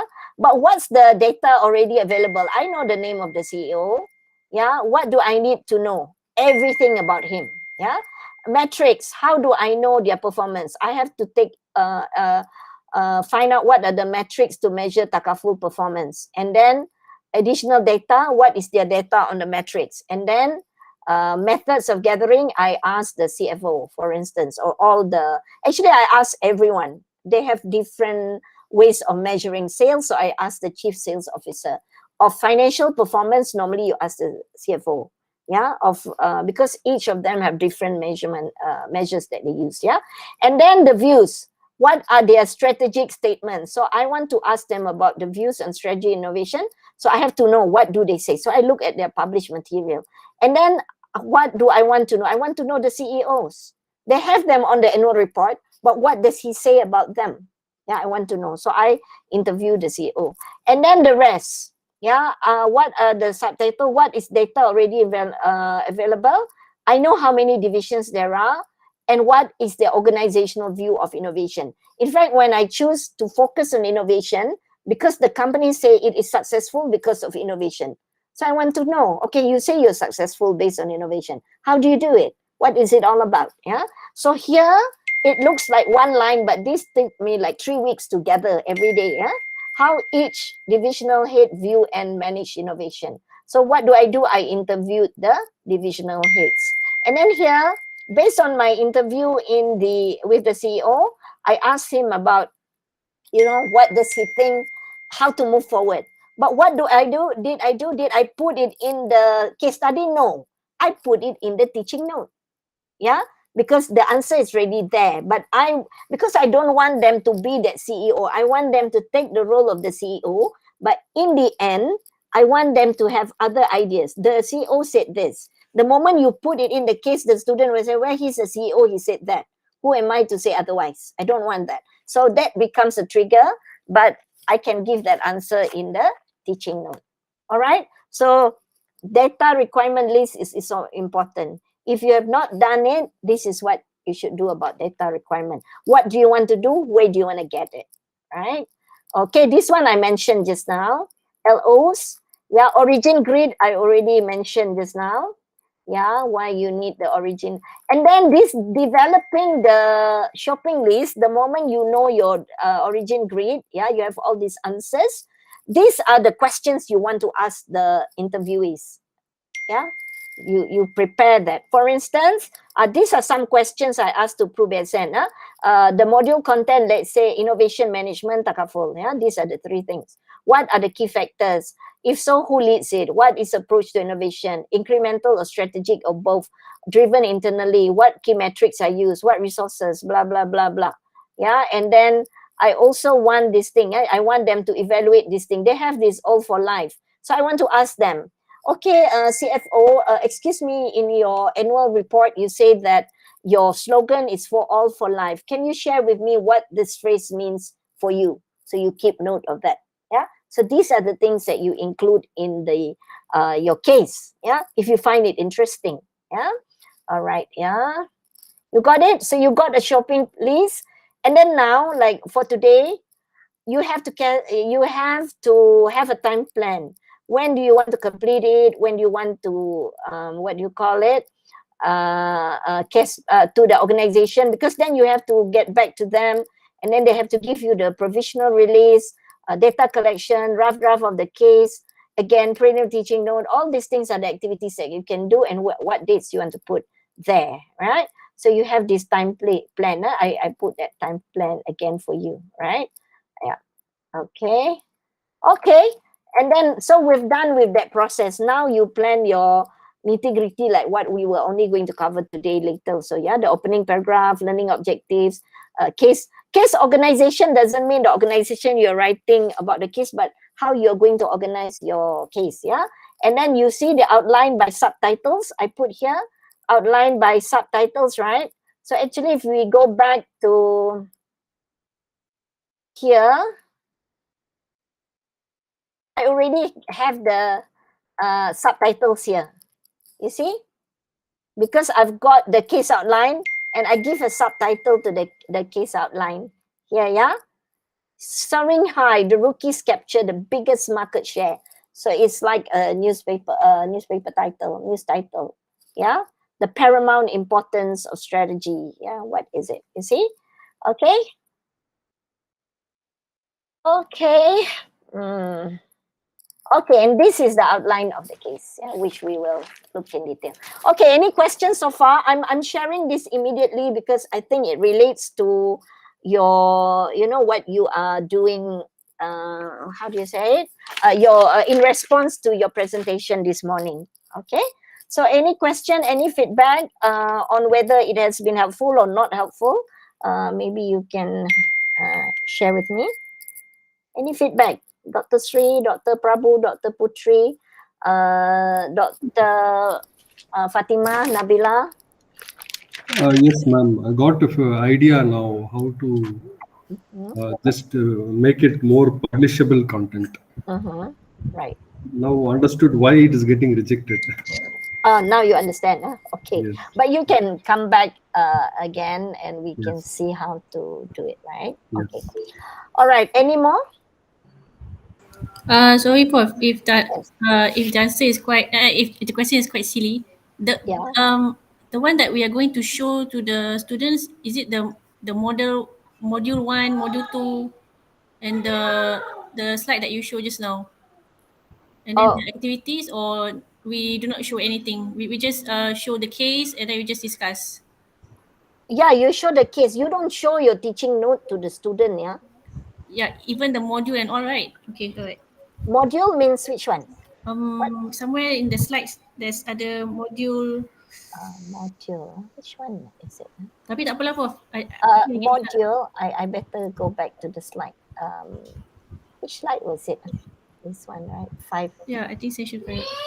Here, 5A, right? Oh, yeah. Because I was in 5A. All right. Let's see. Which one are you talking I about? think almost the end one. Okay. Yeah, I think that This one? a little bit a little bit in front. In front. Yes, this one I think. Yeah, this one. No, this one is just for you to plan your writing. Okay, plan writing. And interviewing. Yeah, of course you this is everything you want to show to them. Yeah, in that what do you call it? In the case. Okay. Yeah, this is what it means. This one is that means these are the things that you actually teach. Yeah, actually this whole thing is about innovation strategy. Yeah, so but these are the little contents in innovation strategy that and it relates innovation strategy to competitive advantage. Yeah, so that's the way. But I asked this module content. It's like case content here, right? Okay. And therefore, yeah. After the discussion with the students, they will say they will say yes and no. There's a lot of details there. So in the end, should we give the real answer, or can we just say that there's no correct or wrong answer in this? No correct or wrong answers. I see. In fact, the idea is you must be very quick to understand what they are trying to tell you.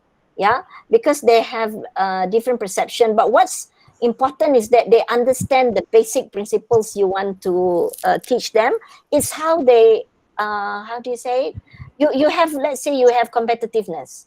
They have to understand whether you have more competitive, less competitive, or parity, to same competitive. But how do you come to that conclusion if you compare two companies? So you must be able to conduct a strategic analysis. Yeah, that means if you look in terms of strength and weaknesses of two companies, and then you look at the what do people mean when you say one company is competitive. So you have to have the measurement, you have to look at one company to another, and then if it's a comparison, they know why. That's the only thing. Yeah, meaning what you taught, the theory that you taught, when they look at the example, they can bring back that theory again and explain what they see in this example, yeah, based on the theory they have just learned. That's why it's called exemplification of theory. Yeah. Okay, Paul, thank you. Okay, yeah. Okay, wonderful.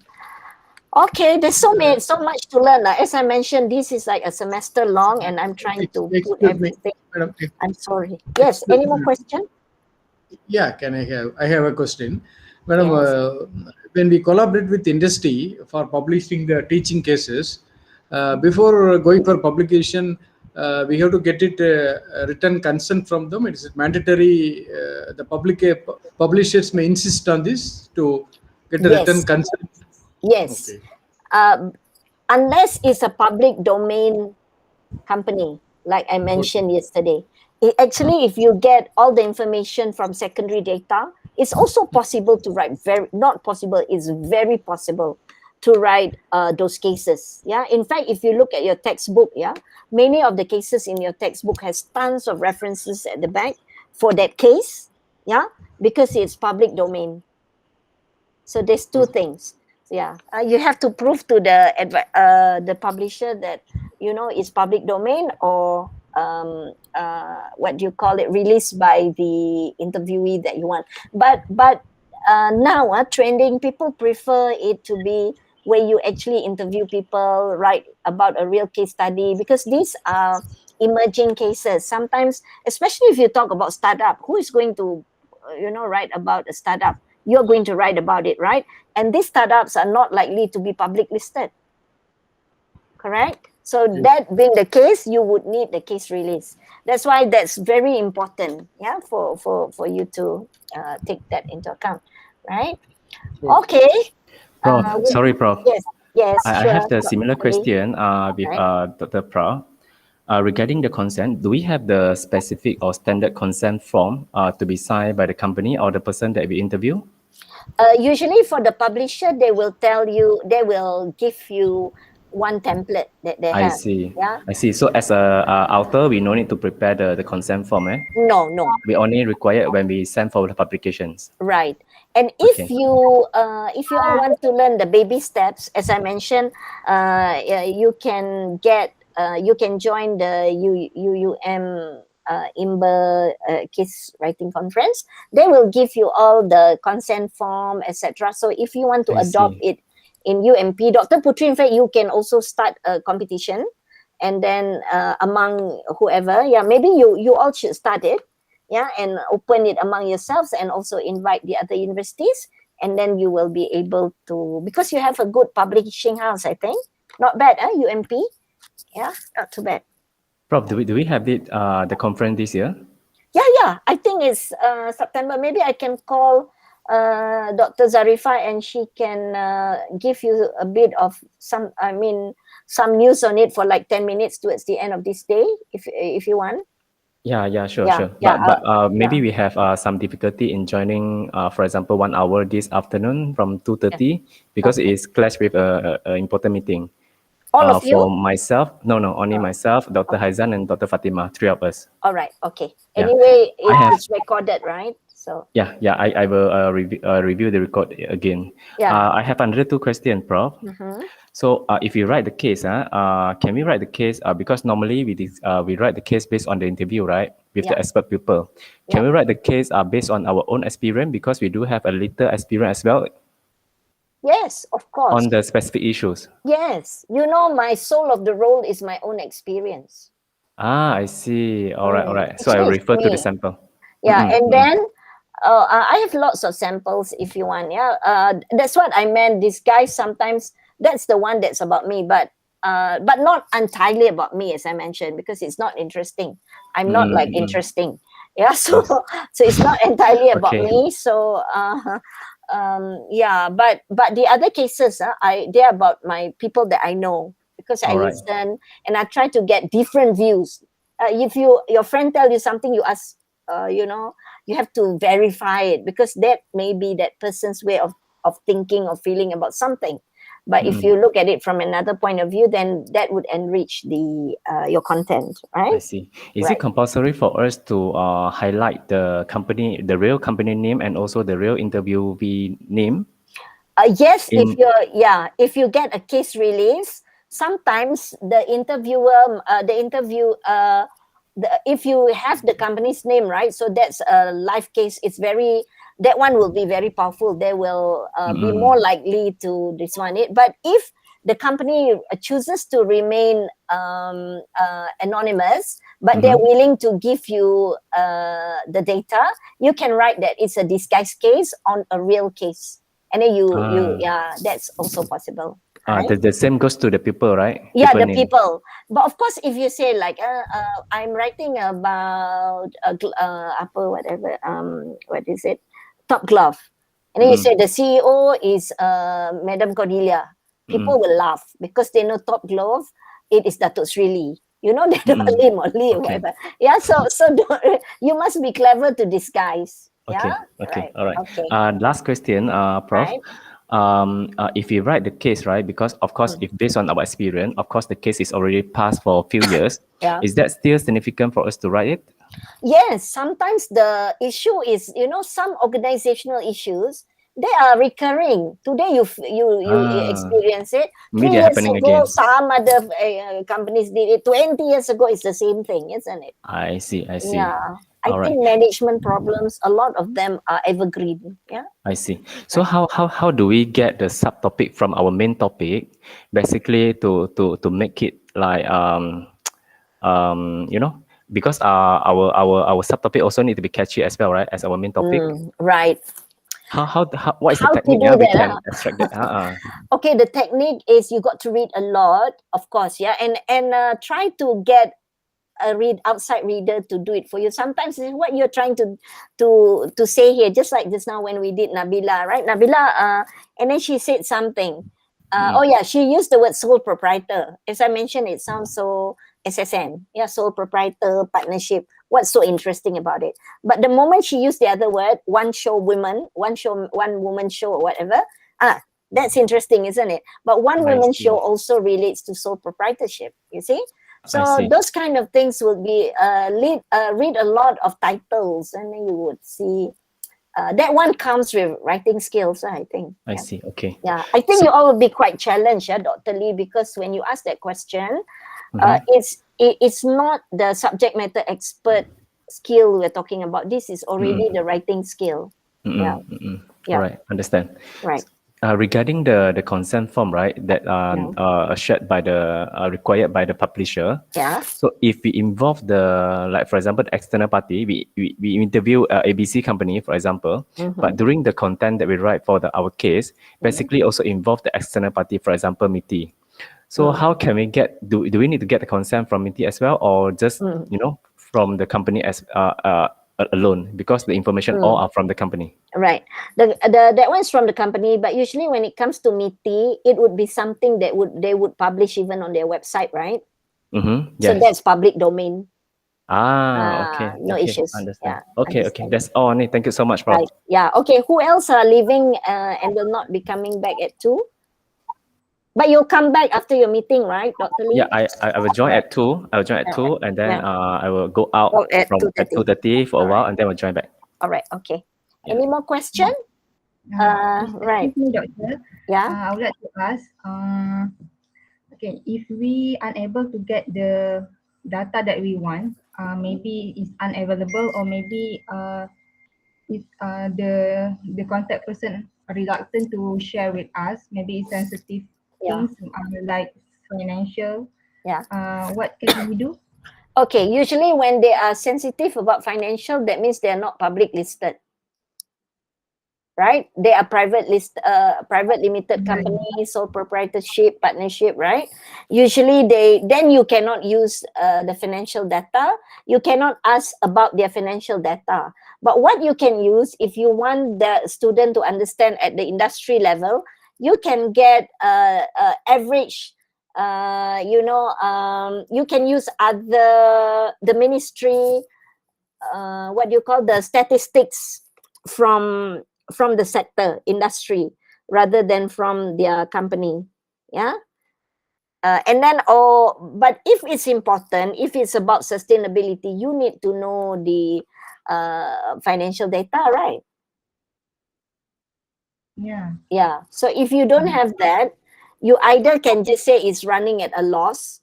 Yeah, then okay, then they can do it. But if you're doing for accounting, definitely you would need like at a loss how many percent and all that lah. Yeah. Right. If not, you can't publish lah. That one will not be strong enough. You want to do something on sustainability, financial sustainability, for example, but they won't allow you to use that data. You better find a company, a public listed company, right? Rather than use that company for the learning outcome. Yeah. That question then goes to say, you have access to this person. What story will they allow you to share? Then that story would be linked to which what do you call it, field of study. You have to make that decision, because sometimes we try to push it too hard, but they wouldn't meet us halfway. It will be a waste of time. You can't publish anything. Yeah, but you can use it in the classroom or whatever lah. But you can't publish it, right? Okay. Any more Prof. questions? Yes. Prof, just a request. Can we have 1 or 2 your case as our sample for reference for your own case? My own case? Yeah, like the one that you just shared to with us, the soul, that one. So yeah, I've shared with you the soul of the role. I've shared with you Pro BSN. You've got that, right? Yeah, that one all are based on your own experience, Yes. Yeah. Okay. So I will refer I got to that many. too. If you want, you can have. Yeah, and then I shared with you the Latino. Okay. Yeah. Yes. And then if you go on the website, I think they have, if you can't get it, you ask me, but I think because the AIF was closed down after the new governor came in, but our cases are published in the case clearinghouse in the UK. Yeah. So if you want any of the AIF cases, I can upload for all of you if you want. All right, all right. Yeah. Thank you, Prof. Yeah. Prof, we can still communicate right after the workshop. Yes, sure. If you want to Okay. write and all that, right? Yeah, thank you, Prof. Yeah, thank you. Doctor, Yeah. Doctor, I would like to share something to answer Dr. Lee's question regarding the interesting terms for the subtopic. All right. Yeah. This technique is taught to me by the ex-dean of the RSBE. Do you still remember his name? The Western guy, ex-dean of the RSBE. I forgot his name. The one from New Zealand. Yeah. What's his name? I forgot. Not Kenneth. Yeah. Okay. I'm trying to recall. Yeah. Anyway, yeah. What did he teach you? He teach that we can use our favorite songs title and then modify according to our case. Right. Like blowing in the wind, for instance, if you have words like that's one way. So you can, song title is one, newspaper title is one, book title is one. The most important, just look for metaphors. If you Google the word metaphor, for instance, you'll be able to, you put metaphor of oceans. Yeah, let's take a look. That one is writing. It's not easy. Metaphor for ocean. Like writing a poetry, Prof? Yeah, poetry, The ocean is a mighty beast. The sea is my home. The ocean is a dishwasher. A surface paradise, a shark's buffet, the ditch. The moody or angry sea. Just now you all talk about streams, right? Streams and ocean. There, Dr. Fatima. Yeah, you see, the streams, for streams. So this is, now it's so easy actually. The metaphor for waves, for analogy of stream, the grizzly bay, a deadly snake. You see, the stream is a deadly snake. Then what happened to what was that company just now? The marine company. So just go along this way. Flowing blow matter. What are 5 examples of stream? He is a shining star. As he's all this. So this one like a deadly snake. Interesting, isn't it? Yeah, it looks like a big problem. Look like a big problem. So this is what you Googling for metaphors, and then let's say you want songs, Bila. Let's say you put island in the stream. Okay. All right. So, good sharing, Bila. Yeah, good one. Shara. Okay, songs on streams. On streams. But maybe streams would be something else now, right? Streaming. And at least you got some idea already how to generate. All right. Catchy, All right. And book titles, Shakespeare's, all of that. But thank you, Prof. You can do that. Okay. All right. Prof, okay. For the last one, usually we can have assignments, undergraduate assignments as our feeder for teaching cases. It's just that it has to be not as what we all did previously. And then because you transfer it immediately into research case, your case, Actually, what you did then, when you gave them those assignments, they will do what for you? They will look for data for you. Okay. Remember the data list just now that I have? So you can gear it towards what is it that you want to know about a particular company. And then if you give it by groups, let's say you have a group of 20 and you divide them into 5 groups. So you 4 groups of 4, So 5 groups. So you can assign them to look at 5 different companies in that industry. But what kind of information do you want to have? And then you will look through the secondary data that they have gathered for you. Then you say, oh, this company is like this. I find this a bit interesting. There's something interesting about them. So you call up the companies to see whether they're willing to be part of your case study, or if you want to do one case, one company, okay. If you want to do 2, 3, 4, 5, all are okay. You see that? Yep. Okay. Yeah. Okay. Understand. Right. Okay. Okay. It's 1 o'clock. Will you allow? I'm so afraid I can't cover so many things that I hope to cover with all of you, because we have looked at process as well as about it. Your sharing this morning was very useful in that process, because when you do cases, when you put it out there and you leave it for interpretation, then you validate it. Yeah, that validation is important. Yeah, very very important. Yeah. All right. So can I just run through this very quickly, and then because I can't do the exercise with all of you, but I just want to introduce the protagonist. Would that be all right? Yeah, sure. Okay. Yeah. So this case method, yesterday we said it's a rich narrative.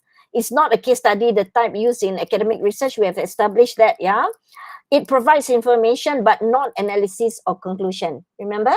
That these are the big things that you have to know, because I saw in your cases you all have analyzed the thing and you write it there. Yeah, so the student, they read, analyze, explain the relationship among the events in the case, they identify options and evaluate choices and predict the effects of action. Yeah, so like in the case like Sri Raman, yeah, your case, you put the incidents. Yeah, so it's double layer. You are not interested in that incident. One Nazrul is interested in that incident, but you are not. You are more interested in how someone, what kind of a person, to find out from other people, if this person does this in his line of duty, what kind of a leader is he? That's what you're interested in, right? And then one Nazrul will be interested if this is what they do, what is the legal implication of what they do, right? So you see, yeah, that's important. Okay, all right. I want to talk about protagonists. When you talk about protagonists, it's about making the story interesting. Whose story? Yeah. So I quickly will mention this. Yeah. So the most important thing is, why must we have a protagonist? Then you put the decision, the protagonist to carry that story through, and he's the one that has to make the decision. Therefore, the student will take that role. Okay, that's why you have it. So what's the protagonist? Yeah, the one that has the major role to play, the main character. So in this case, it can be Gotham, it can be Sharato, yeah, and Dr. Putri, I can't remember who's your Edward Chia, right? Edward Chia. Yeah, so they are the center of the story. So this is an important thing. When you write, are you writing about the organization or about the organization from the point of view from the person handling the problem? Yeah, you got it? Yeah, got it. You got it, yeah? Yeah, the story is about the story of the organization, but from the point of view of that person.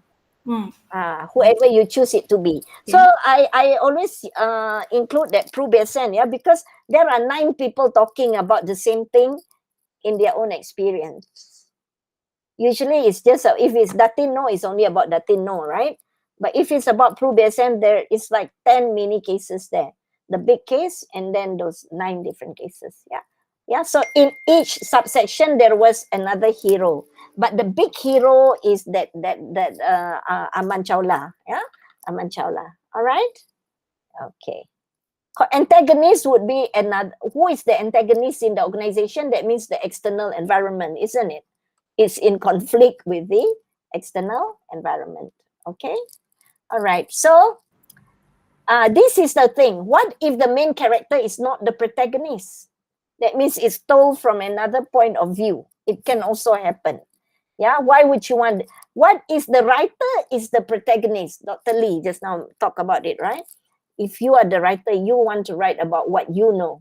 Yes, you can assume an identity as well. Yeah, like in my case, I assume my friend's identity, the name, and like mismatch it. Not, it's like writing from the views of a few people who have done some form of leading an organization. Yeah, so that's possible too. Yeah, yeah. So the main character, if they get the story firsthand, yeah, the protagonist is the prime mover of the plot. Shadato would have to make that decision. Edward would have to make that decision. Gotham would have to make that decision. So another way to rewrite your case, yeah, Dr. Sriram, you write the incident, then Gotham becomes all caught up in that. The decision is made into a mystery. Yes. Yeah, also can. Yeah. Okay, ma'am. Right. The hero can be either one of that. Yeah. Okay. So from the eyes of the protagonist, it really means who decide their points of view. A CEO would have a different way of thinking. A CFO would have different interests. Yeah. A CAO, etc. But we have here the perspective from a pedagogic reason, right? So here you see that man, I understand now. He says, why? He's putting himself in the shoe of a woman. So there could have been a gender issue or something like that. You see that? Putting yourself in the shoe of that person who has to solve that problem. That is the protagonist, right? Now, I mentioned to you when you write like real life cases, you have to write about these people. So normally it's about a biography, right? Because these are high-end people. But if you're talking about one problem that Suchi is facing now, it's not an autobiography or a biography. Auto means your own, biography means someone writing about it. But here you want to address maybe her handling of Rohingyas, for instance. Yeah, so it's not about her, but it's about the management of Rohingyas, and she can become the main character, or she can become not even the character. You can have an NGO look at the issue, and she becomes a villain in that issue, in that story. Could be possible, right? Yeah, so all these people are strong characters. You know their story, yeah, because they are leaders. This is about leadership, okay? So here also, your protagonists, these are women leaders. Yeah, you can write about that. 7% I put, yeah, of leaders are women. That's all. So I can call them the 7% when I talk about women leadership, for instance. Yeah. And if you want to talk about any of these people, I think this must be UniKL's entrepreneurs, for instance. So let's say I want to talk about this lady in red. Yeah. Lady who drives a red Volkswagen or something. Yeah. So let's say I'm interested to write about her. Yeah. So what do I do? Remember, I go back to my case grid. What do I want to write about her? From what point of view? From entrepreneurship, from leadership, from for life, whatever management, or about the field of whichever company that they're in. Yeah. What do I want to write about them? So once I know about them, I have to study everything, and then how do you say it? Then I ask the added question. I have to know everything about them, then the added question. So each of these people would have a different story to tell, right? Yeah, so this is, and then these are also famous people. Whatever the face, whoever the face, you want to write about them. What is their character? Just like Gotham, Sri Raman, this is like Gotham. You put Gotham there. Yes, yes. Yeah, in what field is he important? Okay. Yeah, would people want to know about Gotham, or would people be more interested to know about Sakina? Yeah, the what is it? The leader for Bangladesh, for instance. Yeah. So this is the checklist. We end here for this session. The protagonist, who is in your story? The context. If you talk about agro-agriculture, that means where? In Malaysia only, in ASEAN, in whatever. Yeah, the context. Is it about Gotham in the States, or Gotham in this particular incident? A bit different, the context. The level. What is CBF? Oh, is it at the corporate level, the business level, or the functional level? Yeah, this is very important, because if you have a functional level, then the student will take a role of a functional manager. If it's at the business level, they will take the role as maybe mid level or high level. If it's at the corporate level, definitely they're going to be the CEO. What are the issues? Yeah. And then remember, issues are the biggest thing, Dr. Putri. But you all put the issues, you just put them into one line, remember? The ergonom, is it your group? Yeah. Actually, that's the one that you have to shout. What is their problem? Yeah. Right. In the synopsis. Yes, in the synopsis. Not the things they are doing. That one is Okay. just descriptive. It's like, what's the big issue facing them? Yeah. Okay. Right. But the way you write it can be this one. The one that I wrote on Soul of the Road, that's too long. Yeah, because I was doing it in 2 days, as I mentioned to you. It could be cut down into half. Yeah. Then the teaching note. All right, the teaching note is another thing. Yeah, how can you write? Yeah, decide whom you want to write about. Do as much as you can to understand the protagonist.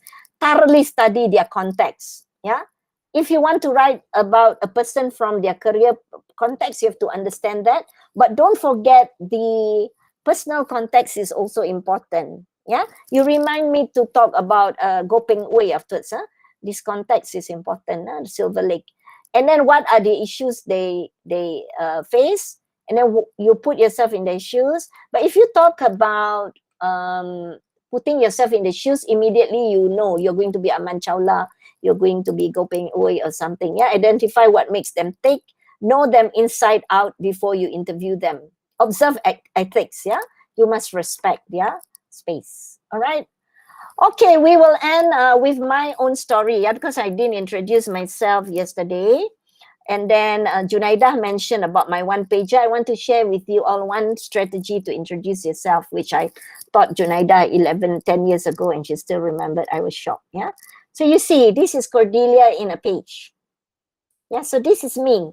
Yeah. So I put there, my school I was from St. Mary's, and this is my school batch, primary school. And then I went to MRSM. Yeah. So this is my school batch in Kuantan. Yeah. By the way, it's very close to all of you. I was in MRSM Kuantan, and then I went for my summer courses in SIU, Carbondale, yeah, and then I went to the University of Pacific in California, and I went abroad to Kwansei Gakuin University in Japan, and then when I came back, I was working at University Kebangsaan Malaysia, and they sent us to RELC. Yeah, this is where I learned writing. Yeah, I was from finance and international business, but I studied TESOL here, and later I did my master's in language. Yeah, in a second language. So that gives me the writing skill. So it's a bit difficult. You have to be both. What do you call it?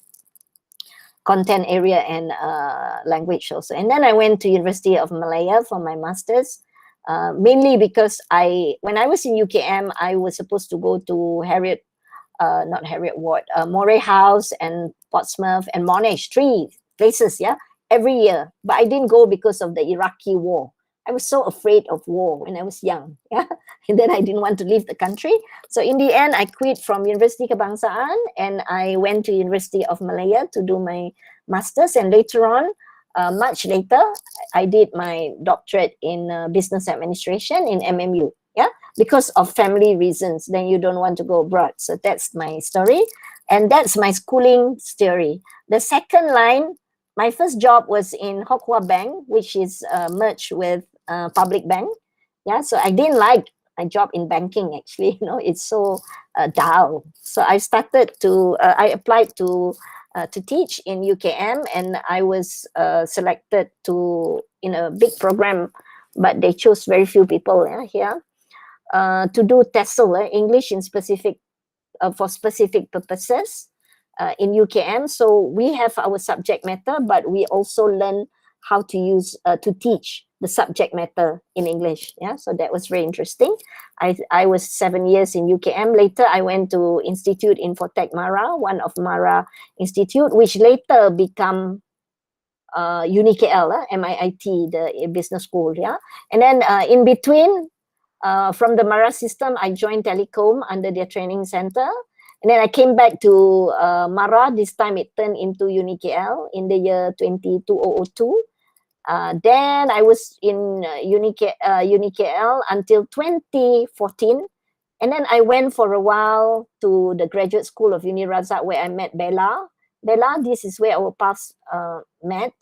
And then after Uniraza, I worked with Bank Negara under its think tank for human resources as a case writer, a researcher, a research fellow actually. I write cases.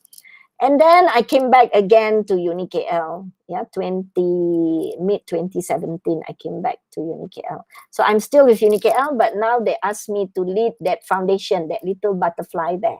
So I'm there. So this is my career line.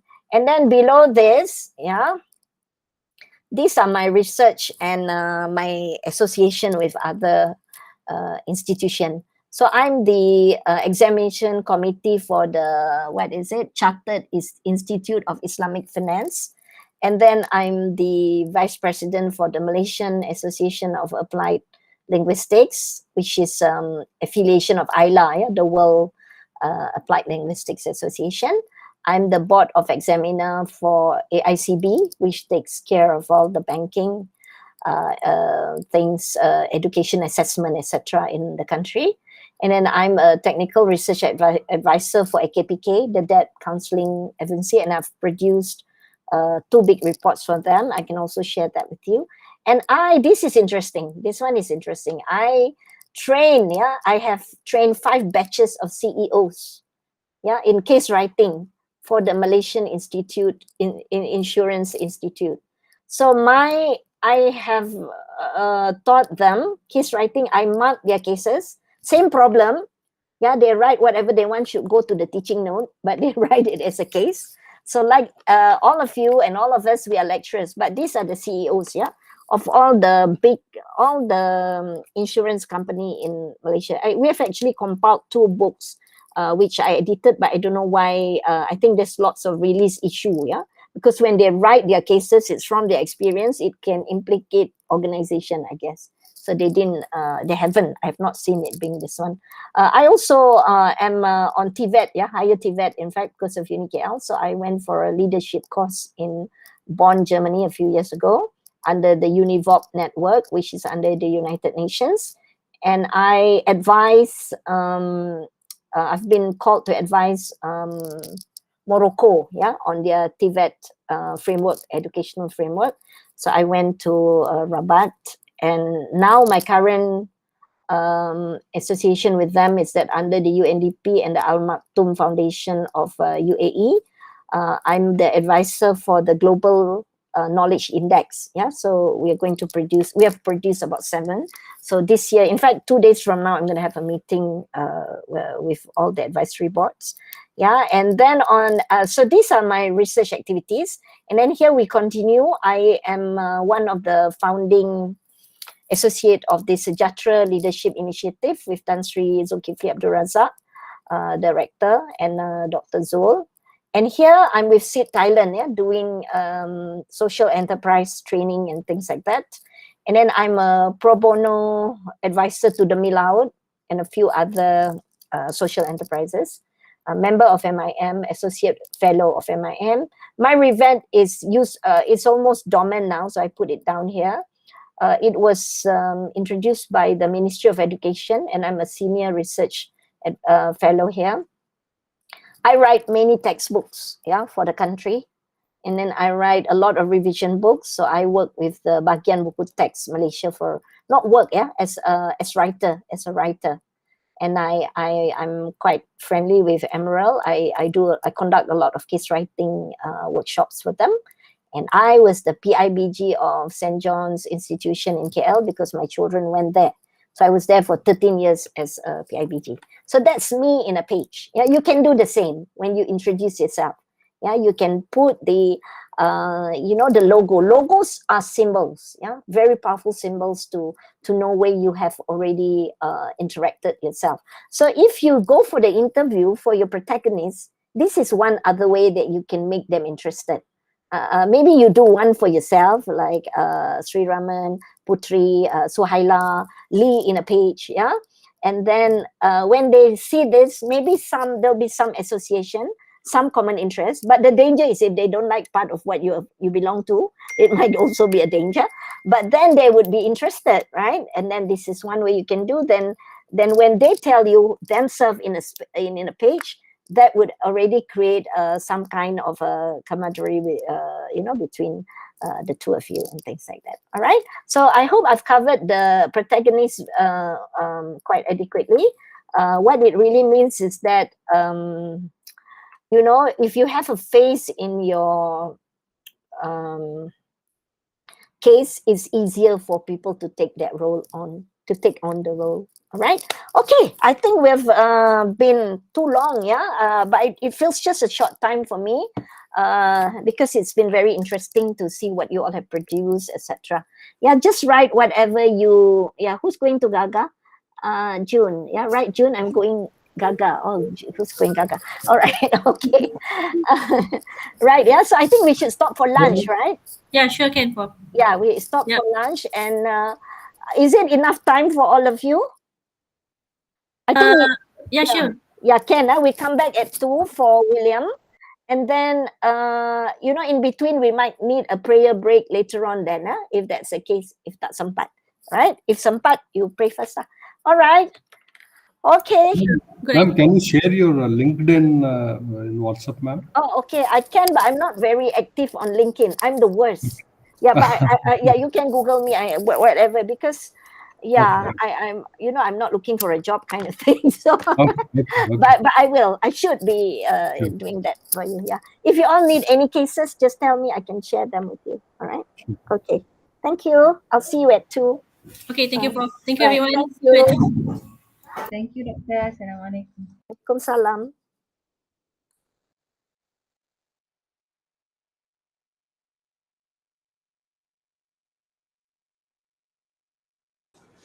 When we will come back, madam?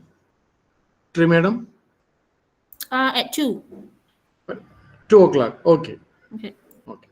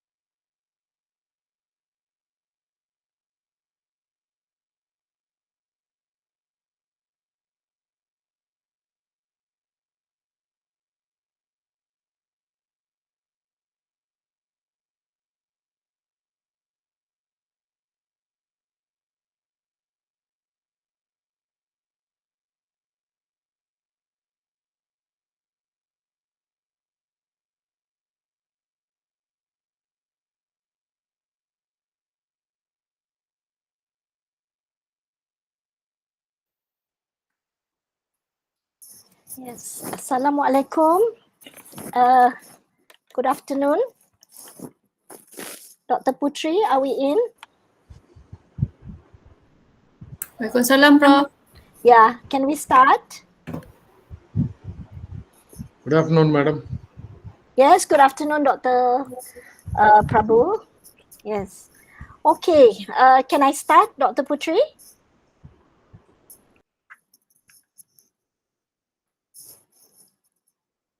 Hi, William, I see you. Sorry, yes. We Can, can, Prof. yeah, Yeah, just to okay. optimize our time, yeah? Okay. Yep.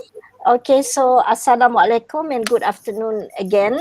Yeah, it's 2:00, so we shall proceed. And as I have mentioned earlier, we will have the honor of having Mr. William Low, yeah, from Emerald Publishing, who will be sharing with you some slides. And I also would like to encourage you to, what do you call it?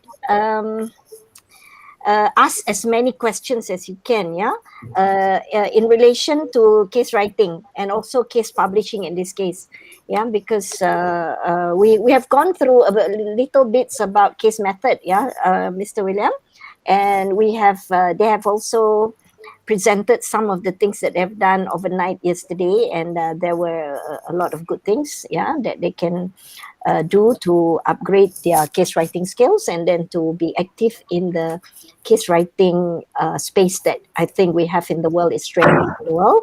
So on behalf of UMP, who has invited me to give this talk, I would like to thank you, yeah, for coming to be with us. And I'd like to introduce Mr. William to everyone, yeah. So the whole team is a very powerful team here. We've got people from lecturers, professors from India, as well as Malaysia, I think at least maybe some other countries are represented as well. UD, I don't know where Prof. UD is from, but some are not able to come because they have a meeting at 2:00 afterwards, and they will come back. All right. So, okay, William, without further ado, I would like to give the floor to you. Yeah, we have until 5, but I have until 5:00. So as long as anything is useful, otherwise we have to meet again, yeah, Dr. Putri, right? Okay, okay, William, take the floor, yeah. I'll switch off my phone and my camera and my my microphone. All right, thank you. Thank you. A very good afternoon to all. Thank you, Dr. Cordelia, for having me and also to have a brief introductions. A very good afternoon to all the people. If I may, I will start sharing my screen right now. Just give me 1 second. I would click that. Right. I hope everybody can see my screen, my share screen right now. I would like to apologize first, saying that I do have 2 monitor. So this is actually my second monitor. Please just ignore my left space right here. so you can just have a look at my presentation screen. A very good afternoon to all again. My name is William. Allow me just to quickly start off this. If I may, I can also share this PowerPoint slide with everybody because it is quite long. I do not intend to go through every of the slides. I just wanted to share some of the highlights and also important tips and tricks, examples and things like that. Again, I just shout out to the organizers. Also, a big shout out to Associate Professor Dr. Cordelia Mason for having me to share some perspective from the publisher side and also some experience that I actually accumulated along the journey that I have in my career right now. A very much a thank you to that. I would hold on. I'll just do that. I'm not going to talk about Emerald. In fact, I will stop my PowerPoint right here.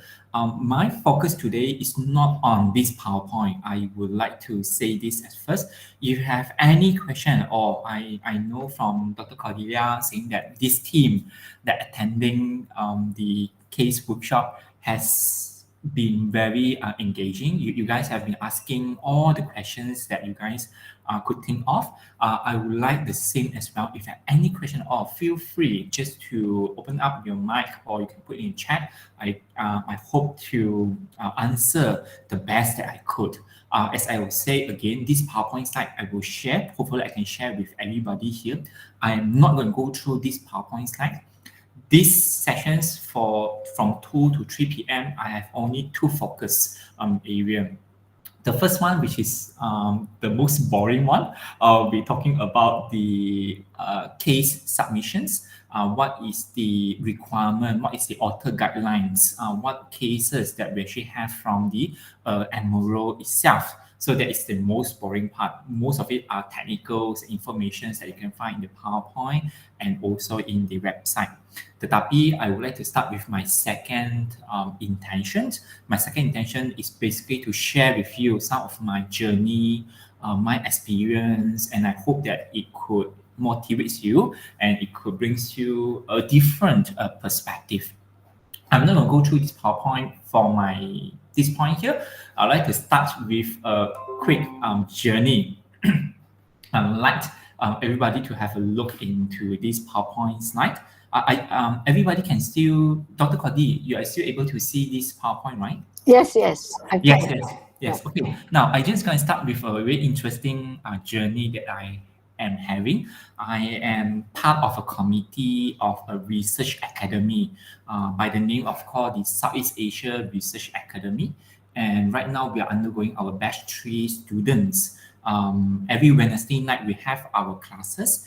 And this is, in this batch 3, we have so-called the assignment for the students. And this assignment are actually getting the students to write teaching cases. Very interesting, right? So we want the students to experience how to write teaching cases. This is an example. So what you are looking at right now in this PowerPoint is an example that was presented last week itself. So this was presented by a group which is called the Group D, and the Group D representative actually presented this particular one slide here.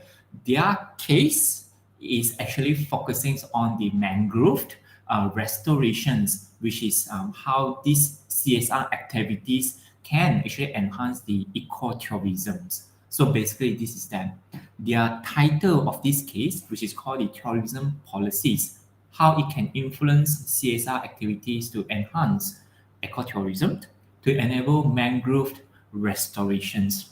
So these are the Group D members, and they actually give some introductions of why they choose this topic and what is the aim of this particular case itself. Very interesting. They are also are going to do some surveys to get some story writing and things like that. And their surveys, they hoped to include protagonists from the key informants like the local communities, from the government staff or government, policymakers' perspective, and also some NGO and CSR organizations as well. Of course, over here, they have actually streamlined 3 countries to actually focus it, which is from the Thailand, Indonesia, and also the Philippines. So these are some of the pictures that actually reflecting that. Some of the methods they're actually using, which is the both interview methods and also the content analysis, mainly from the website, some data from the CSR, from the governments and things like that. So what I like best from this presentation is that they have a clear understanding in which they wanted to look into the mangrove restoration and also how CSR can enhance the ecotourism. The second point that I like is their framework, how they actually came up with this framework, what are the CSR can relate to the ecotourism and also to the mangrove restoration. Right, so far, this is just an presentations. I am not presenting this to everybody. I'm using this example.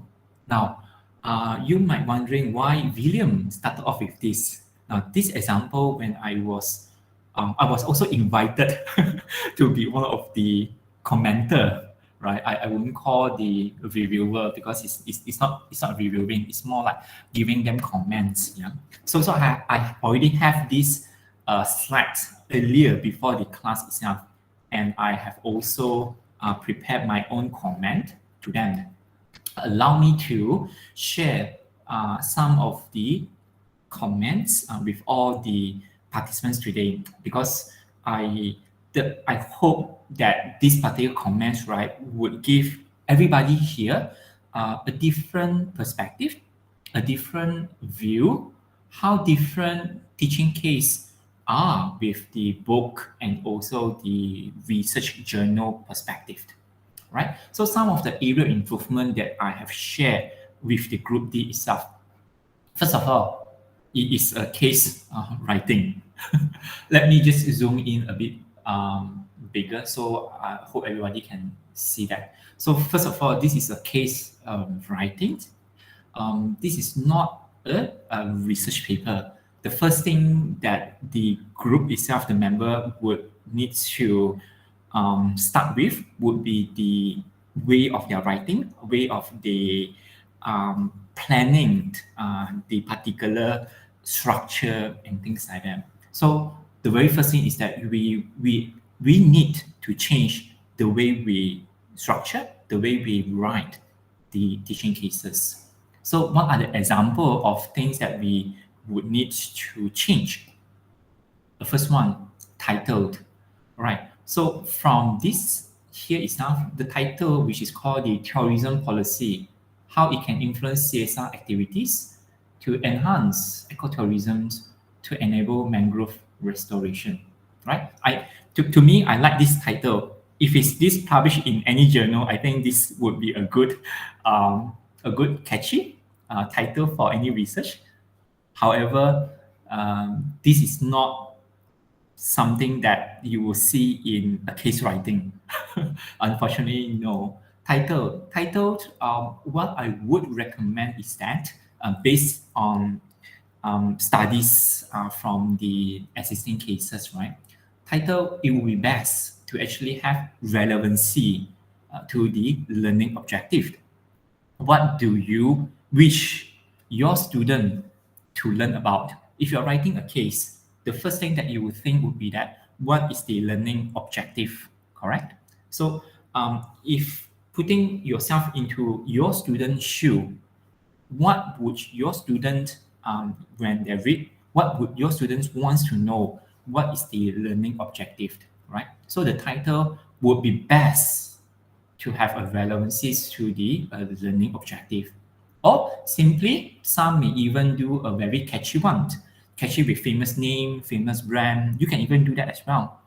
Most of the examples would be using Starbucks, McDonald's, AirAsia, Malaysia Airlines, KPJ Healthcare. You can see all these brand that I mentioned in immoral cases, but you can see even more as well, right? So some of these catchy name. Now, why does an author, I mean case writer, right? Why does a case writer would like to use catchy, famous name or brand? Because a case as a real story would relate to the learning objective. So if I'm a student, if you were to tell me to learn about 5 elements of organizational behavior, so I do not know how it will link to that. But if you would tell me that McDonald's are actually implementing the 5 elements of organizational behavior, OB, so this would be something that might interest me to read on. I hope you can get some of these particular examples itself. Right, the title needs to have a different way to frame it. This title, if you were to see that, you can disagree, but to me, it does looks like a research paper. It does not reflect any of the learning outcome. I do not know what I would be learned by reading this title if this is a case itself, right? So a title must be relevant to the learning objectives, it will be better to be relevant to the learning objective, right? Always and always and always when we do workshops on case, right? I think Dr. Kwadi also agrees on this. It's always what aimed, what focus that we would like the reader, the students to learn about. So it is always about the learning objective. What is the learning objective? What does you want the students or the reader to know about your case? It's all about learning objective. And the findings, very interestingly, this is actually very good. In fact, they even have a probable findings. I'm very this is actually, yeah, if it's a research, I think this would be good. It even says that probable findings would have, to see an impact in shaping and influencing CSR activities in ecotourism sites as the result itself, right? But for case, what would be the findings for the case? Again, it is all about the learning objective, and findings would be the learning outcomes. So at the end of the class, of the group assignment, what would you want the students to learn? So what is the learning outcome for the particular? So with all these things, it's just some of the example that I share with the group D itself. But the most important one would be the way that we change, the way that we write. We would need to change that. It is very different from journal. It's very different from book, and also from newsletter or any other piece of paper, right? So this is the one. Some of the examples that I would also, some of the improvement that I also recommended them, the group D, to have a look would be the particular abstract. You do not see the abstract over right here, but during the presentation, they did presented in verbal format what would be their abstract is. I do not want to repeat those, but I just wanted to bring you to this particular abstract. Some of you may have familiar with Harvard cases, right? Some of you, if you have seen Emerald cases as well, or any other Sage Business and things, Sage cases and things like that. So every publisher abstracts are a little bit different, but most of them are very similar.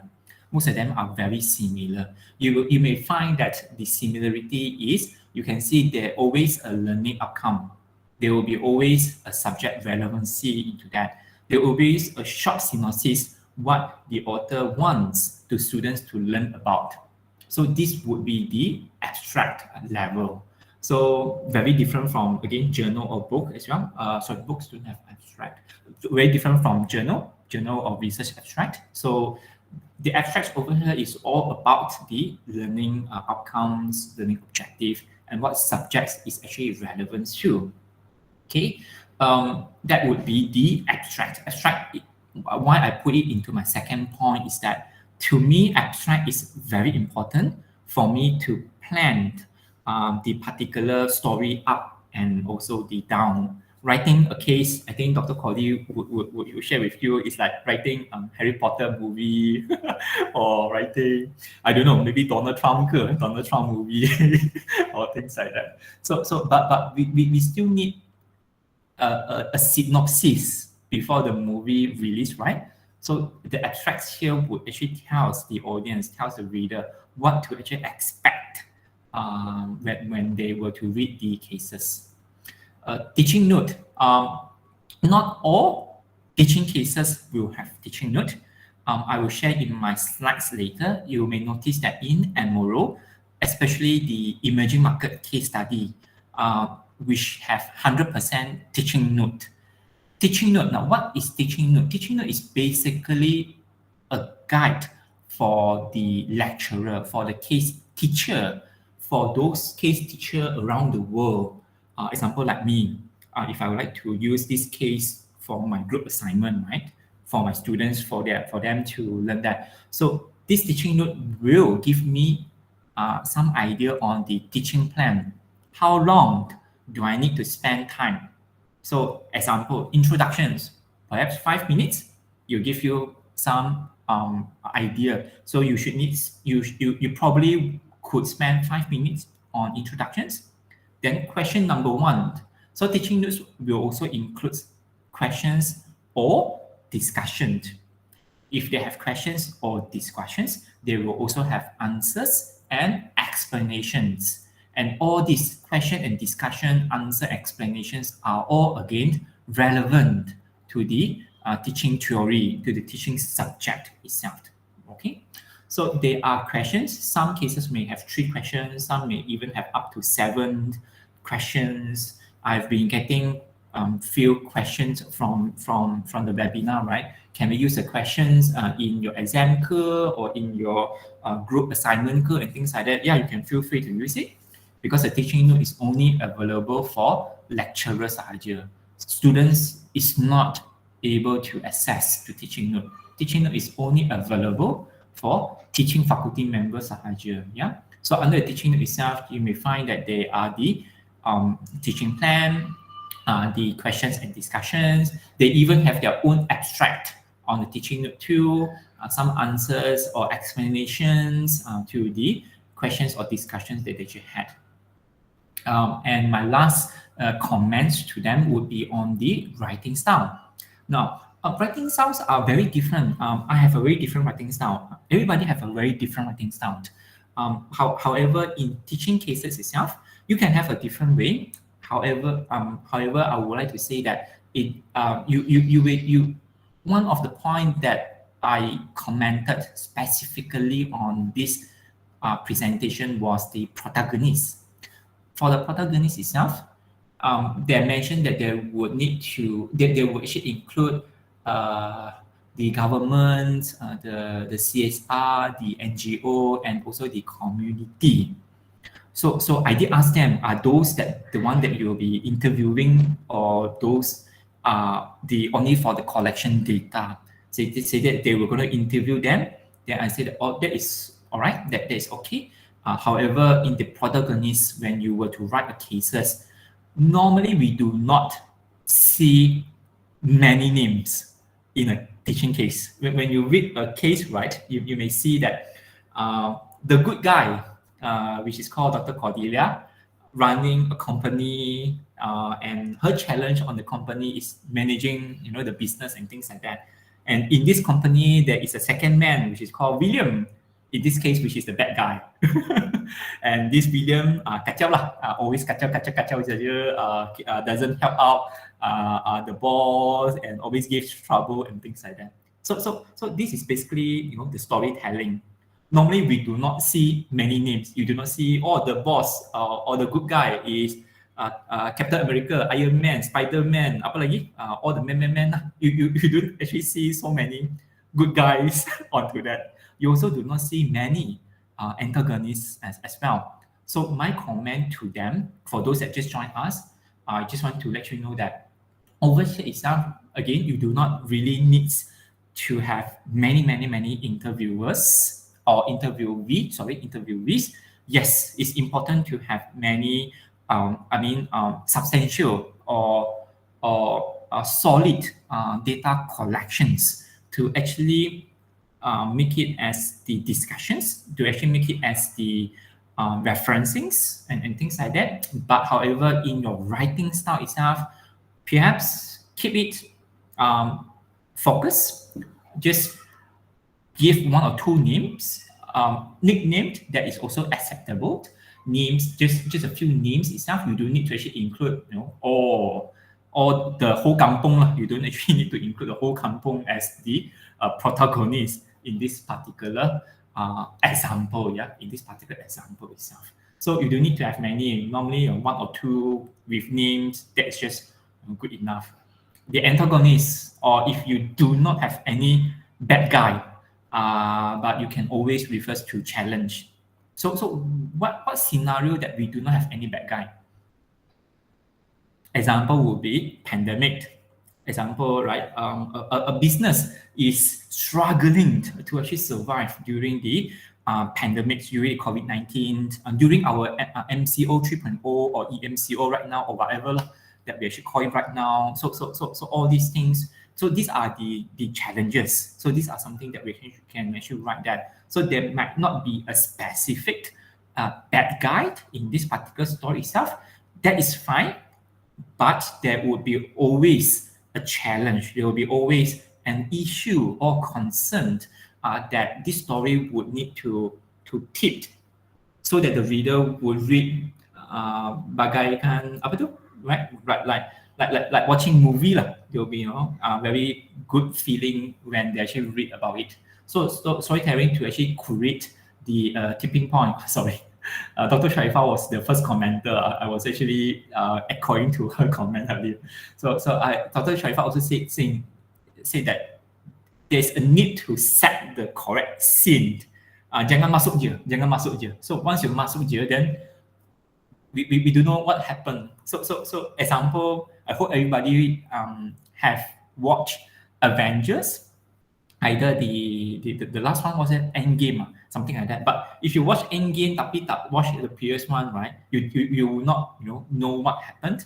But in the Endgame itself, it tells you 5 years after the Thanos snapped the finger, example, right? So you need to set the scene. Jangan just jump into that. But of course, this would be based on every author punya writing style. Each of you, each of us, each of everyone here has different writing styles. There is no right, there is no wrong. There's only area of improvement and things like that. So these are just some comments from my side on this particular example. This is so-called the happy sharing from me. Okay, so basically that's the first part. I do not know whether is there any question at all. If I may, I'll just go into my second part. My second part, which is the boring part. My second part, which is the boring part, which is on the technical, who is MRO and what cases and all the author guidelines.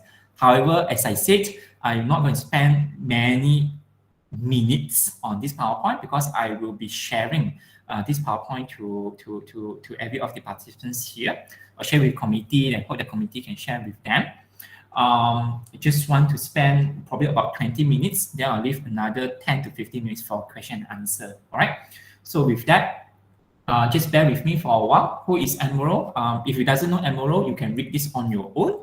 And if Emerald is UK, I just want to say that Emerald is actually from UK. Our HQ is in UK. And in Malaysia, this is actually our team over here in Malaysia. I am currently in Puchong.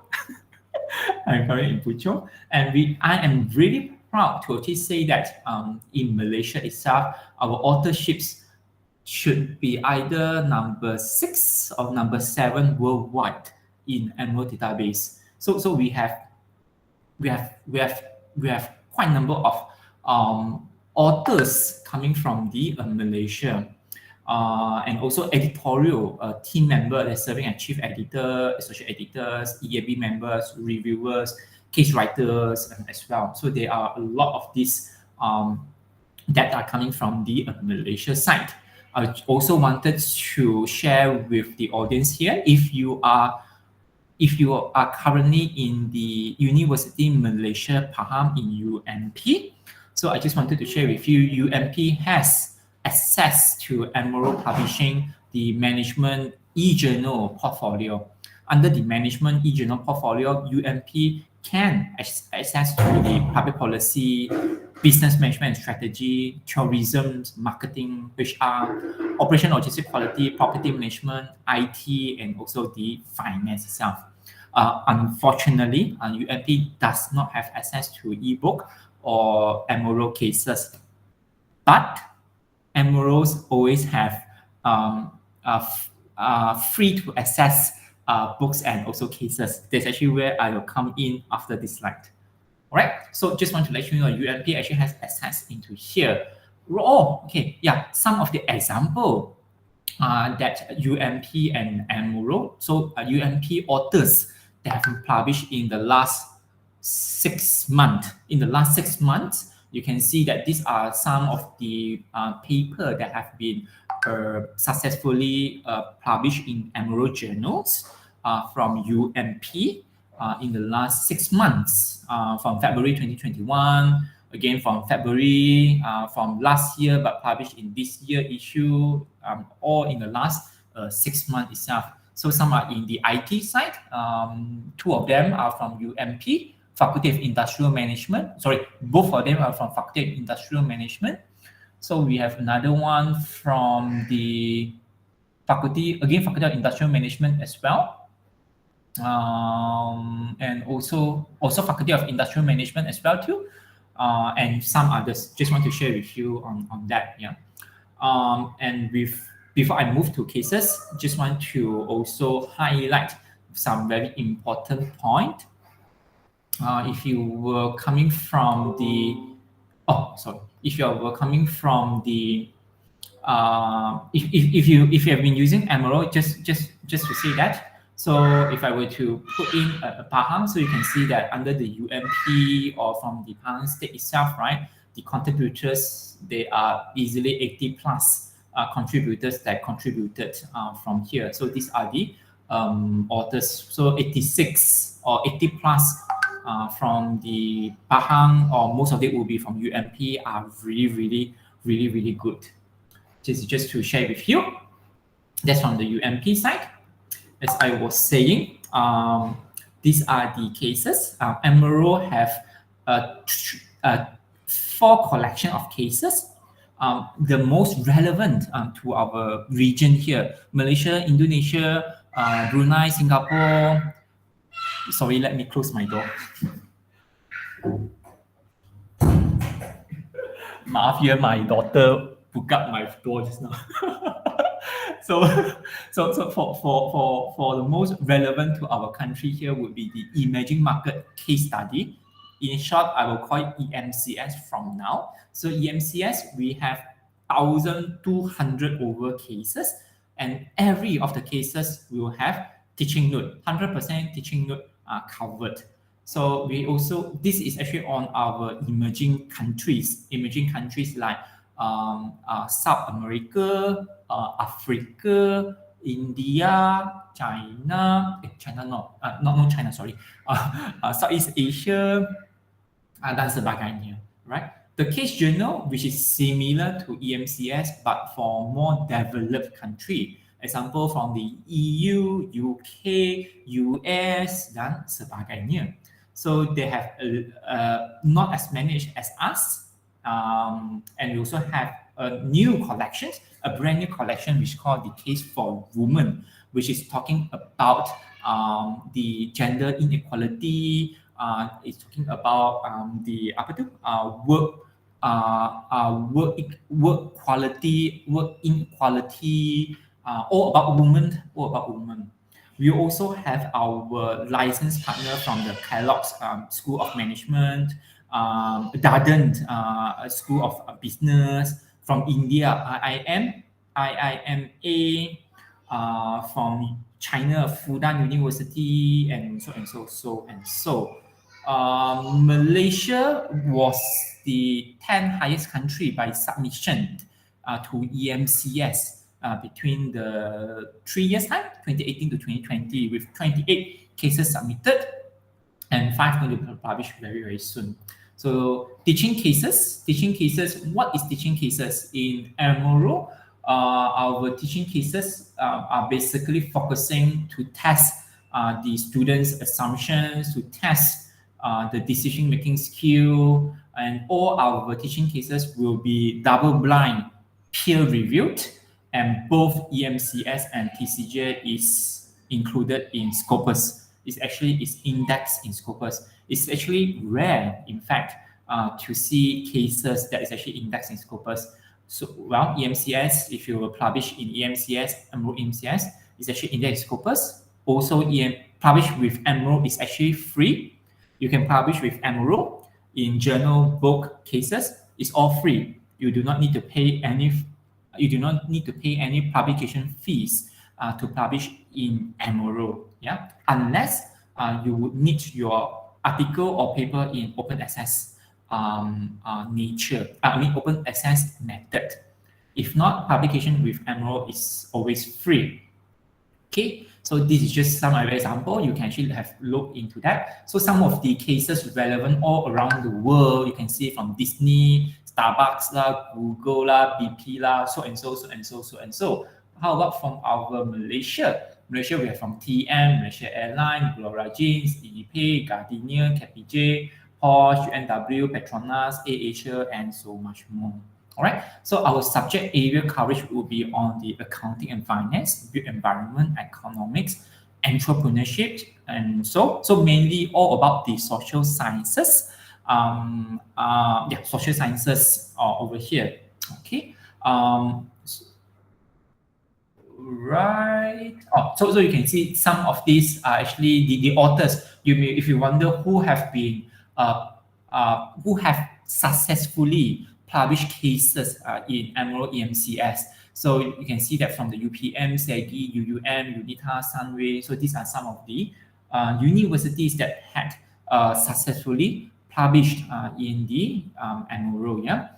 So this is something just to say that we are actually committed to actually help our authors and things like that. We even came out with our own regional competition. Last year we had the Malaysia Emerald case writing competition, and this year we have the Emerald Indonesia case writing competition. It is now opened. It will close by 30 November. And if you're interested to know more, just let me know. Just let Dr. Cordelia know. Then we can see how we can work together to accomplish this competition. However, if you think that you are not ready for this competition, but you are keen to publish, you are looking forward for next year, perhaps next year competition, next year publication opportunity, or timeline or time frame, also just let us know. We can prepare. We can work together to actually prepare that as well too. So me myself, I did a lot of case workshop trainings and also conferences. These are the conferences. These are the competition. This is to KDU. This is for Sunway, for the teaching faculty member only, where I share with them how to use teaching cases. I also share with UniKL and also College University Islam Antarabangsa Selangor. You can see more of this over here. I will just skip that. This is mainly all the teaching notes and classroom testing, how to meet the needs of students, and what are competitions around the world that Emerald is also partnering, right? Siemens, Ford, Case for Women. So before I move on, just wanted to share with everybody in Emerald, which I will share in my demo later. We also have our self-learning Cases Learning Hub. Now, what is this? Cases Learning Hub is a self-learning portal which is free for anybody. Doesn't regardless that you are student, you are teacher, you are author, you are subscriber, you are non-subscriber, you are Malaysian, or you are not Malaysian. Tak kira pun. So this Emerald self-learning hub would actually allow the student, allow you to learn how to write cases, to allow you to how to use cases in the environment, and how to teach, how to teach the cases as well. The resources is not prepared by Emerald. Emerald is preparing this platform sahaja. The resources was prepared by our editor-in-chief, Prof. Michael Goldman, the editor-in-chief for EMCS, and also another editor-in-chief from the TCJ. So this is a case teaching help. This is Prof. Michael Goldman, Dr. Michael Goldman, and EMCS, right? So basically that's it. It says EMCS. I do not want to go very deep into that. You can see some of these points in my PowerPoint later, but you will see that why EMCS, because it's double-blind peer review, stories from the emerging economists only. It is indexed in Scopus. Every of the cases is accompanied with teaching note, And also, right, this is also one of the key points. We have highly recommended the author before their submission to test their cases in their classroom. So this is what I call classroom tested before their submission. But however, some did not do that. We also know.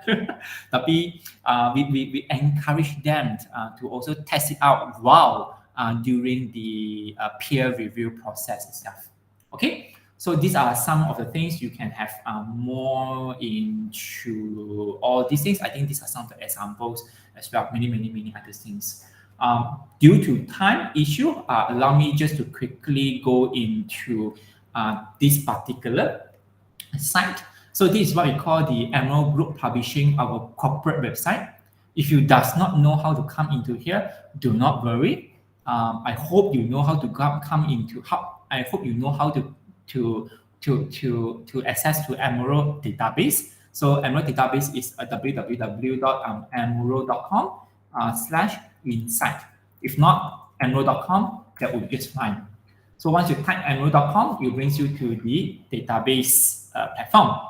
So I'm not going to give training. I just want to bring you to at the bottom at this particular platform. There are some links for author, for editor, for librarian, for researchers, for reviewers as well. So click on any of these. Click on any of these. Let me just close here first. Click on any of these. Example, author. It will bring you to our corporate website. All right. So there's actually what I said. You do not need to remember what is our corporate website. Our corporate website is actually the emeraldgrouppublishing.com. But you do not need to remember because this link will help you, brings you to our corporate website. So in our corporate website here, you can actually explore more of our cases studies. So this is cases study, our content. Let me just click on here first. I wanted to end with this. So this is the so-called Emerald Cases Hub, self-learning portal, and some of the relevancy of cases over right here. So this is the case study. So over here, you can know all about Emerald cases, what are the portfolio, what is the collections and competitions and things like that. So there are some news, there are some competitions all around here. All right, so this is about the cases. Another one which is on the self-learning hub, right? So this is the one. So once you are in here, allow me to zoom in again. You will see that this is the Welcome Emerald Cases Hub. This is free resources designed to actually support the writing and also the teaching of case studies itself. Just sign in. It's free. Once you sign in, just register. It's free. Once you have registered, you can just click on sign in to kickstart. So once you have registered, just sign in into an email. Once you have got into this particular portal, you will see that over here, these are the three pillars of what this platform has to offer. So this platform has these three pillars. The first one, which is on the writing. The second pillar is on the teaching. The third pillar is actually on the learning. Our editor-in-chief is still adding more to this particular learning. But however, writing and teachings are really there are a lot of resources over here that can actually help you to that are able to guide you more. So just go into writing over here. Under this writing, you may find that there are actually 4 playlists. If I were to click view all, you may find that they are basically 4 playlists. Playlist number 1 is called the identifying a need. This would say that why do you need to write a case study? It's something to motivate you, right? Something to tell you that you are on the correct path in today's sessions. The second playlist, example, getting ready to write. So under this playlist number 2, there are 5 courses. So if I were to click into here, you may see that's under this playlist number 2, getting ready to write. So what are the courses? In total, there are 5. So selecting a topic, connecting with theory, developing learning outcomes, how to gather data, what is teaching note and how to prepare the teaching note and things like that. So these are the courses under the playlist number 2. So subsequently, if you will go to other playlists, then you will see the similarity of that. Again, as I was saying, this is the Emerald cases. How? It's free, available for anyone. Just if you are keen on writing or if you are keen on teaching case study, just perhaps you can just have explore into this particular portal. Yeah.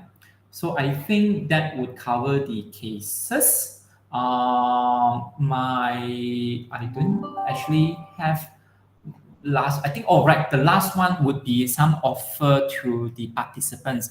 I know that this is organized by UMP, and there might be some other people that joining. Some others from outside from UMP is joining as well. If you would need some example of cases, right? I can actually download a few of them. I can also pass it to the organizer of this event. Okay, I'll pass it to Dr. Cody. I can pass it to Dr. Cordelia. Perhaps she can share some of these cases with you. So in the database, Emerald database right here, I'm actually right at home, right? So it's case user. So if you browse our content under the case study, you can see that we have all this portfolio, the EMCS, the TCJ, and also the case for women, as I was sharing earlier. So if I were to click on EMCS, Emerging Markets Case Studies, you can find more, they are filtered that help you to filter more. So over here, you can filter by the title. So over here, there are 1,200 plus cases. So these are some of the cases of the most recent cases. 16 July, case study on mental health, transform mindset, case study of Rahaf Kobesi, right? So you can, there are filters on the right-hand side that could help you to filter more. Example, subject relevancy. What are subjects that you are keen to write? Is it strategy? Is it management? Could it be marketing? How about finance? So you can go into the subject relevancy. You can even click on the countries as well, and even the case length. I also want to share with you, Emerald cases are short case. We do not, we may have a few that are medium long, but majority of our cases are short cases. We are not writing long cases. We are not a long case publisher. Our cases are actually short cases, right? So this is the case length, and who are the case provider. Example, the case journal, the case for women, EMCS, Darden School. What are the recent month or years? We have English. We have 2, in fact. The other one, which is Spanish. But however, Spanish, it's not much. It's not much onto that. So basically, that's it. Just give you an example. If I were to click on country here, I were to put in Malaysia. Just an example. Once I've select Malaysia, it will refresh this page, and it will tells me that my applied filter is Malaysia and emerging market case study. So under here in Malaysia, we have about 50 cases that have been either published by Malaysian Malaysia authors or Malaysia affiliated universities or Malaysia context itself. So this is the one that from the competition last year, from the Malaysia competitions. This one is actually from Dr. Hussein. Dr. Hussein is from Sunway University and also a member of QUAM, Case Writer Association Malaysia. So Dr. Hussein is the mentor for the particular students right here. So this is actually one of their case itself. There are so many others more. You can just have a look into that. Posh is actually from Utah Kampa Perak. So these are all 6 of them from Utah. Asia from Prof. Wan Nordin. Perhaps you may know this famous name, Prof. Wan Nordin. Prof. Wan Nordin has 3 cases, if I'm mistaken, in EMCS. Kau tak silap, 2 ke 3 in EMCS. So Asia, Berhad Accounting in Spotlight.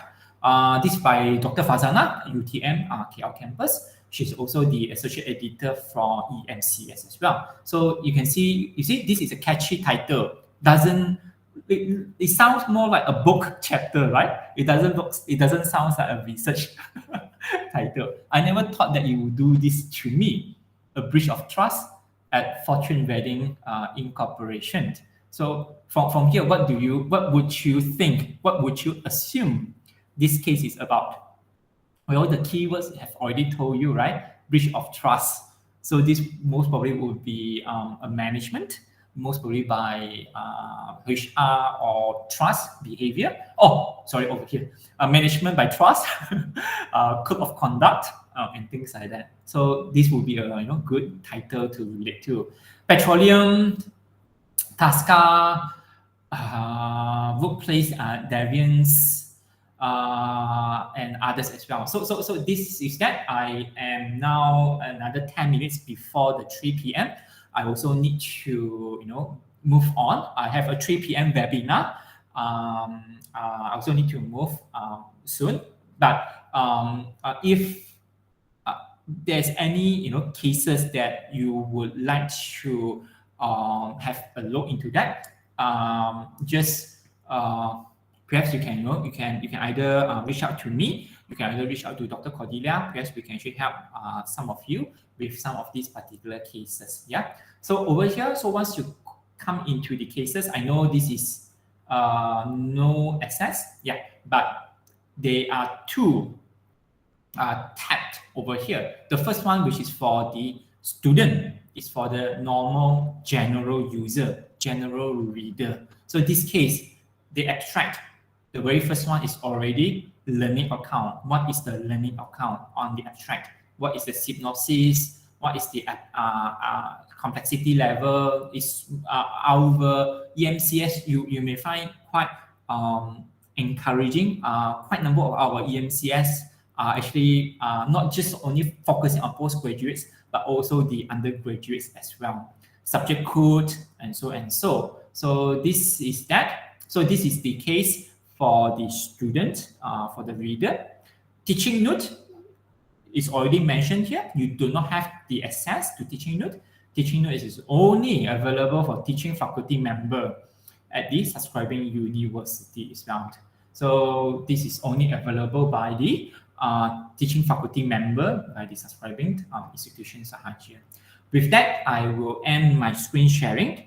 I would open up for any other questions if you have any. Just let me check that up. So there are none questions from the chat room. If there's any questions from the floor. Hi, William. Yes, hi. Thank you very much, William, for the really fruitful introduction about ML. I think we're very excited to look at how ML can really, guide us to the formatting and all on the case write-up. So we can clearly see now from what Prof. Cordelia is really aligned with the ML cases that we have seen. In your experience, what would be like a winning case? For the reviewers to really see, wow, this is the ML case. So can you share some tips? Yeah, thanks. No, not at all. Very good one. I actually encountered these same questions when we had the workshop last year. When we were, I just realized that there are some not from Malaysia. Participants not from Malaysia. Sorry, I may have used some local language here. During last year when we had the case workshop and also the webinar, one of the questions is the same as Dr. Putri. Yeah? What would be, is there any example that I can refer to? What would be, the format or the layout or the write out as winning cases and things like that? I can share those cases with you all. Every year we have the most fruitful, I would say, would be the cement competition. Emerald and Cement every year would have the international competition. Everybody can participate into that. There are 3 or 5, I do not recall, at least 3 cases, which is the winning cases into that. I can share more of those cases with you all. But again, as Dr. Putri, you were saying that what would be some of the behavior, right? Or the tips into that. Most of it would be the clarity of this particular case is all about. Please do not write too much of the Donald Trump or the Harry Potter and things like that. All these are very good. It actually helps to facilitate the reader to engage on the reading, but do not run away from the learning objective. Learning objective is what that define cases and book and journal. When we are too into writing a story, we might have accidentally, sway out from the learning objective because we might too focus on writing how Harry Potter ride on a broom and the broom go up lah, go down lah, fly here lah, and fly there. And the context is not on flying the broom. The context itself is always on the learning objective, the learning outcome, the subject relevancy. So these are, I would say, one of the main criteria of any case competition. It's like striking a balance between the drama, the Harry Potter, and the and the teaching notes. The what you call the context of the learning. Yes. Well, another one. Just want to let you know the teaching note. Teaching note is a bit different. Teaching note that you do not need to write drama in teaching note. Teaching note is very straightforward. It is about, it's like every of the teacher here, every of the lecturer here, when you have your question, or you can see that when you have a questions in your exam, there will be answers, right? At the end of semester, you will need to mark. You will need to mark your students' exams paper. It's the same as well. Teaching note serve as a marking marking paper. So teaching note, you can be as straightforward as possible. What is a teaching plan? What is a teaching plan? 5 minutes on introduction, 15 minutes on question number 1, 20 minutes on question number 2. What should the student focus on learning? What should they do before they come into the class, right? So what do they need to learn? Example, if this case is about crisis management, example, right? So you would like your students to know about the theory of crisis management before coming to the class. So this is all about the teaching note. All right, thank you, Will. I think we have some questions in the chat room by Dr. Pra. Yep. Right. So how much time it will take to publish EMCS cases in your firm? It very depends. Most of our the experience that I'm actually seeing from the authorships here, normally between 6 months to 9 months in between. I hardly see anyone that have crossed 1 year, unless unless on the reviewer, the peer reviewer, and also the author. The revisions between the reviewer and also the author that may have take a longer time. But however, between 1 month time, you will know that whether your manuscript would be accepted for peer reviewed. The peer review normally does not take too long. Our peer review normally are set not more than 2 months. So our peer review. However, the times taken will be more on the revision part. So I hope an average of 6 months, 6 to 9 months times. Most of it would be, I mean, some would be shorter in the period of time. Some could be longer. I do not know. But an average of 6 to 9 months would be my safe answer into that. Another question is that when you say this is a short case, right? How long is it? Very, very good. I almost forget, and I also need to go off after this. I almost forget to bring you to here. So this is actually why I wanted to bring you to the Emerald Group Publishing. My apology. Thank you for the question. So because I wanted to bring you to the over here case, submit your case study. Yes, so this is the one. So once you go into submit your case study right here, go into EMCS. So once you are in EMCS, please have a look what is this EMCS is all about, what is the aim and scope of this EMCS, and the author guidelines. So the author guidelines, I do not able to go through with everyone here because it is really, really long. It is very, very long. But over here, you can see these are some of the questions that you perhaps you wanted to ask me about the number of words, what would be the format of the manuscript. So this case is between 5 to 7,000 words to answer the question. And how to write a teaching note, there are template into that. What is the case study title page would be, and you also need to have a consent being signed off by your interviewee. So there is a consent form somewhere around here that would be that would need to sign off by the protagonist or the antagonist or the interviewee itself. The last one thing, this just serve as a motivation. You do not need to pay Emerald for publication. Emerald is pleased to pay the authors for one case. For one case, we are pleased to pay the author a token of appreciations for £100. So for each successful cases that published in EMCS, Emerald will actually reward the authors. So yeah, this is something rewarding as well. So the £100 payment can be split between your authors, so you can just make that relevancy. Right, that is basically that. Thank you so much. I will choose stop presentation. So sorry, William.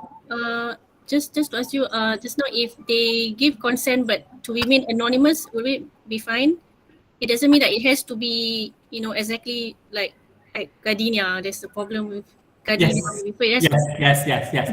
If the story itself, you need to change the company name or even the name of the people, that is totally fine. But the consent form is just to serve as a legality that this actually that there is a proper conversations, and this conversation is actually documented and are given permission by the interviewee. Basically, that's it.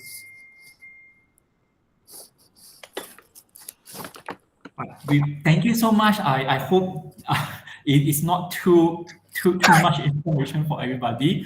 I hope this has been this 2 days workshop has been fruitful for everybody. With that, I just wanted to say thank you to the organizer. Thank you, Dr. Cordelia. I'll pass the floor back to you. Thank you. Thank you, William. Yeah. Thank you.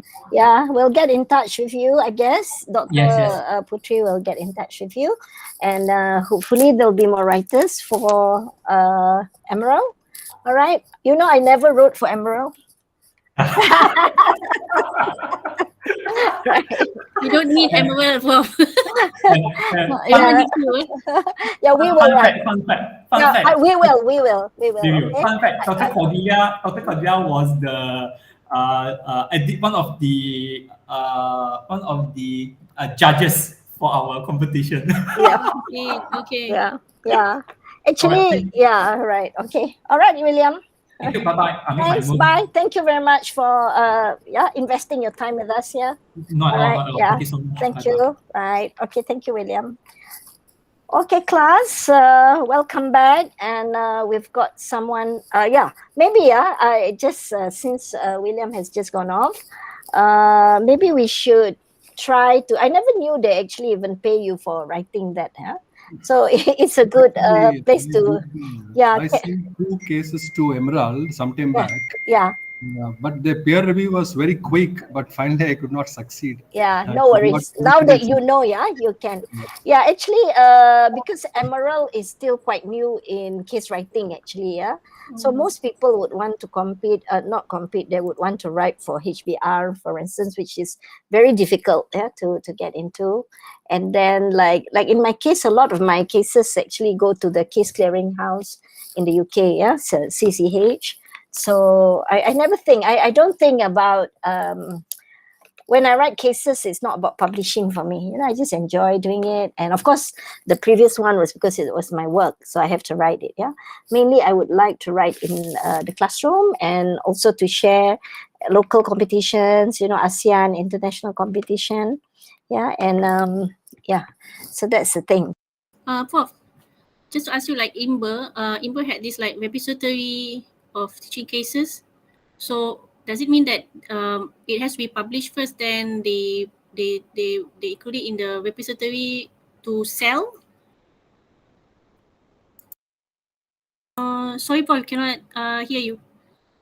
I don't know whether they sell it or whatever, but as long as you go into the proceedings, they would put your cases on that site. So actually, I write a lot for them. So and sometimes they ask you to publish, but I never do that. I don't know why.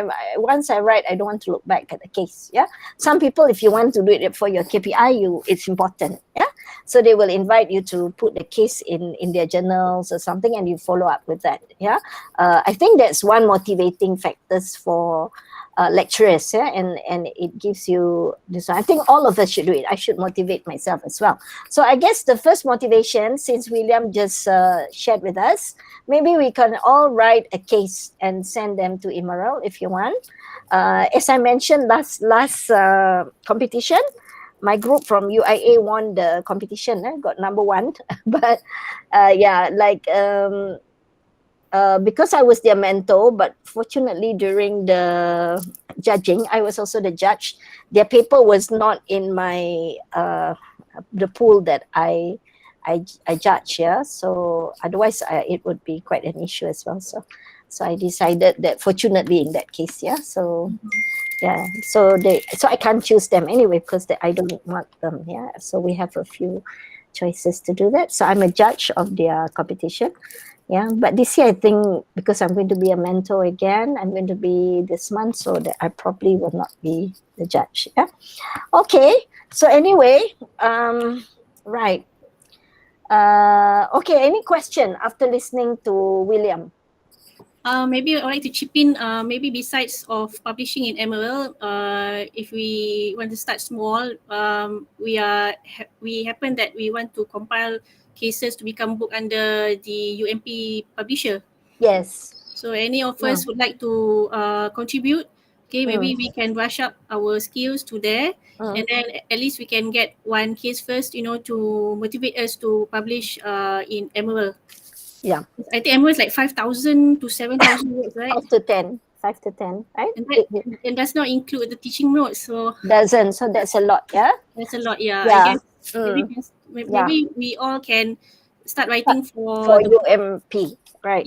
Yeah, I would really think that's a good place to start. Remember, yeah, when you start your own publication of your cases, you will begin to have a certain, you can decide, what kind of cases do you like it to be, the format, whatever, as long as it covers the same learning principles, for instance. Yeah, and the more you have this kind of training among each other, the champions, the advocates of case writing, the more it will be meaningful in the classroom. I think that's the most important. To me, when you write cases, it's about being meaningful in the classroom. And I find that some of the cases I write are not really usable in my classroom if the language proficiency is a bit low. Yeah, so I have to make it shorter. I have to truncate the case, or I use many small cases that I don't publish at all, but which I use in my classroom. So if you all want to start like that, you know, like I read something on KTMB, for instance, and it's like a trending problem or whatever. So I will start using it as a comprehension, and then I'll start to write the scenario, and then that little exercise will lead into either a mid-size, mid-length, what you call it, case, or if I want to study the whole sector of transportation, then it'll be a bigger length case. Yeah.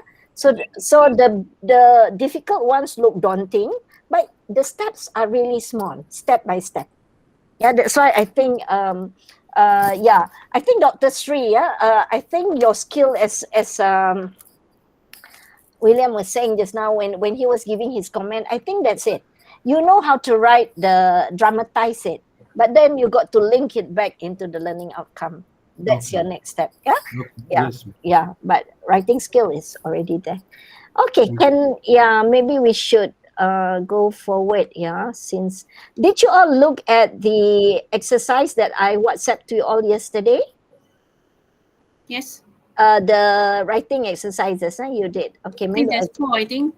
yeah, that's 4. Yeah. So yesterday, I'll just go through it very quickly. Yeah, so that you all can. Okay. Let me see whether I can hyperlink it or not. Yeah. So that's chapter 5. Maybe that's 5. Protagonist we did. Okay, let's do 5. Okay. All right. Let me share. Yeah, where are we now? Session 4. Google Chrome sharing. Right. Share. Okay. Okay. So here. Yeah. Oh, I actually want to share these slides with you all. I don't know if I try whether this thing will show. Can I try it, Dr. Putri? Yeah, sure. Let's see. Yeah. If there's no sound, then we just don't listen to the sound because I don't really want to waste time. But hopefully there is sound. Yeah. Oh, but I share screen, so it's probably not going to have sound, right? Yeah. I should share. What should I share? I think tab, Tab, Okay, I'll try tab. Let me see. Not window, tab, Uh-huh. All right. Okay. Okay, yeah. Okay, share. Yeah.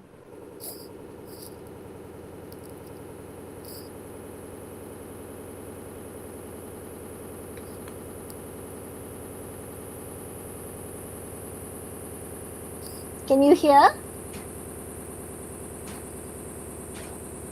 No. No, I think.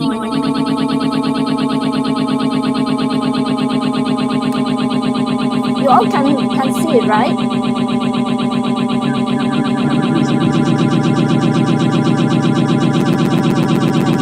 I think we go without the sound, yeah, because I can't see. It plays here, but it's not playing on that side, yeah.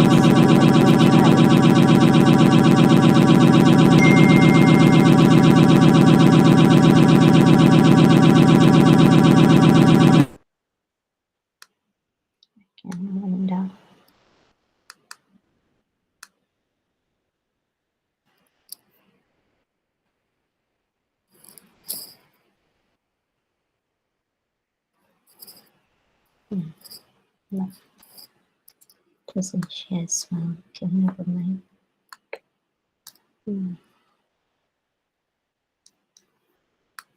Okay, it's not sharing.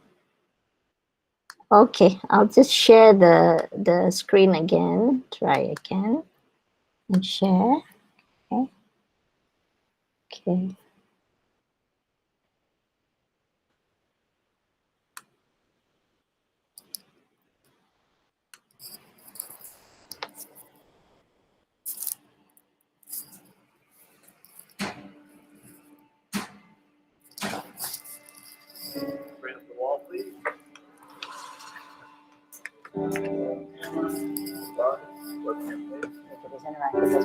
I'll be using the board Yeah, we can hear. Okay, great.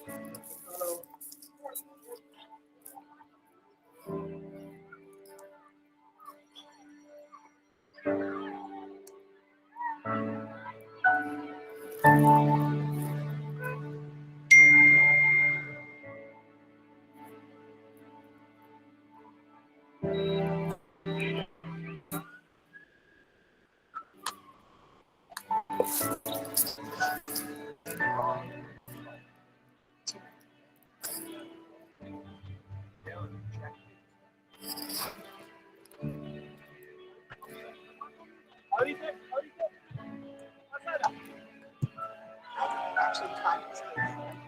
So I anticipate that there being a lot of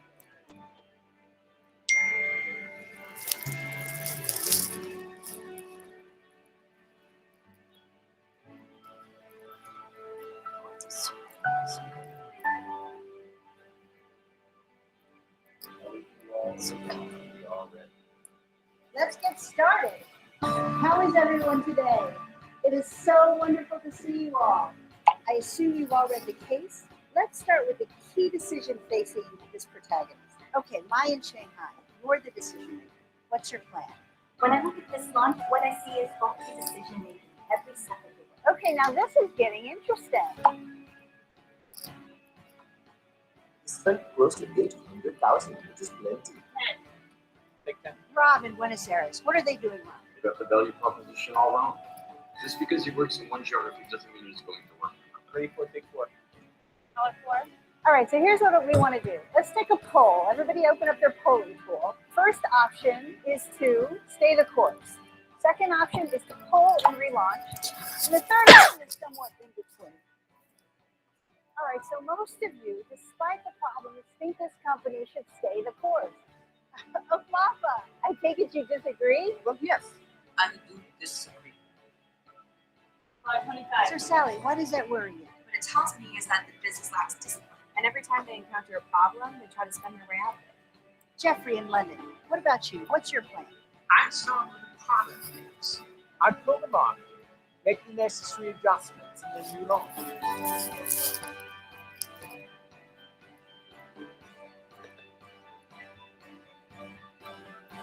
Now that was a great session. See you all next week.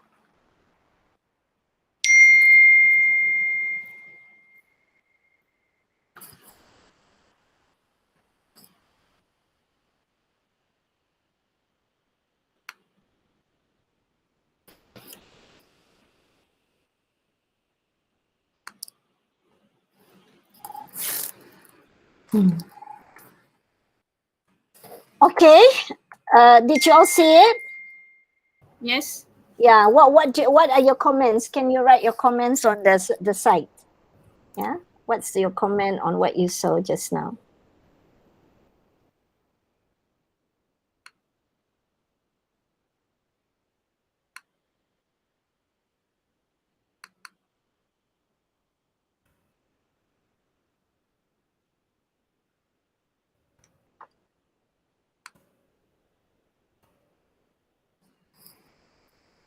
Engaging. Okay, an engaging session. Yeah, right. What is it? Looks like a high-profile individuals in a learning situation, borderless world, right? Nabila, Suraman, high-profile individuals, right? Okay. What else? Very engaging, right? Any more?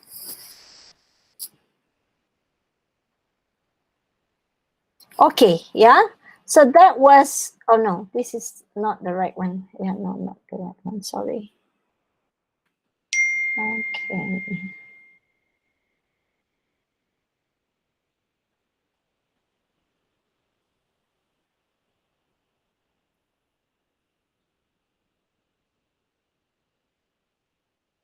Oh no, I'm 25. All right, yeah. Okay, yeah, so if you see just now, it's actually lifestyle of people in different countries, interactive, different fields of study. Okay, very interesting. You know, that's actually the Harvard online class. Yeah. So if you think about it, when we started yesterday, I gave you, what do you say? I gave you the first video, yeah, where it was taped in 2009. But by the year 2015 or 2016, they already conducted the thing online, yeah. You see, did you see the way their chairs look like? In that one is the same, yeah, because that's the feature of the Harvard case method. It must be a rotunda, yeah, the tables must be round tables. So it's the same thing that they did for their when it's online. when I showed this online a few years ago, everyone was like, wow, when will we ever get to do that? Yeah. But today we are actually going online, except we don't have the sphere, the rotunda to actually conduct it that way. You see. So now, what it means is that what they're trying to show, I think, is that even though it's an online feature, because Harvard has started to want to break into the virtual space, the characteristic of the case method is still there. Yeah. Everyone is around the lecturer. And then, did you see the case study that one of the students were holding on to? Did you see it? Did you all realize it? Yeah. So that is, it shows, yeah, in the case method, the case study is key. You can bring everyone around the world, but everyone is looking at the same text. Yeah. So if you are converted now, if you think it's a good way to this one, and UMP would like to have your own style, this is the time for you to start. And all of you, I hope you will continue to do good, what do you call it? How do you, here, the skill that we're trying to talk is about is writing cases. There'll be other courses that help you to learn how to analyze cases, yeah, which you can help your students with. Yeah, because if you have a good case written, but your students do not know how to analyze a case, it's also not good enough. It's only halfway. You write a case based on something very close to them, something they can understand, the bigger concepts and principles, etc., by looking at a good example that they can be that they are familiar with, and they can what do you call it, relate to. Yeah. All right. So now let me have a very short. What's happening here? Okay. All right. Yeah. So this is what I want to share with you all. These exercises. Let me see. I guess what's wrong with this thing here? Okay, maybe. Wait, I think I should just open the things here, yeah, the exercises. Yesterday I sent to you 1, 2, 3, 4. Now I want to summarize, since we have a short time, yeah, left. I'd like to share with you this one. Okay, yeah, it's a very short note, yeah, 1 page. It's a 1-pager. I'll share with you how I actually, in my point of view, yeah, what are a few steps that you should take in order for you to write a case study, yeah, a teaching case study. So the first step that you want to do, as I mentioned, is identifying the module and learning objectives. Yeah, for example, LO1, explain the differences between Islamic and conventional consumer financing product. So if that's your LO, and the second one is apply various Sharia contracts commonly applied in mainstream Islamic banking products and services. So my remark is using a case study an effective approach to use to meet the learning outcomes. Let's say you have these learning outcomes. So as a teacher, you ask, what would be the best way for me to teach, to get the students to attain these learning outcomes? If it's not a case study, don't write a case study. If you think a case study can be useful here, then write your case study, all right? After that, once you're done with that, then I would want to identify and select the protagonists and role players. Just now, William mentioned you have one protagonist and not so many people in your case study. Yeah, I would beg to differ. It depends on what you are going to, the storyline. Yeah, it depends on what your case is about. If your case is about people management, for instance, then you would need to put all the people in. If your case is about machine, yeah, maintenance of machineries, etc., then the machines and maybe 1 or 2 technicians would be in, right? The technician would just be doing it. You're focused on the machine. Yeah, if your context is about how one person applies various what do you call it, his management skills across a set of problems, yeah, then 1%. But sometimes he will be engaged with human beings, so you can't help but not decide, yeah, how many, yeah, unless of course you don't want it to be so long until it becomes an encyclopedia. But if it's about people management and it's about management across function, then you have to have role players for people from different function. If it's like from manager right down to your officer level, then you would have to see how those peoples are there. How did the CEO manage mid-level management, lower level management, etc., if that is your function. So when we talk about protagonists and role players, it really depends, yeah. So when you talk about the protagonist, what's his position? You know that Sajatul is an entrepreneur, a sole entrepreneur. What's his function, her function?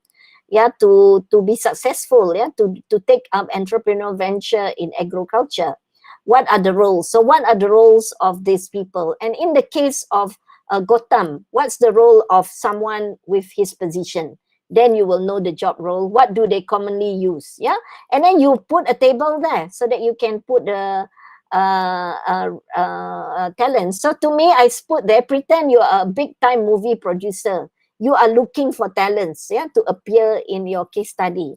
Yeah, so you must research the company and everything exhaustively as possible. You use pencils, Word, whatever 80 other tools if you intend to write a management course, yeah? And then you plan and write the teaching note concurrently at the same time. This is what I find quite interesting.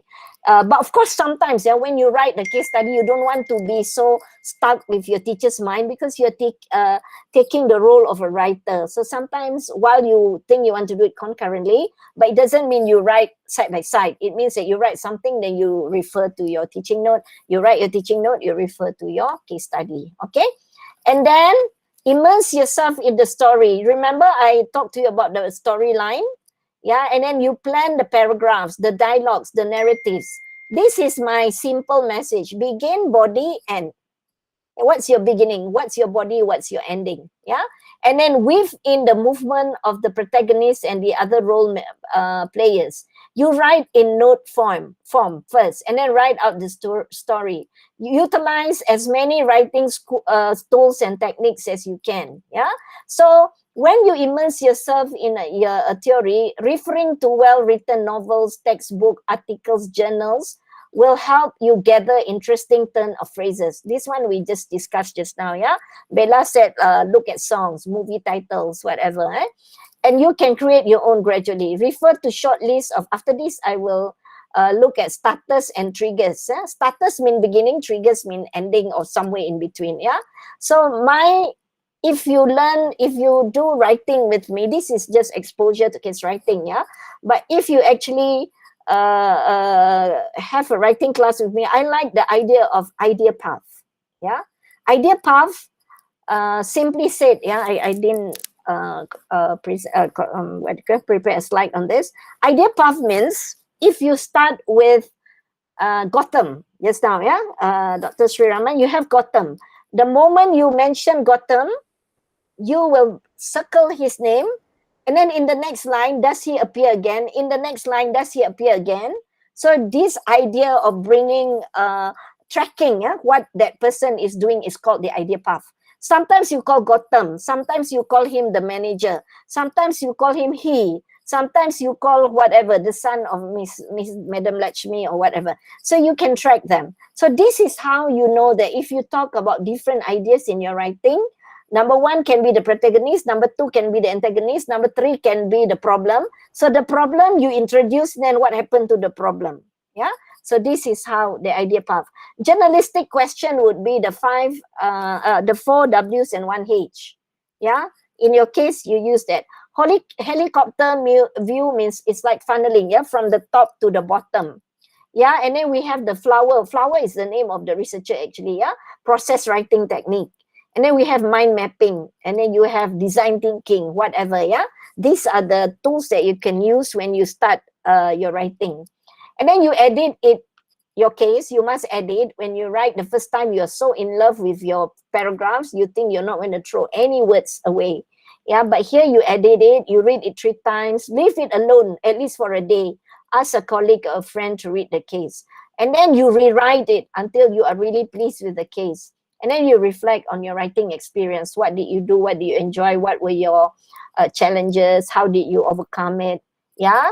And then you follow up on sequence of event and update the case. That's optional. You rewrite and then write another case. And then you reflect on your progress. Then you keep on writing cases. Then after a while, practice makes perfect. Yeah. So this is my personal sharing. Yeah. This is after writing cases. This is what I do basically. But the crux of it is actually this one. Yeah. Here, really number 2. If you really know a company inside out, if you know your protagonist inside out, you will be confident to write it. And then you can write from any point of view. All right. So that's what I have. Now I have one more to share with all of you.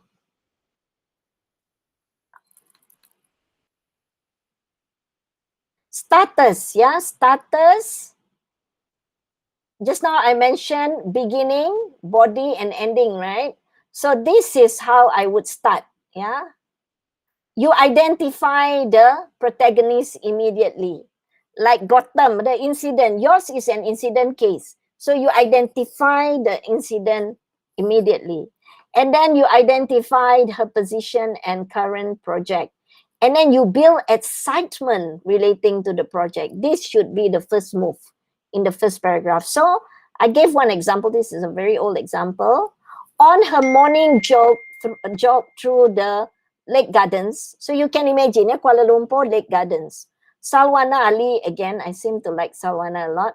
Salwana Ali usually tried not to think about work. But today, she couldn't help herself. So who is the protagonist? Salwana Ali. When you introduce her, this time instead of saying who she is, we haven't told yet, you just know that Salwana is jogging in Lake Gardens, and she's trying not to think about work. But today she's thinking about it, yeah, while she's running. So you feel it. And then you introduce her position. As the head of marketing and new product development at RA8 Cosmetica, that's the name of the company, she had just proposed a line of lipstick. Yeah, so what has she done? Proposed a line of lipsticks, the Warna Warni series, to the leadership team, and everyone had loved the peach. So you know she was thinking about what she just did yesterday or the day before. Yeah, she works in marketing and everyone loved it. So what happened? Salwana had just left the meeting feeling elated. Then you go back to what happened yesterday, right? Because today she's joking, yeah? An end of day email from Raja Azam, the company's founder and CEO. Nice presentation today, Sal. Please tell your team I'm impressed with their work. Had only excited her more. So is this a positive or a negative, what do you call it? Feeling in this starter? Can anyone mention this starter? Is it positive or negative feeling? Positive. Positive, right? So you know when you have positive, what happens next in plot? You feel happy and then definitely you will feel unhappy after that, right? So anyway, after you put that, you know the protagonist is Salwana Ali, you introduce the company, right? What is the size, main products, and whatever. So step 2, we bypass. So you write a lot about the company. And then step 3, create suspense, introduce a possible looming problem. Note the question uttered by the protagonist, I said here. So she was running. Halfway through her run, she stopped for a drink of water and checked her phone. You know, we all have this habit. A new email from Raja Azam had subject line, "We've got to talk."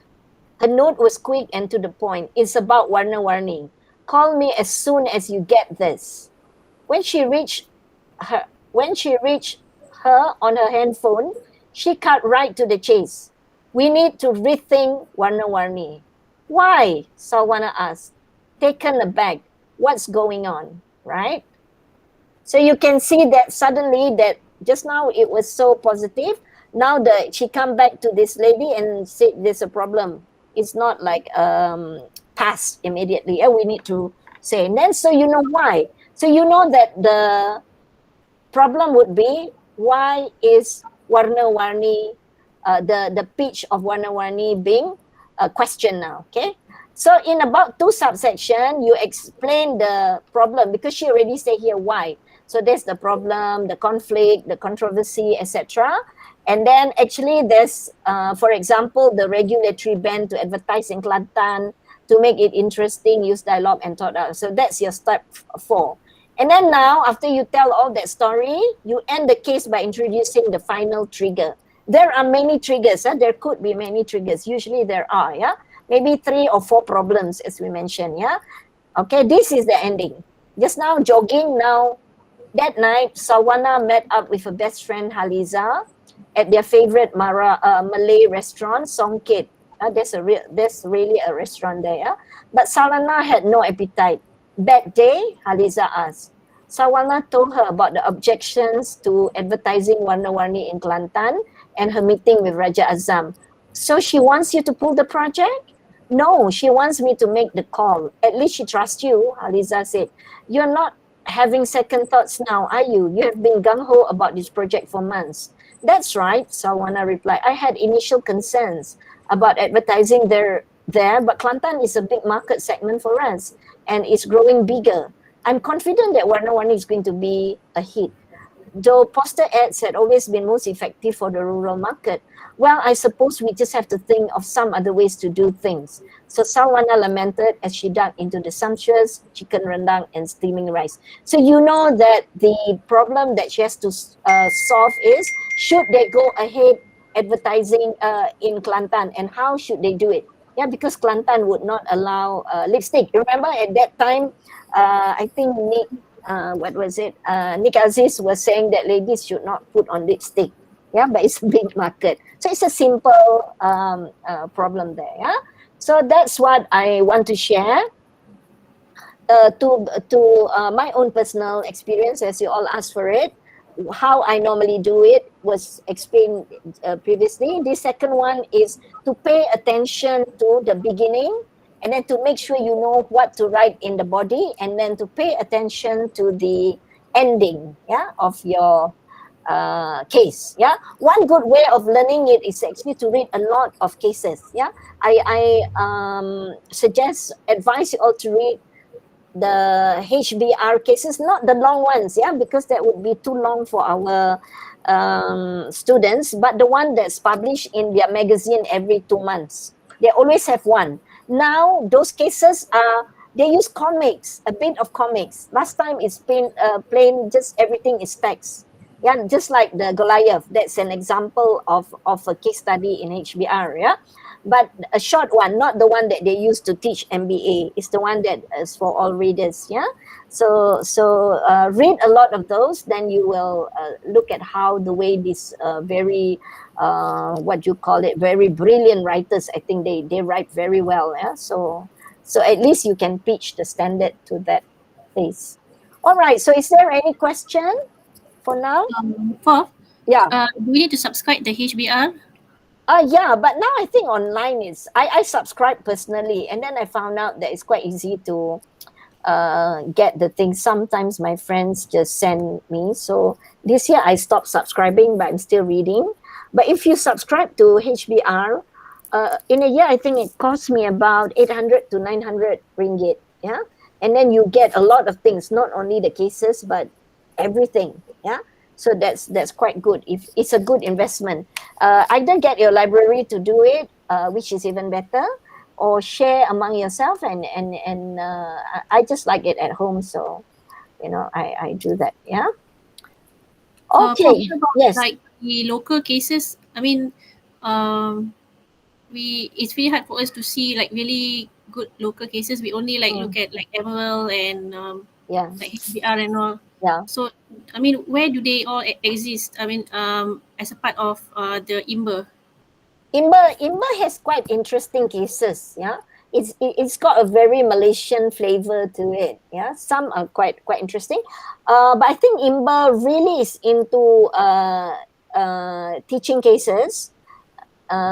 Teaching cases, and sometimes you can't really tell, like, is it like the back of the, what do you call it, textbook kind of cases.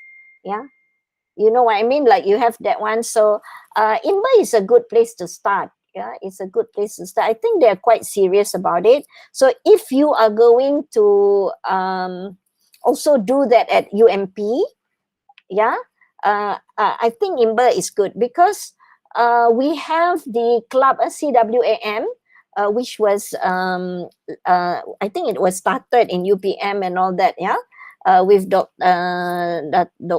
Professor Zainal Abidin. He is also into cases, and they use. Every writer has a different style of doing it. Yeah, but Professor Zainal, he likes to use dialogues. Everything is in dialogue form.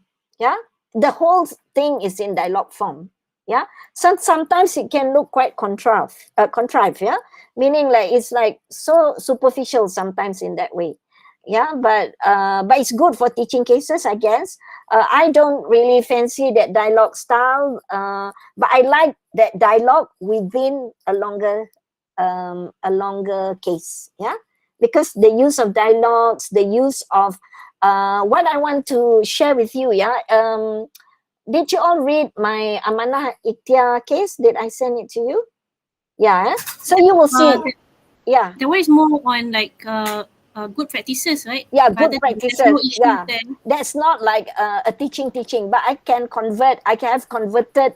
If you know how to teach case study, yeah, it's very easy to convert it. Yeah, so if you look at Amanah Ikhtiar, there are stories about the experiences. So that's a little case in itself. Yeah, how they turn around their lives, and then there is data for you to analyze because it's an economic kind of course. Yeah, on social poverty elevation, right? And then they also show you the different product models that they have. So if you're going to do product modeling or something like that, you might be inspired. Yeah, so and that's one. Yeah, so basically, but all of those my cases when it's that level is always about leadership. Yeah, but actually if I had used some of the data that I get, or I can extract it, I can use it either for marketing, either for even finance if I want to. Yeah, so that's how you do it. Yeah, so because it depends on your field. If you're in supply chain, what are the common things people use, topics that would lend themselves very well into case studies? Then you would use that, right? Okay, let's see again. What else? What else do I have for all of you? Let's see what is session 6. Okay. Okay, yeah, this one I have sent to you. Yeah, how do we choose the ending? And okay, let's take a look here.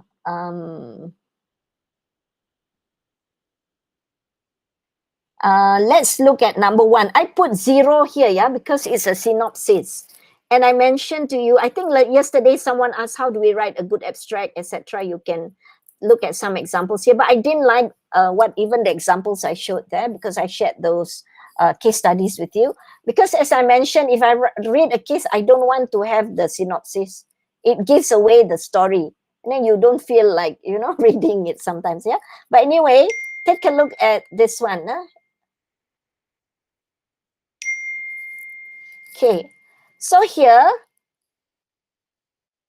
these are some of the, what do you call it, exercises, this exercise, yeah? So what I've done is, I ask you to read this thing. This is the first part of, instead of writing introduction, I started with the subsection, breaking the chains of poverty, because that's what my focus is about, yeah? So what did I write? Kamariah came in. Who is she? She is someone who is in Amanah Ikhtiar. And what are they doing? They're doing all these things. they had a hard life. Now, with all these things coming in, yeah, they turn around their lives. So I put here, Kamaria is a shining example of how microfinance can serve as an effective tool to assist and empower the poor to work their way out of poverty. So you know the whole case will be about poverty elevation. Yeah, here. And then this one is the Pro BSN, Aman Chawla. Immediately I introduce Aman Chawla. That one is an example, the one on top. This one is the main protagonist. Yeah. In Amanah Hiktia, the unit of analysis is an organization. And then you have many players there, right? Here, the main unit of analysis, of course, is the organization. And the main protagonist is Aman Chawla. And you have many other C-suites heads who are, what do you call it? What do you call those actors? Not the main actor, but the supporting actors and actresses in this story. Yeah. So Aman Chawla, who is he? He's the third CEO. When? That year. What did happen to this thing? Okay, then you say this is not a problem really. Yeah. This is a statement about what they do. Yeah. So here it's a long one. Yeah. In spite of his experience, this is the trigger. Yeah. So you know that all these companies, the whole case will be about what he knew that the challenges about sustaining and gaining competitive advantage. Yeah. And what must they do to take it up a notch, meaning to be more competitive. So this is what the case will be about. And then here, this is a very long one, but I think I changed it to a shorter one. I can't recall. Yeah, it's a very long one because the first, when I throw in luck into fate here, this is all about Goh Peng Ooi. After that, the body is all about Silver Lake exists. Yeah. So yesterday I reminded you all to remind me about Goh Peng Ooi. Yeah. Goh Peng Ooi, not General Post Office. Yeah. Who is he? He's a kampong boy turned entrepreneur and an example of a successful rags to riches story set in Malaysia. I can put up there, let's say, rags to riches as well, right? As the subtitle, but I didn't, because when I interview Mr. Goh Peng Ooi, he is so into mathematics. So it's only fair that we, when we write something, when we want to draw attention to him, to draw it to what is his biggest passion in life. Yeah, Goh Peng Ooi is a founder, a man from Penang. It's very interesting. He's one of the most interesting person I've ever interviewed. He was a founder. Yeah. I was given only half an hour with Goh Peng Ooi because he's like, he's so rich. Yeah. He was at that time, I think the fifth richest. And then later on, when there was a scandal in the Singapore market where he has one of his company, they went down to number 9 or something like that. Yeah. So this guy is a very rich guy. Yeah. Very, very humble. Yeah. So when I was given half an hour, I have to really remember just now the shopping list. I have to make sure my questions are really, the things that no one else know about him. Yeah. The first exercise we have, what don't anyone know about you? That's what you want to have, remember? So what happened was, it turned out to be 3 hours because he had so many stories to tell. So if you ask the right question, your interviewee would want to tell you more. Yeah. So anyway, they said, Mr. Goh, you have golf or whatever. You need to go now. Then he was quite reluctant. So since he shared with me something very interesting, luck into fate. He said, if you have never been to Penang and you are in Taiping, which you know what Penang is like. He speaks like this. So to him, yeah, luck that and in your life you don't have that much luck. Generally human beings are not like generally lucky, depending on who you are. But your fate, luck might not be for everyone, but your fate depends on how well you can turn your luck around. That's what he shared. Yeah. So what he shared was, he told me, you know, he said, Cordelia, I'm not Chinese. I say, how, not he said, I'm not Chinese. I'm not just Chinese, I'm also Malay. I say, I didn't know you're a Malay. How come you're a Malay? So he said, when he grew up in Penang, he's not very Chinese, because he said, I know how to enjoy actually. If you're a Chinese, he said, you would want to always think about how to get your next amount of money. I don't know whether it's true, yeah, Dr. Lee, but he said, you know, I grew up with with Malay and Indian. So I, as a Chinese, I'm not just focused on looking for my business or doing it, getting more money. He said, I know how to relax when I already, you know, get something. And then he shared with me about how he used to, after he has sold enough newspaper or bottles or whatever, enough money to buy secondhand books, and then he will play with his friends in the river or by the beach and all that in Penang. Yeah, so that's his story. But the turnaround in his life was when he got, actually not him, a friend came to his house and gave him a form to fill. So he said, why? So the friend said, you know, I'm not into education. At least you're better than me lah. He said, so maybe you can apply for the Monbusho scholarship, which he did. So when he applied, he didn't think that he would get it. And then he said, this is why I also say I'm not so Chinese. He said, because when he got it, the next day was SPM examination. Not SPM, STPM. And then he said, usually if I'm going to take the exam tomorrow, I will not, you know, waste my time going for an interview or something like that. But he did something, he decided he should go for the interview in KL. And then that's when luck came upon him. Yeah. And then he got the scholarship, and then he went to Tokyo University, #1 university in Japan. At first he did engineering, then later he went to what do you call it, IT or something, but I think he ended up with an engineering degree. And then he said, you see, my luck came because my friend gave me that form. That last time is very difficult to get any form to do anything, yeah, to apply for anything. And I decided I'm going to fill it in. And then when the interview came, despite it being not very convenient, I decided to go again. So your fate will depend on the decision that you make at each level. Yeah, that's what he said. Yeah. Okay. So anyway, this is the one, yeah, that I wrote here. And then after that, he set up this company, and the company just grew and grew. If you want to read it, you tell me, I can send you the what do you call the case study. Yeah, Dr. Tri, I think I didn't send this case study. Yeah, but anyway, this whole thing is about fintech. How has fintech changed in the Malaysian financial services landscape? Yeah, so then the students would know, if it's about technology, then they'll be able to trace all the technological changes, and you are able to use it in your classroom, right? And then the last example that I gave is actually the one that you saw just now under Emerald. So this is Emerald's way of writing, yeah? So it says here, Aljunied Industrial Group started all these things, established the main factory, and then they have all these things. But there's no, what do you call it? They don't, the unit of analysis is the company. Yeah, they did not mention the protagonist in the synopsis here, in the introduction here, right?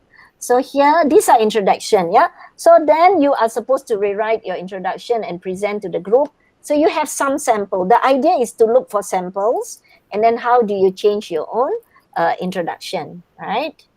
Any questions so far? If there's no question, then the same thing, yeah? Only 3 parts, as I mentioned to you. Prof, the one, the GPO, that one, is there any issue behind it, or is it like big? It's more like portrayal of how they adopt technology, how one company starts. Yeah, he was a startup in fintech entrepreneurship ventures, and then how he grew the system from one. At first, he started with banking, and then he went to retail, and then he went to a lot of other things. In fact, at that time, they were in the world in terms of one aspect of his product line. he's number 5. So I wrote it in the original case, the original draft. But he said, no, number 5, they don't want. So it's strange. Dr. Put, since you're teaching technology, you might want to read that, yeah? Okay. Now, when you choose the body of the case, you've got a good beginning. You will plan your ending. So you decide anything that you put inside there, the subtitling, the one that we mentioned just now, will be included in your case. You remember just now when we have the case grid, yeah, case origin grid, and what are you going, your case outline, yeah, you write them out, yeah. But remember here, this is already the final versions, right? And so the title is already catchy a bit, yeah. But your original title need not be yet, yeah, because you just want to slot in what you want to write about. After you write the body of each subsection, then you will find a good title for it, yeah. And then you see here, this one is the soul of the role, yeah. So it has 1, 2, 3, 4, 5, 6. This is very strange the way it goes, yeah.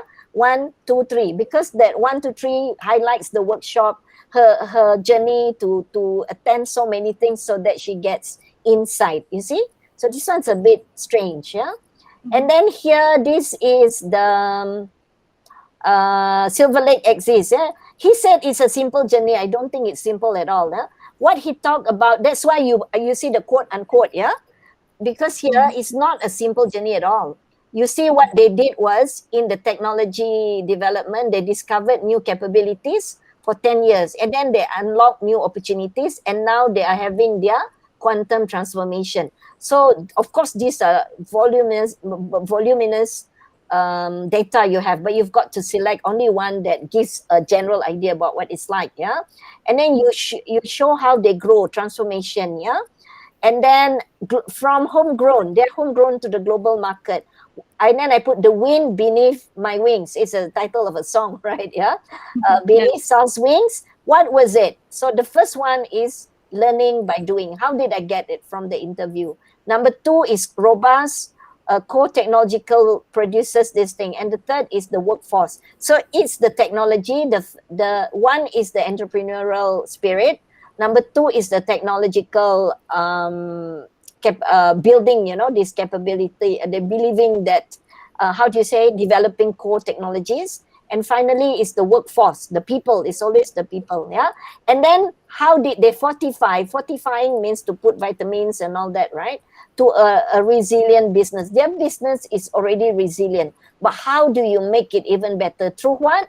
So the whole thing here is actually through mergers and acquisition, because they use merger and acquisition strategy, a lot of it, to grow. So when I ask him, there's always that issue of like Alibaba will take over the bank, etc. There's changes in the role of the bank. So I asked him, are you not afraid of this new startup fintech? You know what he said? Not really, because fintech, they may have the idea, but they don't have the whole what you call turnkey resources that you need, to really scale up. So he said usually they come and go. Later they will acquire these people because they have other strengths that's needed in digitalization. Yeah, it's not like usually you have like fundings problems and things. And etc. Yeah, and then of course, orchestrating growth. Orchestrate. How do you orchestrate? Means if you have an orchestra, you have to bring everyone together to make harmonious music, right? So that's why I use this. And when in uncertain time, because there was a lot of fintech company was really growing. So how will they face this thing? Yeah, is there a way forward? It sounds so morbid or whatever. Is there a way forward? Of course, then you have to answer the question, is there a way forward? And this one, you all know, this one belongs to ProBSN. So these were the subtitles. Also very easy. You see just now, those are the workshop. Now here are all CFO, COO, CIO, CDO, CHRO, CMO, CRO, CA. Yeah. All right. Very easy to look. But each of them has a different skill, right? So here, the this one, the views of CEO, he thinks that balanced approach. And then the COO, integration of systems are key. He thinks that, because he's the chief operations what is COO? Chief Operation Officer, right? And then CIO, the IT officer. Yeah, so they look at what kind of technology, disruptive or incremental. And then the CDO is chief, what is the distribution officer? Digital. No, distribution, I think. Yeah, the sales. They actually is sales, but his distribution. So he has actually a very good model framework, and then we had to take it off, because it's so revealing. And then the recruitment, empowerment, you see, this is about HR. So the title will mix there, yeah. And then here, what is this? Product strategy. This one is Aljunied.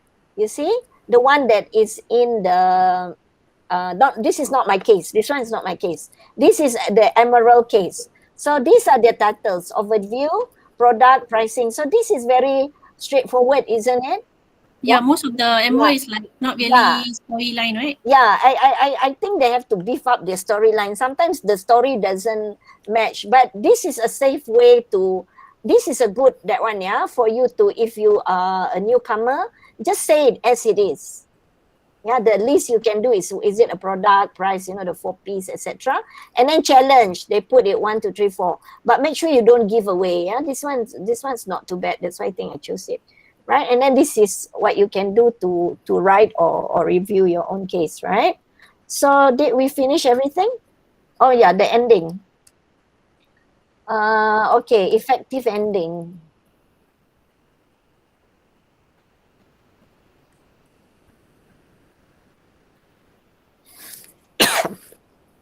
Okay, the ending, yeah. So you read, you see the road ahead. Where is your way forward? And then in the end, the ending is in search of the soul of the role. This one is one technique I told you, lazy man technique, lazy lighter technique, yeah. Yeah, I just lumped them together. I had 2 days to write it, remember? So, and then I brought them back to the nose, yeah, and then just to add some drama to it, yeah. Soul of the role. And then here, that is the one, what was it? The Silver Lake, right? That's the ending. Yeah, you see, it's really, because there are 2 things here. The ending is very long because it's about technology. It's really multi-label. Okay, so this is what he has to do. Yeah, the CSOs.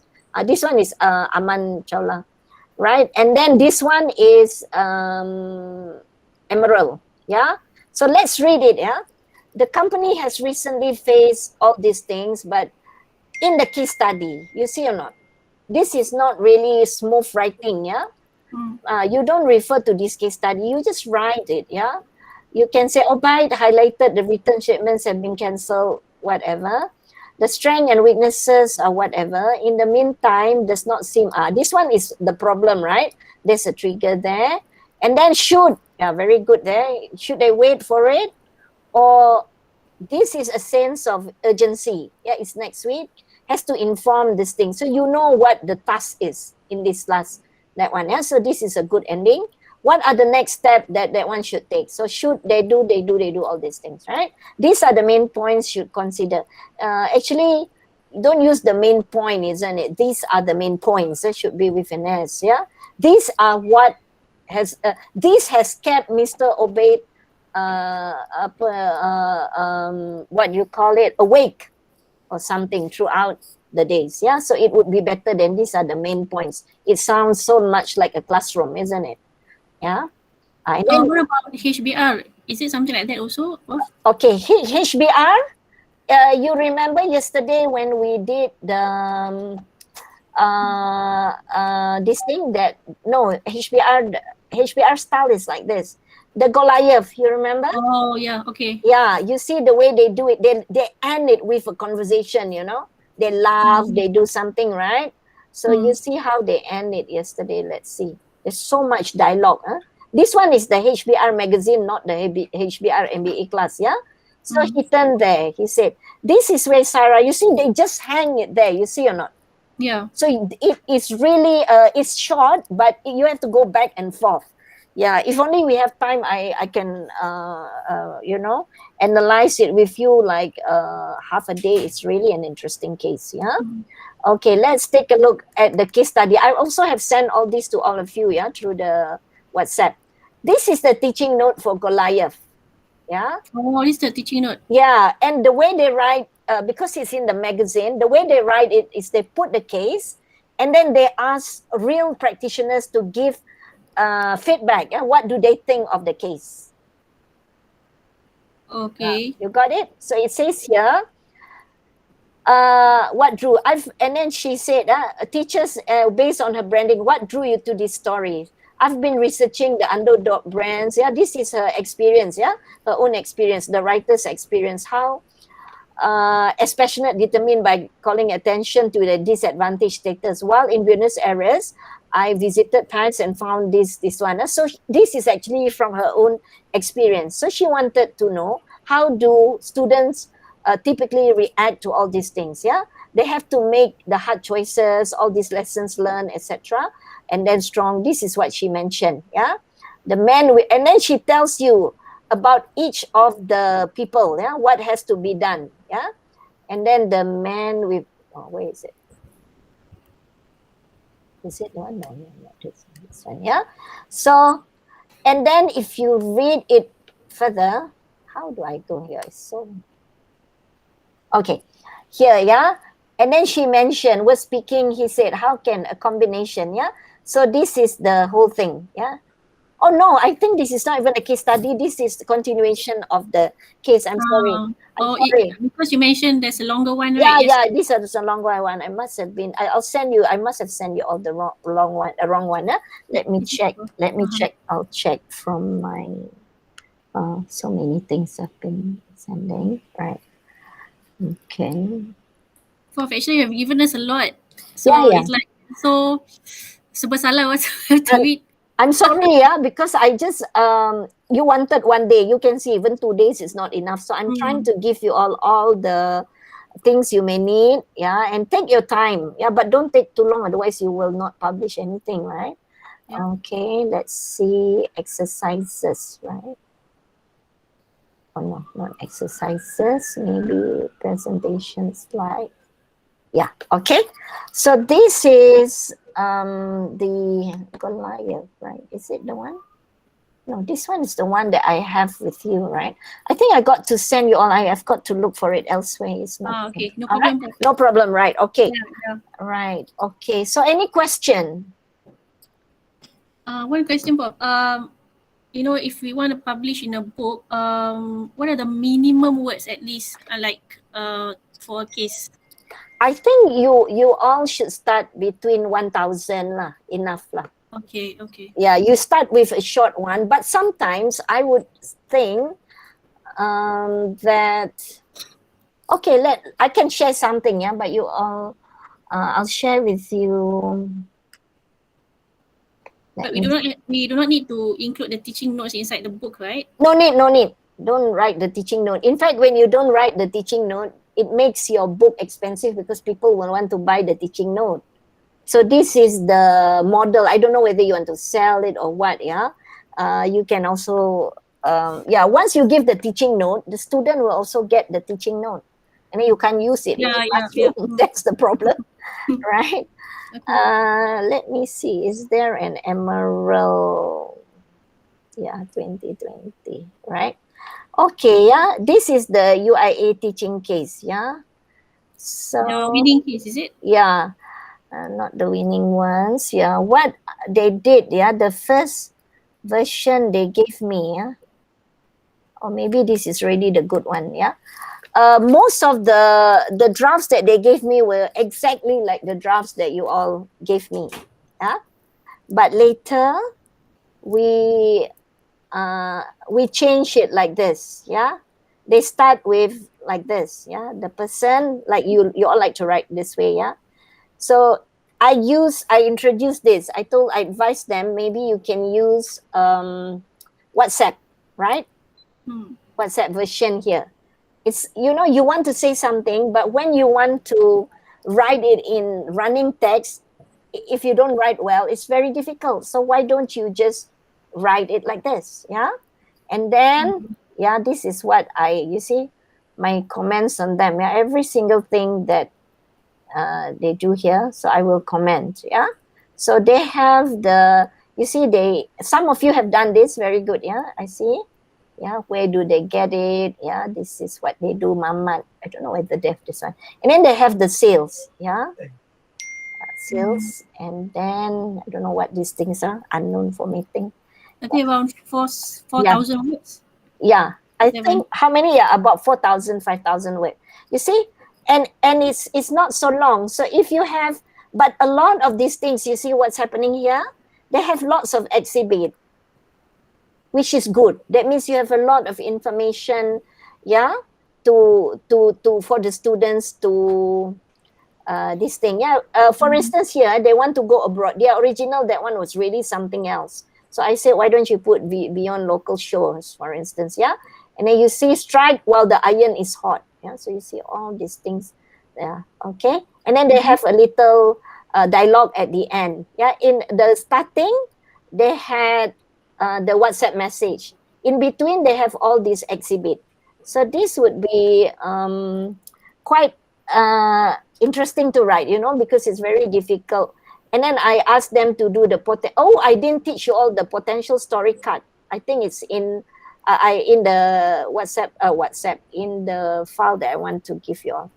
Okay. Okay. So for instance, like this, yeah, this is how I train them on the potential story card. Yeah. What is the number one? Number two, story cards mean how do you go from one what do you call it? One one subsection to another. Yeah. So they have 9. The road ahead definitely is last. The beginning is the problem. And then you see 2, 3 until 8, they're all about the things that you want to teach in your classroom. One is about milestone, yeah, and then I ask them to do this. Information, this is how I help them, I mentor their writing, yeah. So you can see it's a lot of things that needs to be done, but I don't know which file. I just happen to know that file there. All right. Okay. Any question? Are we all asleep by now? Sorry to have bored everyone. I think Dr. Nawazli might be interested in the fintech. She's working on the fintech. Okay. Subjects. Right. She can. Yeah. She can. What do you call it? WhatsApp me. Yeah. You can PM the P whoever wants to need if you need anything. All right. Okay. Any questions? I done everything. 5. Did I go through all the sessions? So I think I feel like I've missed some part of it. Wait now, because we're going back and forth. Yeah. As a result of our interaction, that's normal. Yeah. Okay. I think maybe I let me see, what do I do? So many things open. 5. I've done 5A, right? But not 5, I think. Maybe I didn't do 5. Yeah. 4, you all understand protagonist, yeah? Yeah. Okay, protagonist, you understand this one. Okay, it's very short. 5 is this, yeah? You just have to have an inquisitive mind. You must be able to formulate question. You must have empathy. You must have integrity, imagination, and creativity. You must be well-versed. If you're writing a management case study, you must be well-versed in your field, definitely, yeah? And you must have a flair for writing. That's all, yeah? I think we're done. 6. I've looked at 6 also too, right? Yeah, maybe this one I can there were some things I did not cover just now. This is the one that I want to give all of you. Yeah. This one, you know, yeah. Case grid, shopping list, time plan, you know, the case plan. This is the outline I already showed to you. On your opening a paragraph, what should you look at? Yeah, did you identify clear timing, location of organization, clearly identified issue, decision, and problem, and the action trigger? And what is it you want them to do, right? And then here, a whole bunch of things you can put there. And then by subtitles, you already know this, the case focus I told you just now, your specific areas of interest, yeah. And then alternative, ending and conclusion, yeah, the next meeting, the next task force, customer expectation, and it's the same thing. All right. Okay, I think I managed to run, yeah, not only run a marathon, not also a marathon, right? Through everything. Yes. It's Any a triathlon, Prof. Yeah, okay, right. Hey, don't forget, we've got UniKL virtual run. I forgot to share with all of you. Yeah. Oh, how many kilometers? We're not doing any marathon, not half of all. It's just the first time we're doing the virtual run. Let me see. Ours is like 30 kilometers, I think. And I was nothing that ambitious. Yeah. Okay, let me see. Yeah, this is, you all can see, right? UniKL. Yeah. Give me a bit of time. Oh, no, sorry. It shouldn't be this one. Yeah, this is Yayasan UniKL. Yeah, I'll show you my Yayasan here. Right. Please visit the site. You all can become our partners as well if you like. For instance, yeah, if you want to work on case writing together, we can do things together. Yeah. So this is our new president. These are our ex-president. Yeah, these are the things. All these people. Maybe you know some of them. Anja, maybe you know Anja. She's a big-time social entrepreneur. Yeah.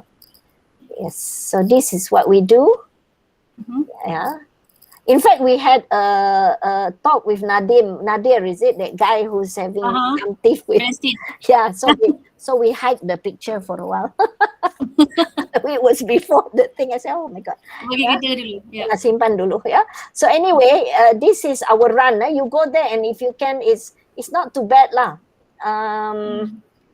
Because we have the, how do you say, yeah, the virtual run, and the kit is quite nice. But of course, you'll be advertising for us. Yeah, if you wear our T-shirt and all that later on, right? Yeah. So, but it's a good thing. We're friends anyway, right? So they have 60 ringgit, and now I think soon they'll bring back some. Yeah, and you get the T-shirt, you get the bag, you get the lanyard, and all this. Yeah, you check it out. You can sponsor if you like the sponsorship. Yeah, looks attractive. Yeah. Not too bad, isn't it? Yeah. Okay. I think most of us need some exercising anyway. Yes, you all need it, yeah. And then we have, soon I'm going to put up the Bazaar Belanja, yeah. I'm doing a social enterprise platform, marketing platform. Oh, okay. Yeah, so we think we should do that. And we have other things, of course, like small things, because we were dormant for a long time, yeah. I just came in, this end of this month be 2 years, but it feels like only 6 months because of the, what do you call it?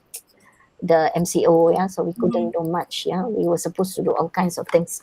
And we share the same chancellor, right?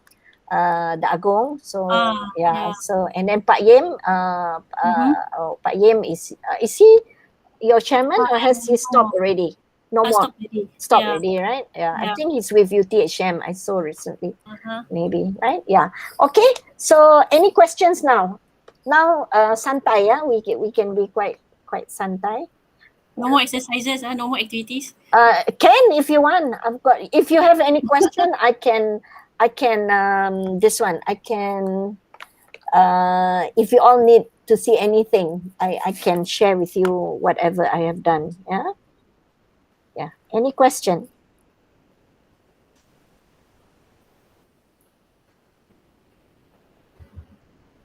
Hi, Prof. Yes. Hi, just joined just now. Yes, Dr. Lee. Did you manage to get William just now? Yeah, I managed to get Yeah. So you can, he's very friendly. Yeah, it's very nice. Yeah, my good friend William is my good friend. All right. Any master courses in UniKL? Yes, we have masters and we have PhD as well. Yeah. I see. Yeah. By coursework, what kind of coursework? We have MBA for masters, and then the rest is by research. Yeah. I see. Yeah, so we have lots of supervisees actually. I have 16 supervisees to take care of. Yeah. Wow. That's a lot. Yeah, that's a lot. That's a lot. Yeah. Right. Yes. Yeah. Any more other questions? All good from my end. All good. Yeah. So are you all going to write your case studies? What's your way forward now, you think? Dr. Putri especially, how are you going to lead the... I was thinking of giving some short deadlines maybe. Maybe like focusing on the teaching notes first. Yes. Some small deadlines first. Right. And find kind of close monitoring with us. Maybe at least by December we can have a proper first draft first, maybe. Yeah. Yes. And, but try to not leaving it too much. Maybe like after 2 weeks or so, then we will look through the things that they have done, because in October will be the next semester. Oh, October, yeah. October will be so I think we can have some ample time to work on it. That's more than ample. If it's October, it's more than ample. Yeah. Yeah, because like us, we start next week and we just finish back to back. We're always back to back. Okay, so I'm sending you all the chapter 5 so you can take a look. Right. Okay, if there's anything unique, you throw away the background. Yeah, I haven't had time to look at that. Okay, no problem. Yeah. What else do you want to see? Do you all want to see like questions? Let me see if I have questions. Yeah. You know how I write my research questions. I wonder if I still have them around here, or maybe it's another. Okay. Yeah. Okay. So these are some of the things that skills gap. Yeah, we have done PNB. Let me see, Silver Lake. Yeah, I have. Anyone wants Silver Lake exists? I have it here. Yeah, that would be great. And I also have a green HRM report here, what we did last time. Yeah. Prof. Yeah. Do you have related with analytics case study? Analysis, you mean, or analytics as in what? Analytics. I mean like business analytics. Specific. No, I don't have that. You're doing business analytics, is it? What topic would that be? Yeah. It's more general. I think it can be like market customer segmentation. No, I don't have. I'm not into marketing, even though I used to be in marketing. Yeah. That's one. If you all want that, I can give you. And then also I have a cat, right? Let's see. Abu Bakar. Who is Abu Bakar? I also have a cat. Let me Google. Let me see if you all want it. Yeah. Let me just see download. Oh, that one's a cat. Sorry. Okay. Our program is basically, apart from the business analytics program that will be opening, we also have project management. Project management. Yeah. What about project management? What do you all do? Dr. Lee is the expert on that. Okay, Dr. Only Lee. the strategist. Which strategies? Dr. I just Lisa. like. Yeah. I just love the books and playing strategy games, but I'm not a strategist. I see. But are you? Yeah, you do that one, right? For project management, yes. Yes, project management. I have one student. Yeah, he's very brilliant I think he is very brilliant. Seriously, a very brilliant student. He is into project control. Yeah. So he's doing. Actually, he just joined earlier this year. He's my PhD student. But he's based in Sydney. Yeah, he's based in Sydney. But he's worked I think he's Pakistani or Arab. I don't know, but I know his wife is Pakistani. So he's worked in the US, in Europe, now in Australia, and also in the Middle East. Yeah. So his study is on project control, and he has. I'll just show to you what he has done. Is he a project manager, bro? Yes, he's a project. He works on project control. So, Dr. Lee, I don't know. Maybe when it comes to having an examiner for his paper, maybe I'll keep you in mind. Yeah. If do you do a lot of you examine a lot of PhD papers? Internal. Internal, As internal, yes. Okay, so I'll give you external. I don't know whether he's going to be. Let me share with you what he's doing. Yeah, let me see, where are we now? Postgraduate. It should be postgraduate, right? Okay, postgraduate supervision. Okay. So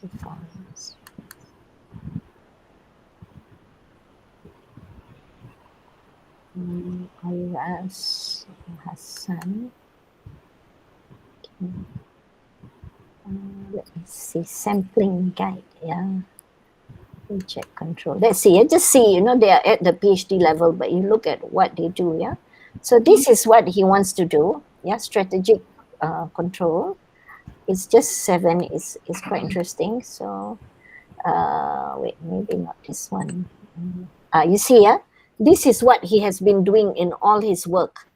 That's why he wants to study it, you see. So these are the project control functions, and he himself, he's worked in all these companies here. So he looks at, in all the works that he's done, he has all this line. So because of this, that's why actually he doesn't need a PhD at all, yeah. But he just wants to see how to put all this into what do you call it? Knowledge, yeah, a knowledge map tree. Yeah. So this is his, yeah. So you see, I'll share with you also the way he goes one by one. Yeah, he's got a sampling. He wants to know about sampling because he's so into the field. So he feels like, he doesn't know much of language, the language of academia. Yeah. So these are the things that he did. You take a look at how he does the guide for sampling, and then he did a rule of thumb. He shared with this class, and he came up with his own calculator, yeah, to do sampling based on all the other calculators that's already in the market, like G Power and all that, yeah. So it's very interesting. I'm always have so much things to do in life. Like Yeah. the method, it's like filling a new method gap, is it? Or Yeah. Yes. But he's just trying to understand it. He's not even interested in filling anything in. You see, but when you get students like that, yeah, they're very inspiring actually. Yeah, very, very inspiring. Yeah. Okay. I think it depends on the supervisor as well. Oh, but I spend every week with them. Saturdays we spend 4 hours and we have people from all over the world. Otherwise, I can't meet them all one-to-one. So that's why I give them that strategy to do it. Yeah. Okay. All right. Back to his writing. Actually, there's more. Yeah. I just I cannot. What do you call it? I cannot put more for all of you because you all will shut down afterwards. Yeah. Yeah. So, any question at all? Madam, can I have a question? Yes, Dr. Prabhu. Madam, as a beginners, we can focus on only teaching cases. After getting some expertise knowledge, or after some time only we can focus on the research cases, research oriented. Yeah, the answer is not necessarily. Everyone goes through the same place in different ways. Yeah, and I'm sure Dr. Prabha, Dr. Sri Raman, you all have a lot of experience already, yeah, in education. So it's just, to me, when I'm very passionate about case writing, because I think it makes you question what you teach in class. Yeah, it makes us question ourselves. Oh, you can use all these cases, but can you do it? And then why don't you do it so that you can localize, learning? Then you also democratize learning, and you also understand that learning is not something exported or imported totally, right? Because then you bring in your own culture, you bring in your own belief system. So create one for yourself, as long as it sounds, it is, what do you call it? Solid, yeah? In terms of the principle of teaching and learning, all right? Does it answer your question, Dr. Prabhu?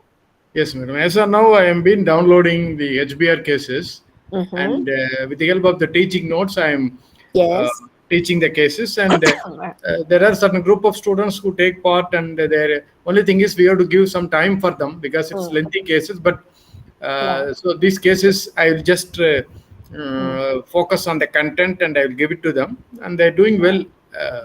So. It's not a question of short cases or lengthy cases. It depends upon how we make them to involve in the case writing, for case presentation. So that makes a difference. Right. Okay. Good. Yeah. And then the other thing. Yeah. Who wants to ask a question? Oh no, sorry, just asking Dr. Prabu and Dr. Sri, what types of cases you're using for your MBA? Are you using Indian cases or Harvard cases? Yeah, it depends upon the subject. Sometimes, see, when we log in, when we have a HBR account, when we just type the subject of interest, then we'll get some cases. And sometimes we'll get Indian cases, sometimes foreign cases. So it depends upon the subjects we are looking for, the content we are looking for that. But the HBR is quite familiar in this place. Yeah. Okay. And I think all educators have a free account, and you have to abide by their conditions also. It cannot be put in public domain. It can be only used for teaching purpose. So with that, we can go and download the cases, and most of the cases have teaching notes also. Yeah. So we do have to pay, is it? Yeah, they have teaching notes also. Most of the cases, you have educator copy and you have a teaching note, so that you can download both and you can just go through, and then after that you can give the cases to the students, and it depends upon you whether you can give the lengthy case or you can just reduce the content, and it depends upon your level of understanding of the students. But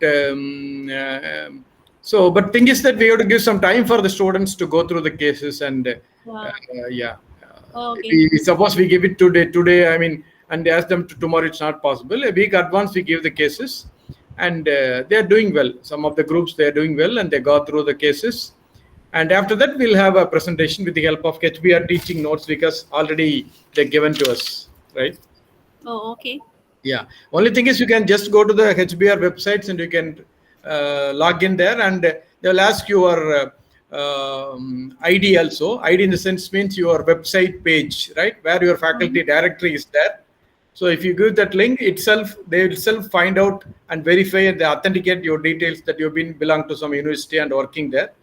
Then I think within 4 to 5 hours, they will approve your login and you're able to access immediately.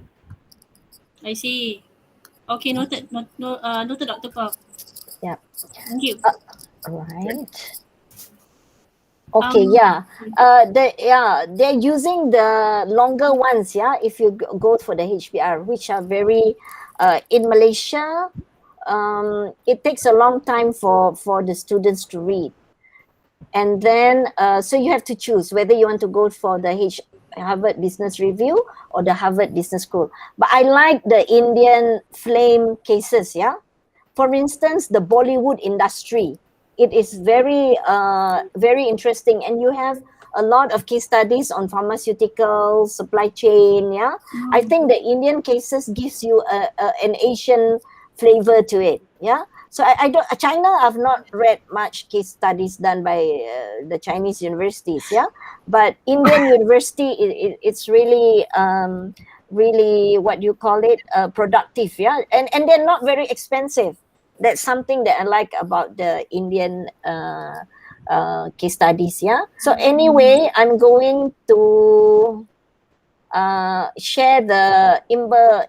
Yeah, I just got them to email me their materials, and I'm going to share with everyone here. Yeah. Okay. Right. I think Dr. Zeti has shared with me there's training, right, under the ICSC research. Yeah, was it done on July 7? I can't remember. By Dr. Zarifa and her team. Yeah. All right. So I'm sending it to all of you here. Okay, thank you. Yeah. Right. So whoever wants to go for the training, you can claim from the faculty. Okay, because we have some allocation for the training, just to inform you guys. Okay. All right. So you all got it, huh? I hope. Yeah. All right. So the final one is, now let's ask this question. Yeah. Remember I said, if I conduct this online, there are actually a lot. We do it very differently. Yeah. Because there'll be a lot of group writing. So you can actually do it faster and you can learn it better. But online, it's not. But okay, I think, not too bad. You all did a lot of things. Okay, any more now? Let's relook the question. Do you think you have understood what is a case method for now? Yeah, the case method. Are you all familiar? Yes or no? Can you write on the chat? Yeah. Write on the chat. Yeah, I'd like to see who is familiar with the case method.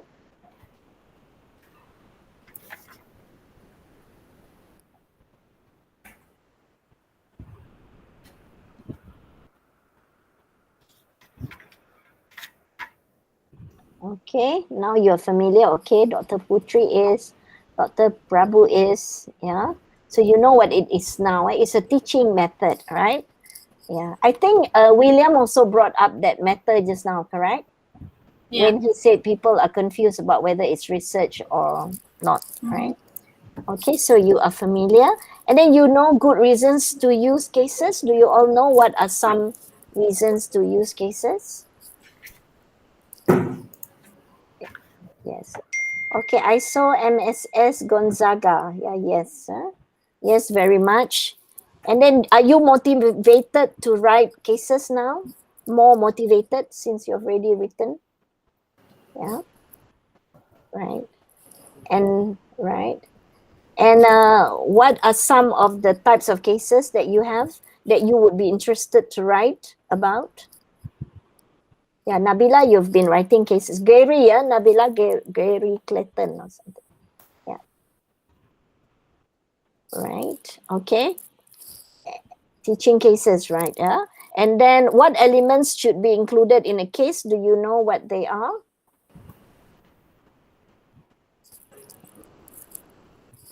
Okay. And now the very last question. You just write it there. What skills do you need to write cases now that you have just one step in front? There's many other steps.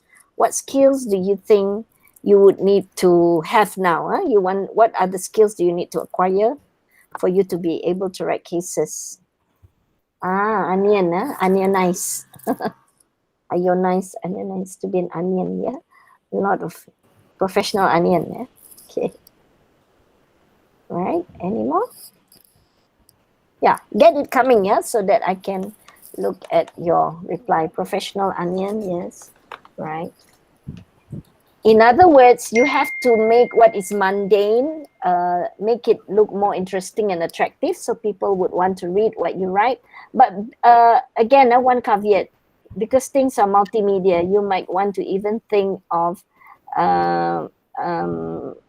YouTube cases rather than written, because the new generation, they don't want to read those lengthy things. So you got to use multiple media, merge them together, maybe animation.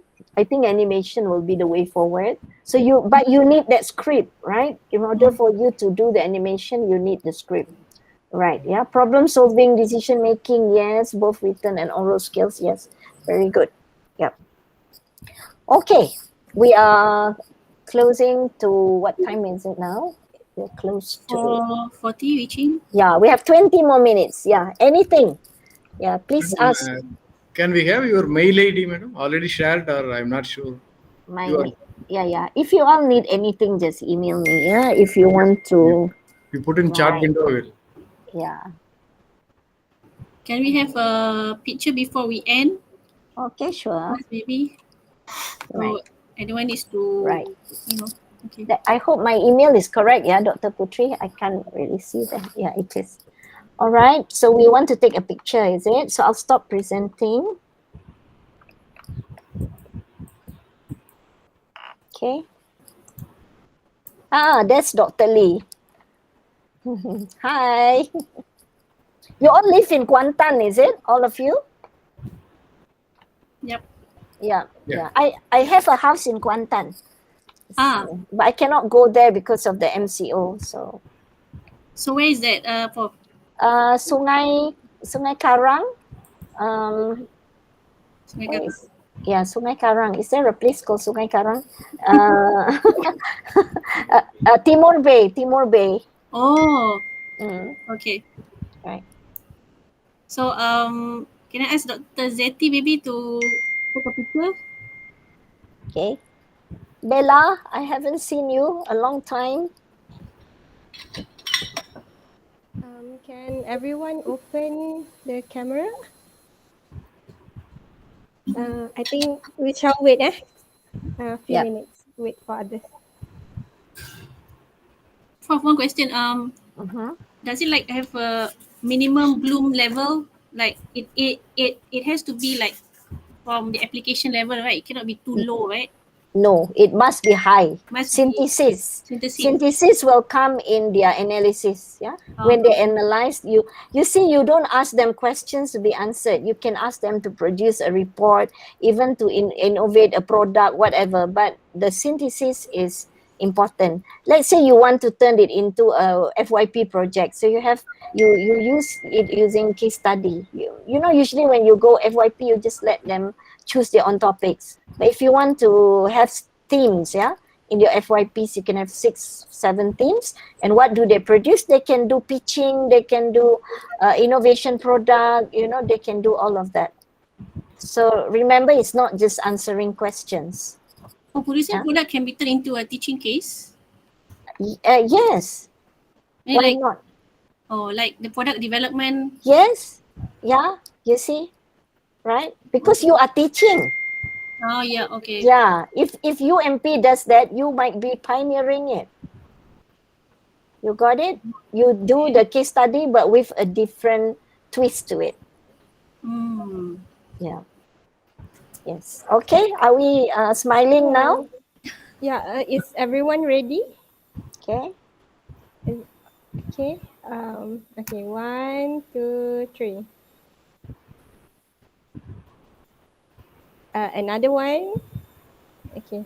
1. Wait. Sorry. Okay. 1, 2, 3.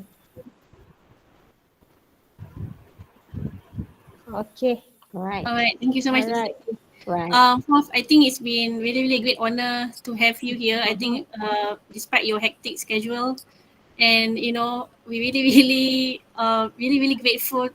You know, I think you have shared more than we have asked, and you have delivered more than expected. So I think we are deeply grateful, and hopefully we can really take this to another level so that it won't go to waste, because this is like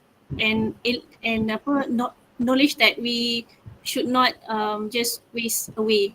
So I believe that the output is to have a meaningful engagement with the students. I think that will make us more satisfied, you know, as an educator, and also maybe in terms of publishing something, so that we can see that some satisfaction in how we write. By writing and, you know, having people to read ours is like a privilege. So I think we should go forward for that. So I think that will be the next step, inshallah. So I really would like to invite everyone to have at least one chapter and compile it into a book. I'm not so sure where to publish, maybe in UMP maybe, or in anywhere, but at least we can have one draft first. Right. You go on the series, yeah? I think it would be good if you go on the series. First, you can compile them. Anyone can write a case study. But if you use portfolio, then it's very fluid. But still, you need to get your ISBN, etc., so that you can get some points out of it. Yeah. And then when you do that, you start thinking about repository. Yeah, but don't forget my little idea just now. If you all can take it up, like how do you turn FYP into a case study theme? Yeah, because the FYP is massive. You put the students out there, and then they are already in touch with industry, for instance, yeah. And then how do you bring that knowledge that they got, the tacit knowledge from industry, back into what you can do in UMP, yeah. And then but you got to really love what you do, yeah. Then it's like a movement, yeah. And all of us learn in different ways. My last message is there's no one way to write cases, yeah, but there are many ways, and every skill you have, you can write a different type of case, yeah, because you have different skill set. And if you are not yet comfortable with one skill set, you know, because every year every time you will create a new type of skill for different types of cases. That's how you grow in case writing. Okay. So if there's nothing else, I guess this is sayonara for now. Keep in touch. You can keep the WhatsApp if you like. I don't mind. And if you need anything, any assistant and all that, you know, I'll try to help. Yeah, because I'm so much older than all of you, so I should take care of all of you, right? Okay. All right. Young Yeah. at heart. Yeah, it must be young at heart because you have to learn different cases, right? Okay. Yeah. Okay. All Right. right. Assalamualaikum, Prof. Waalaikumsalam. Thank you very much. Yeah. Thank you, madam. Thank you. All our participants from India. I'm very Thank you, pleased thank you to see the things. Yes, Yeah. correct. Yeah. Thank you so Anything much, Prof. you can. Yeah. Thank you.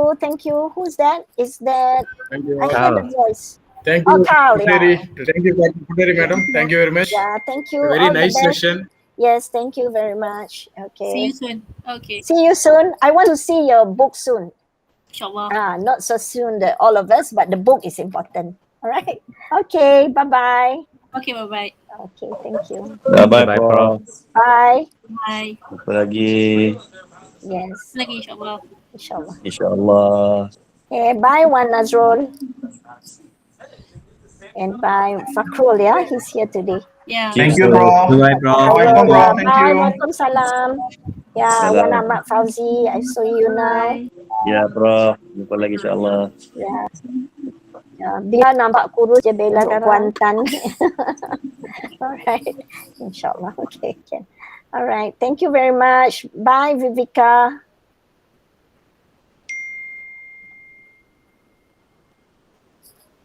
Okay, Prof. Okay. Bye, Dr. Putri. I Okay, hope I see you. haven't shortchanged you all.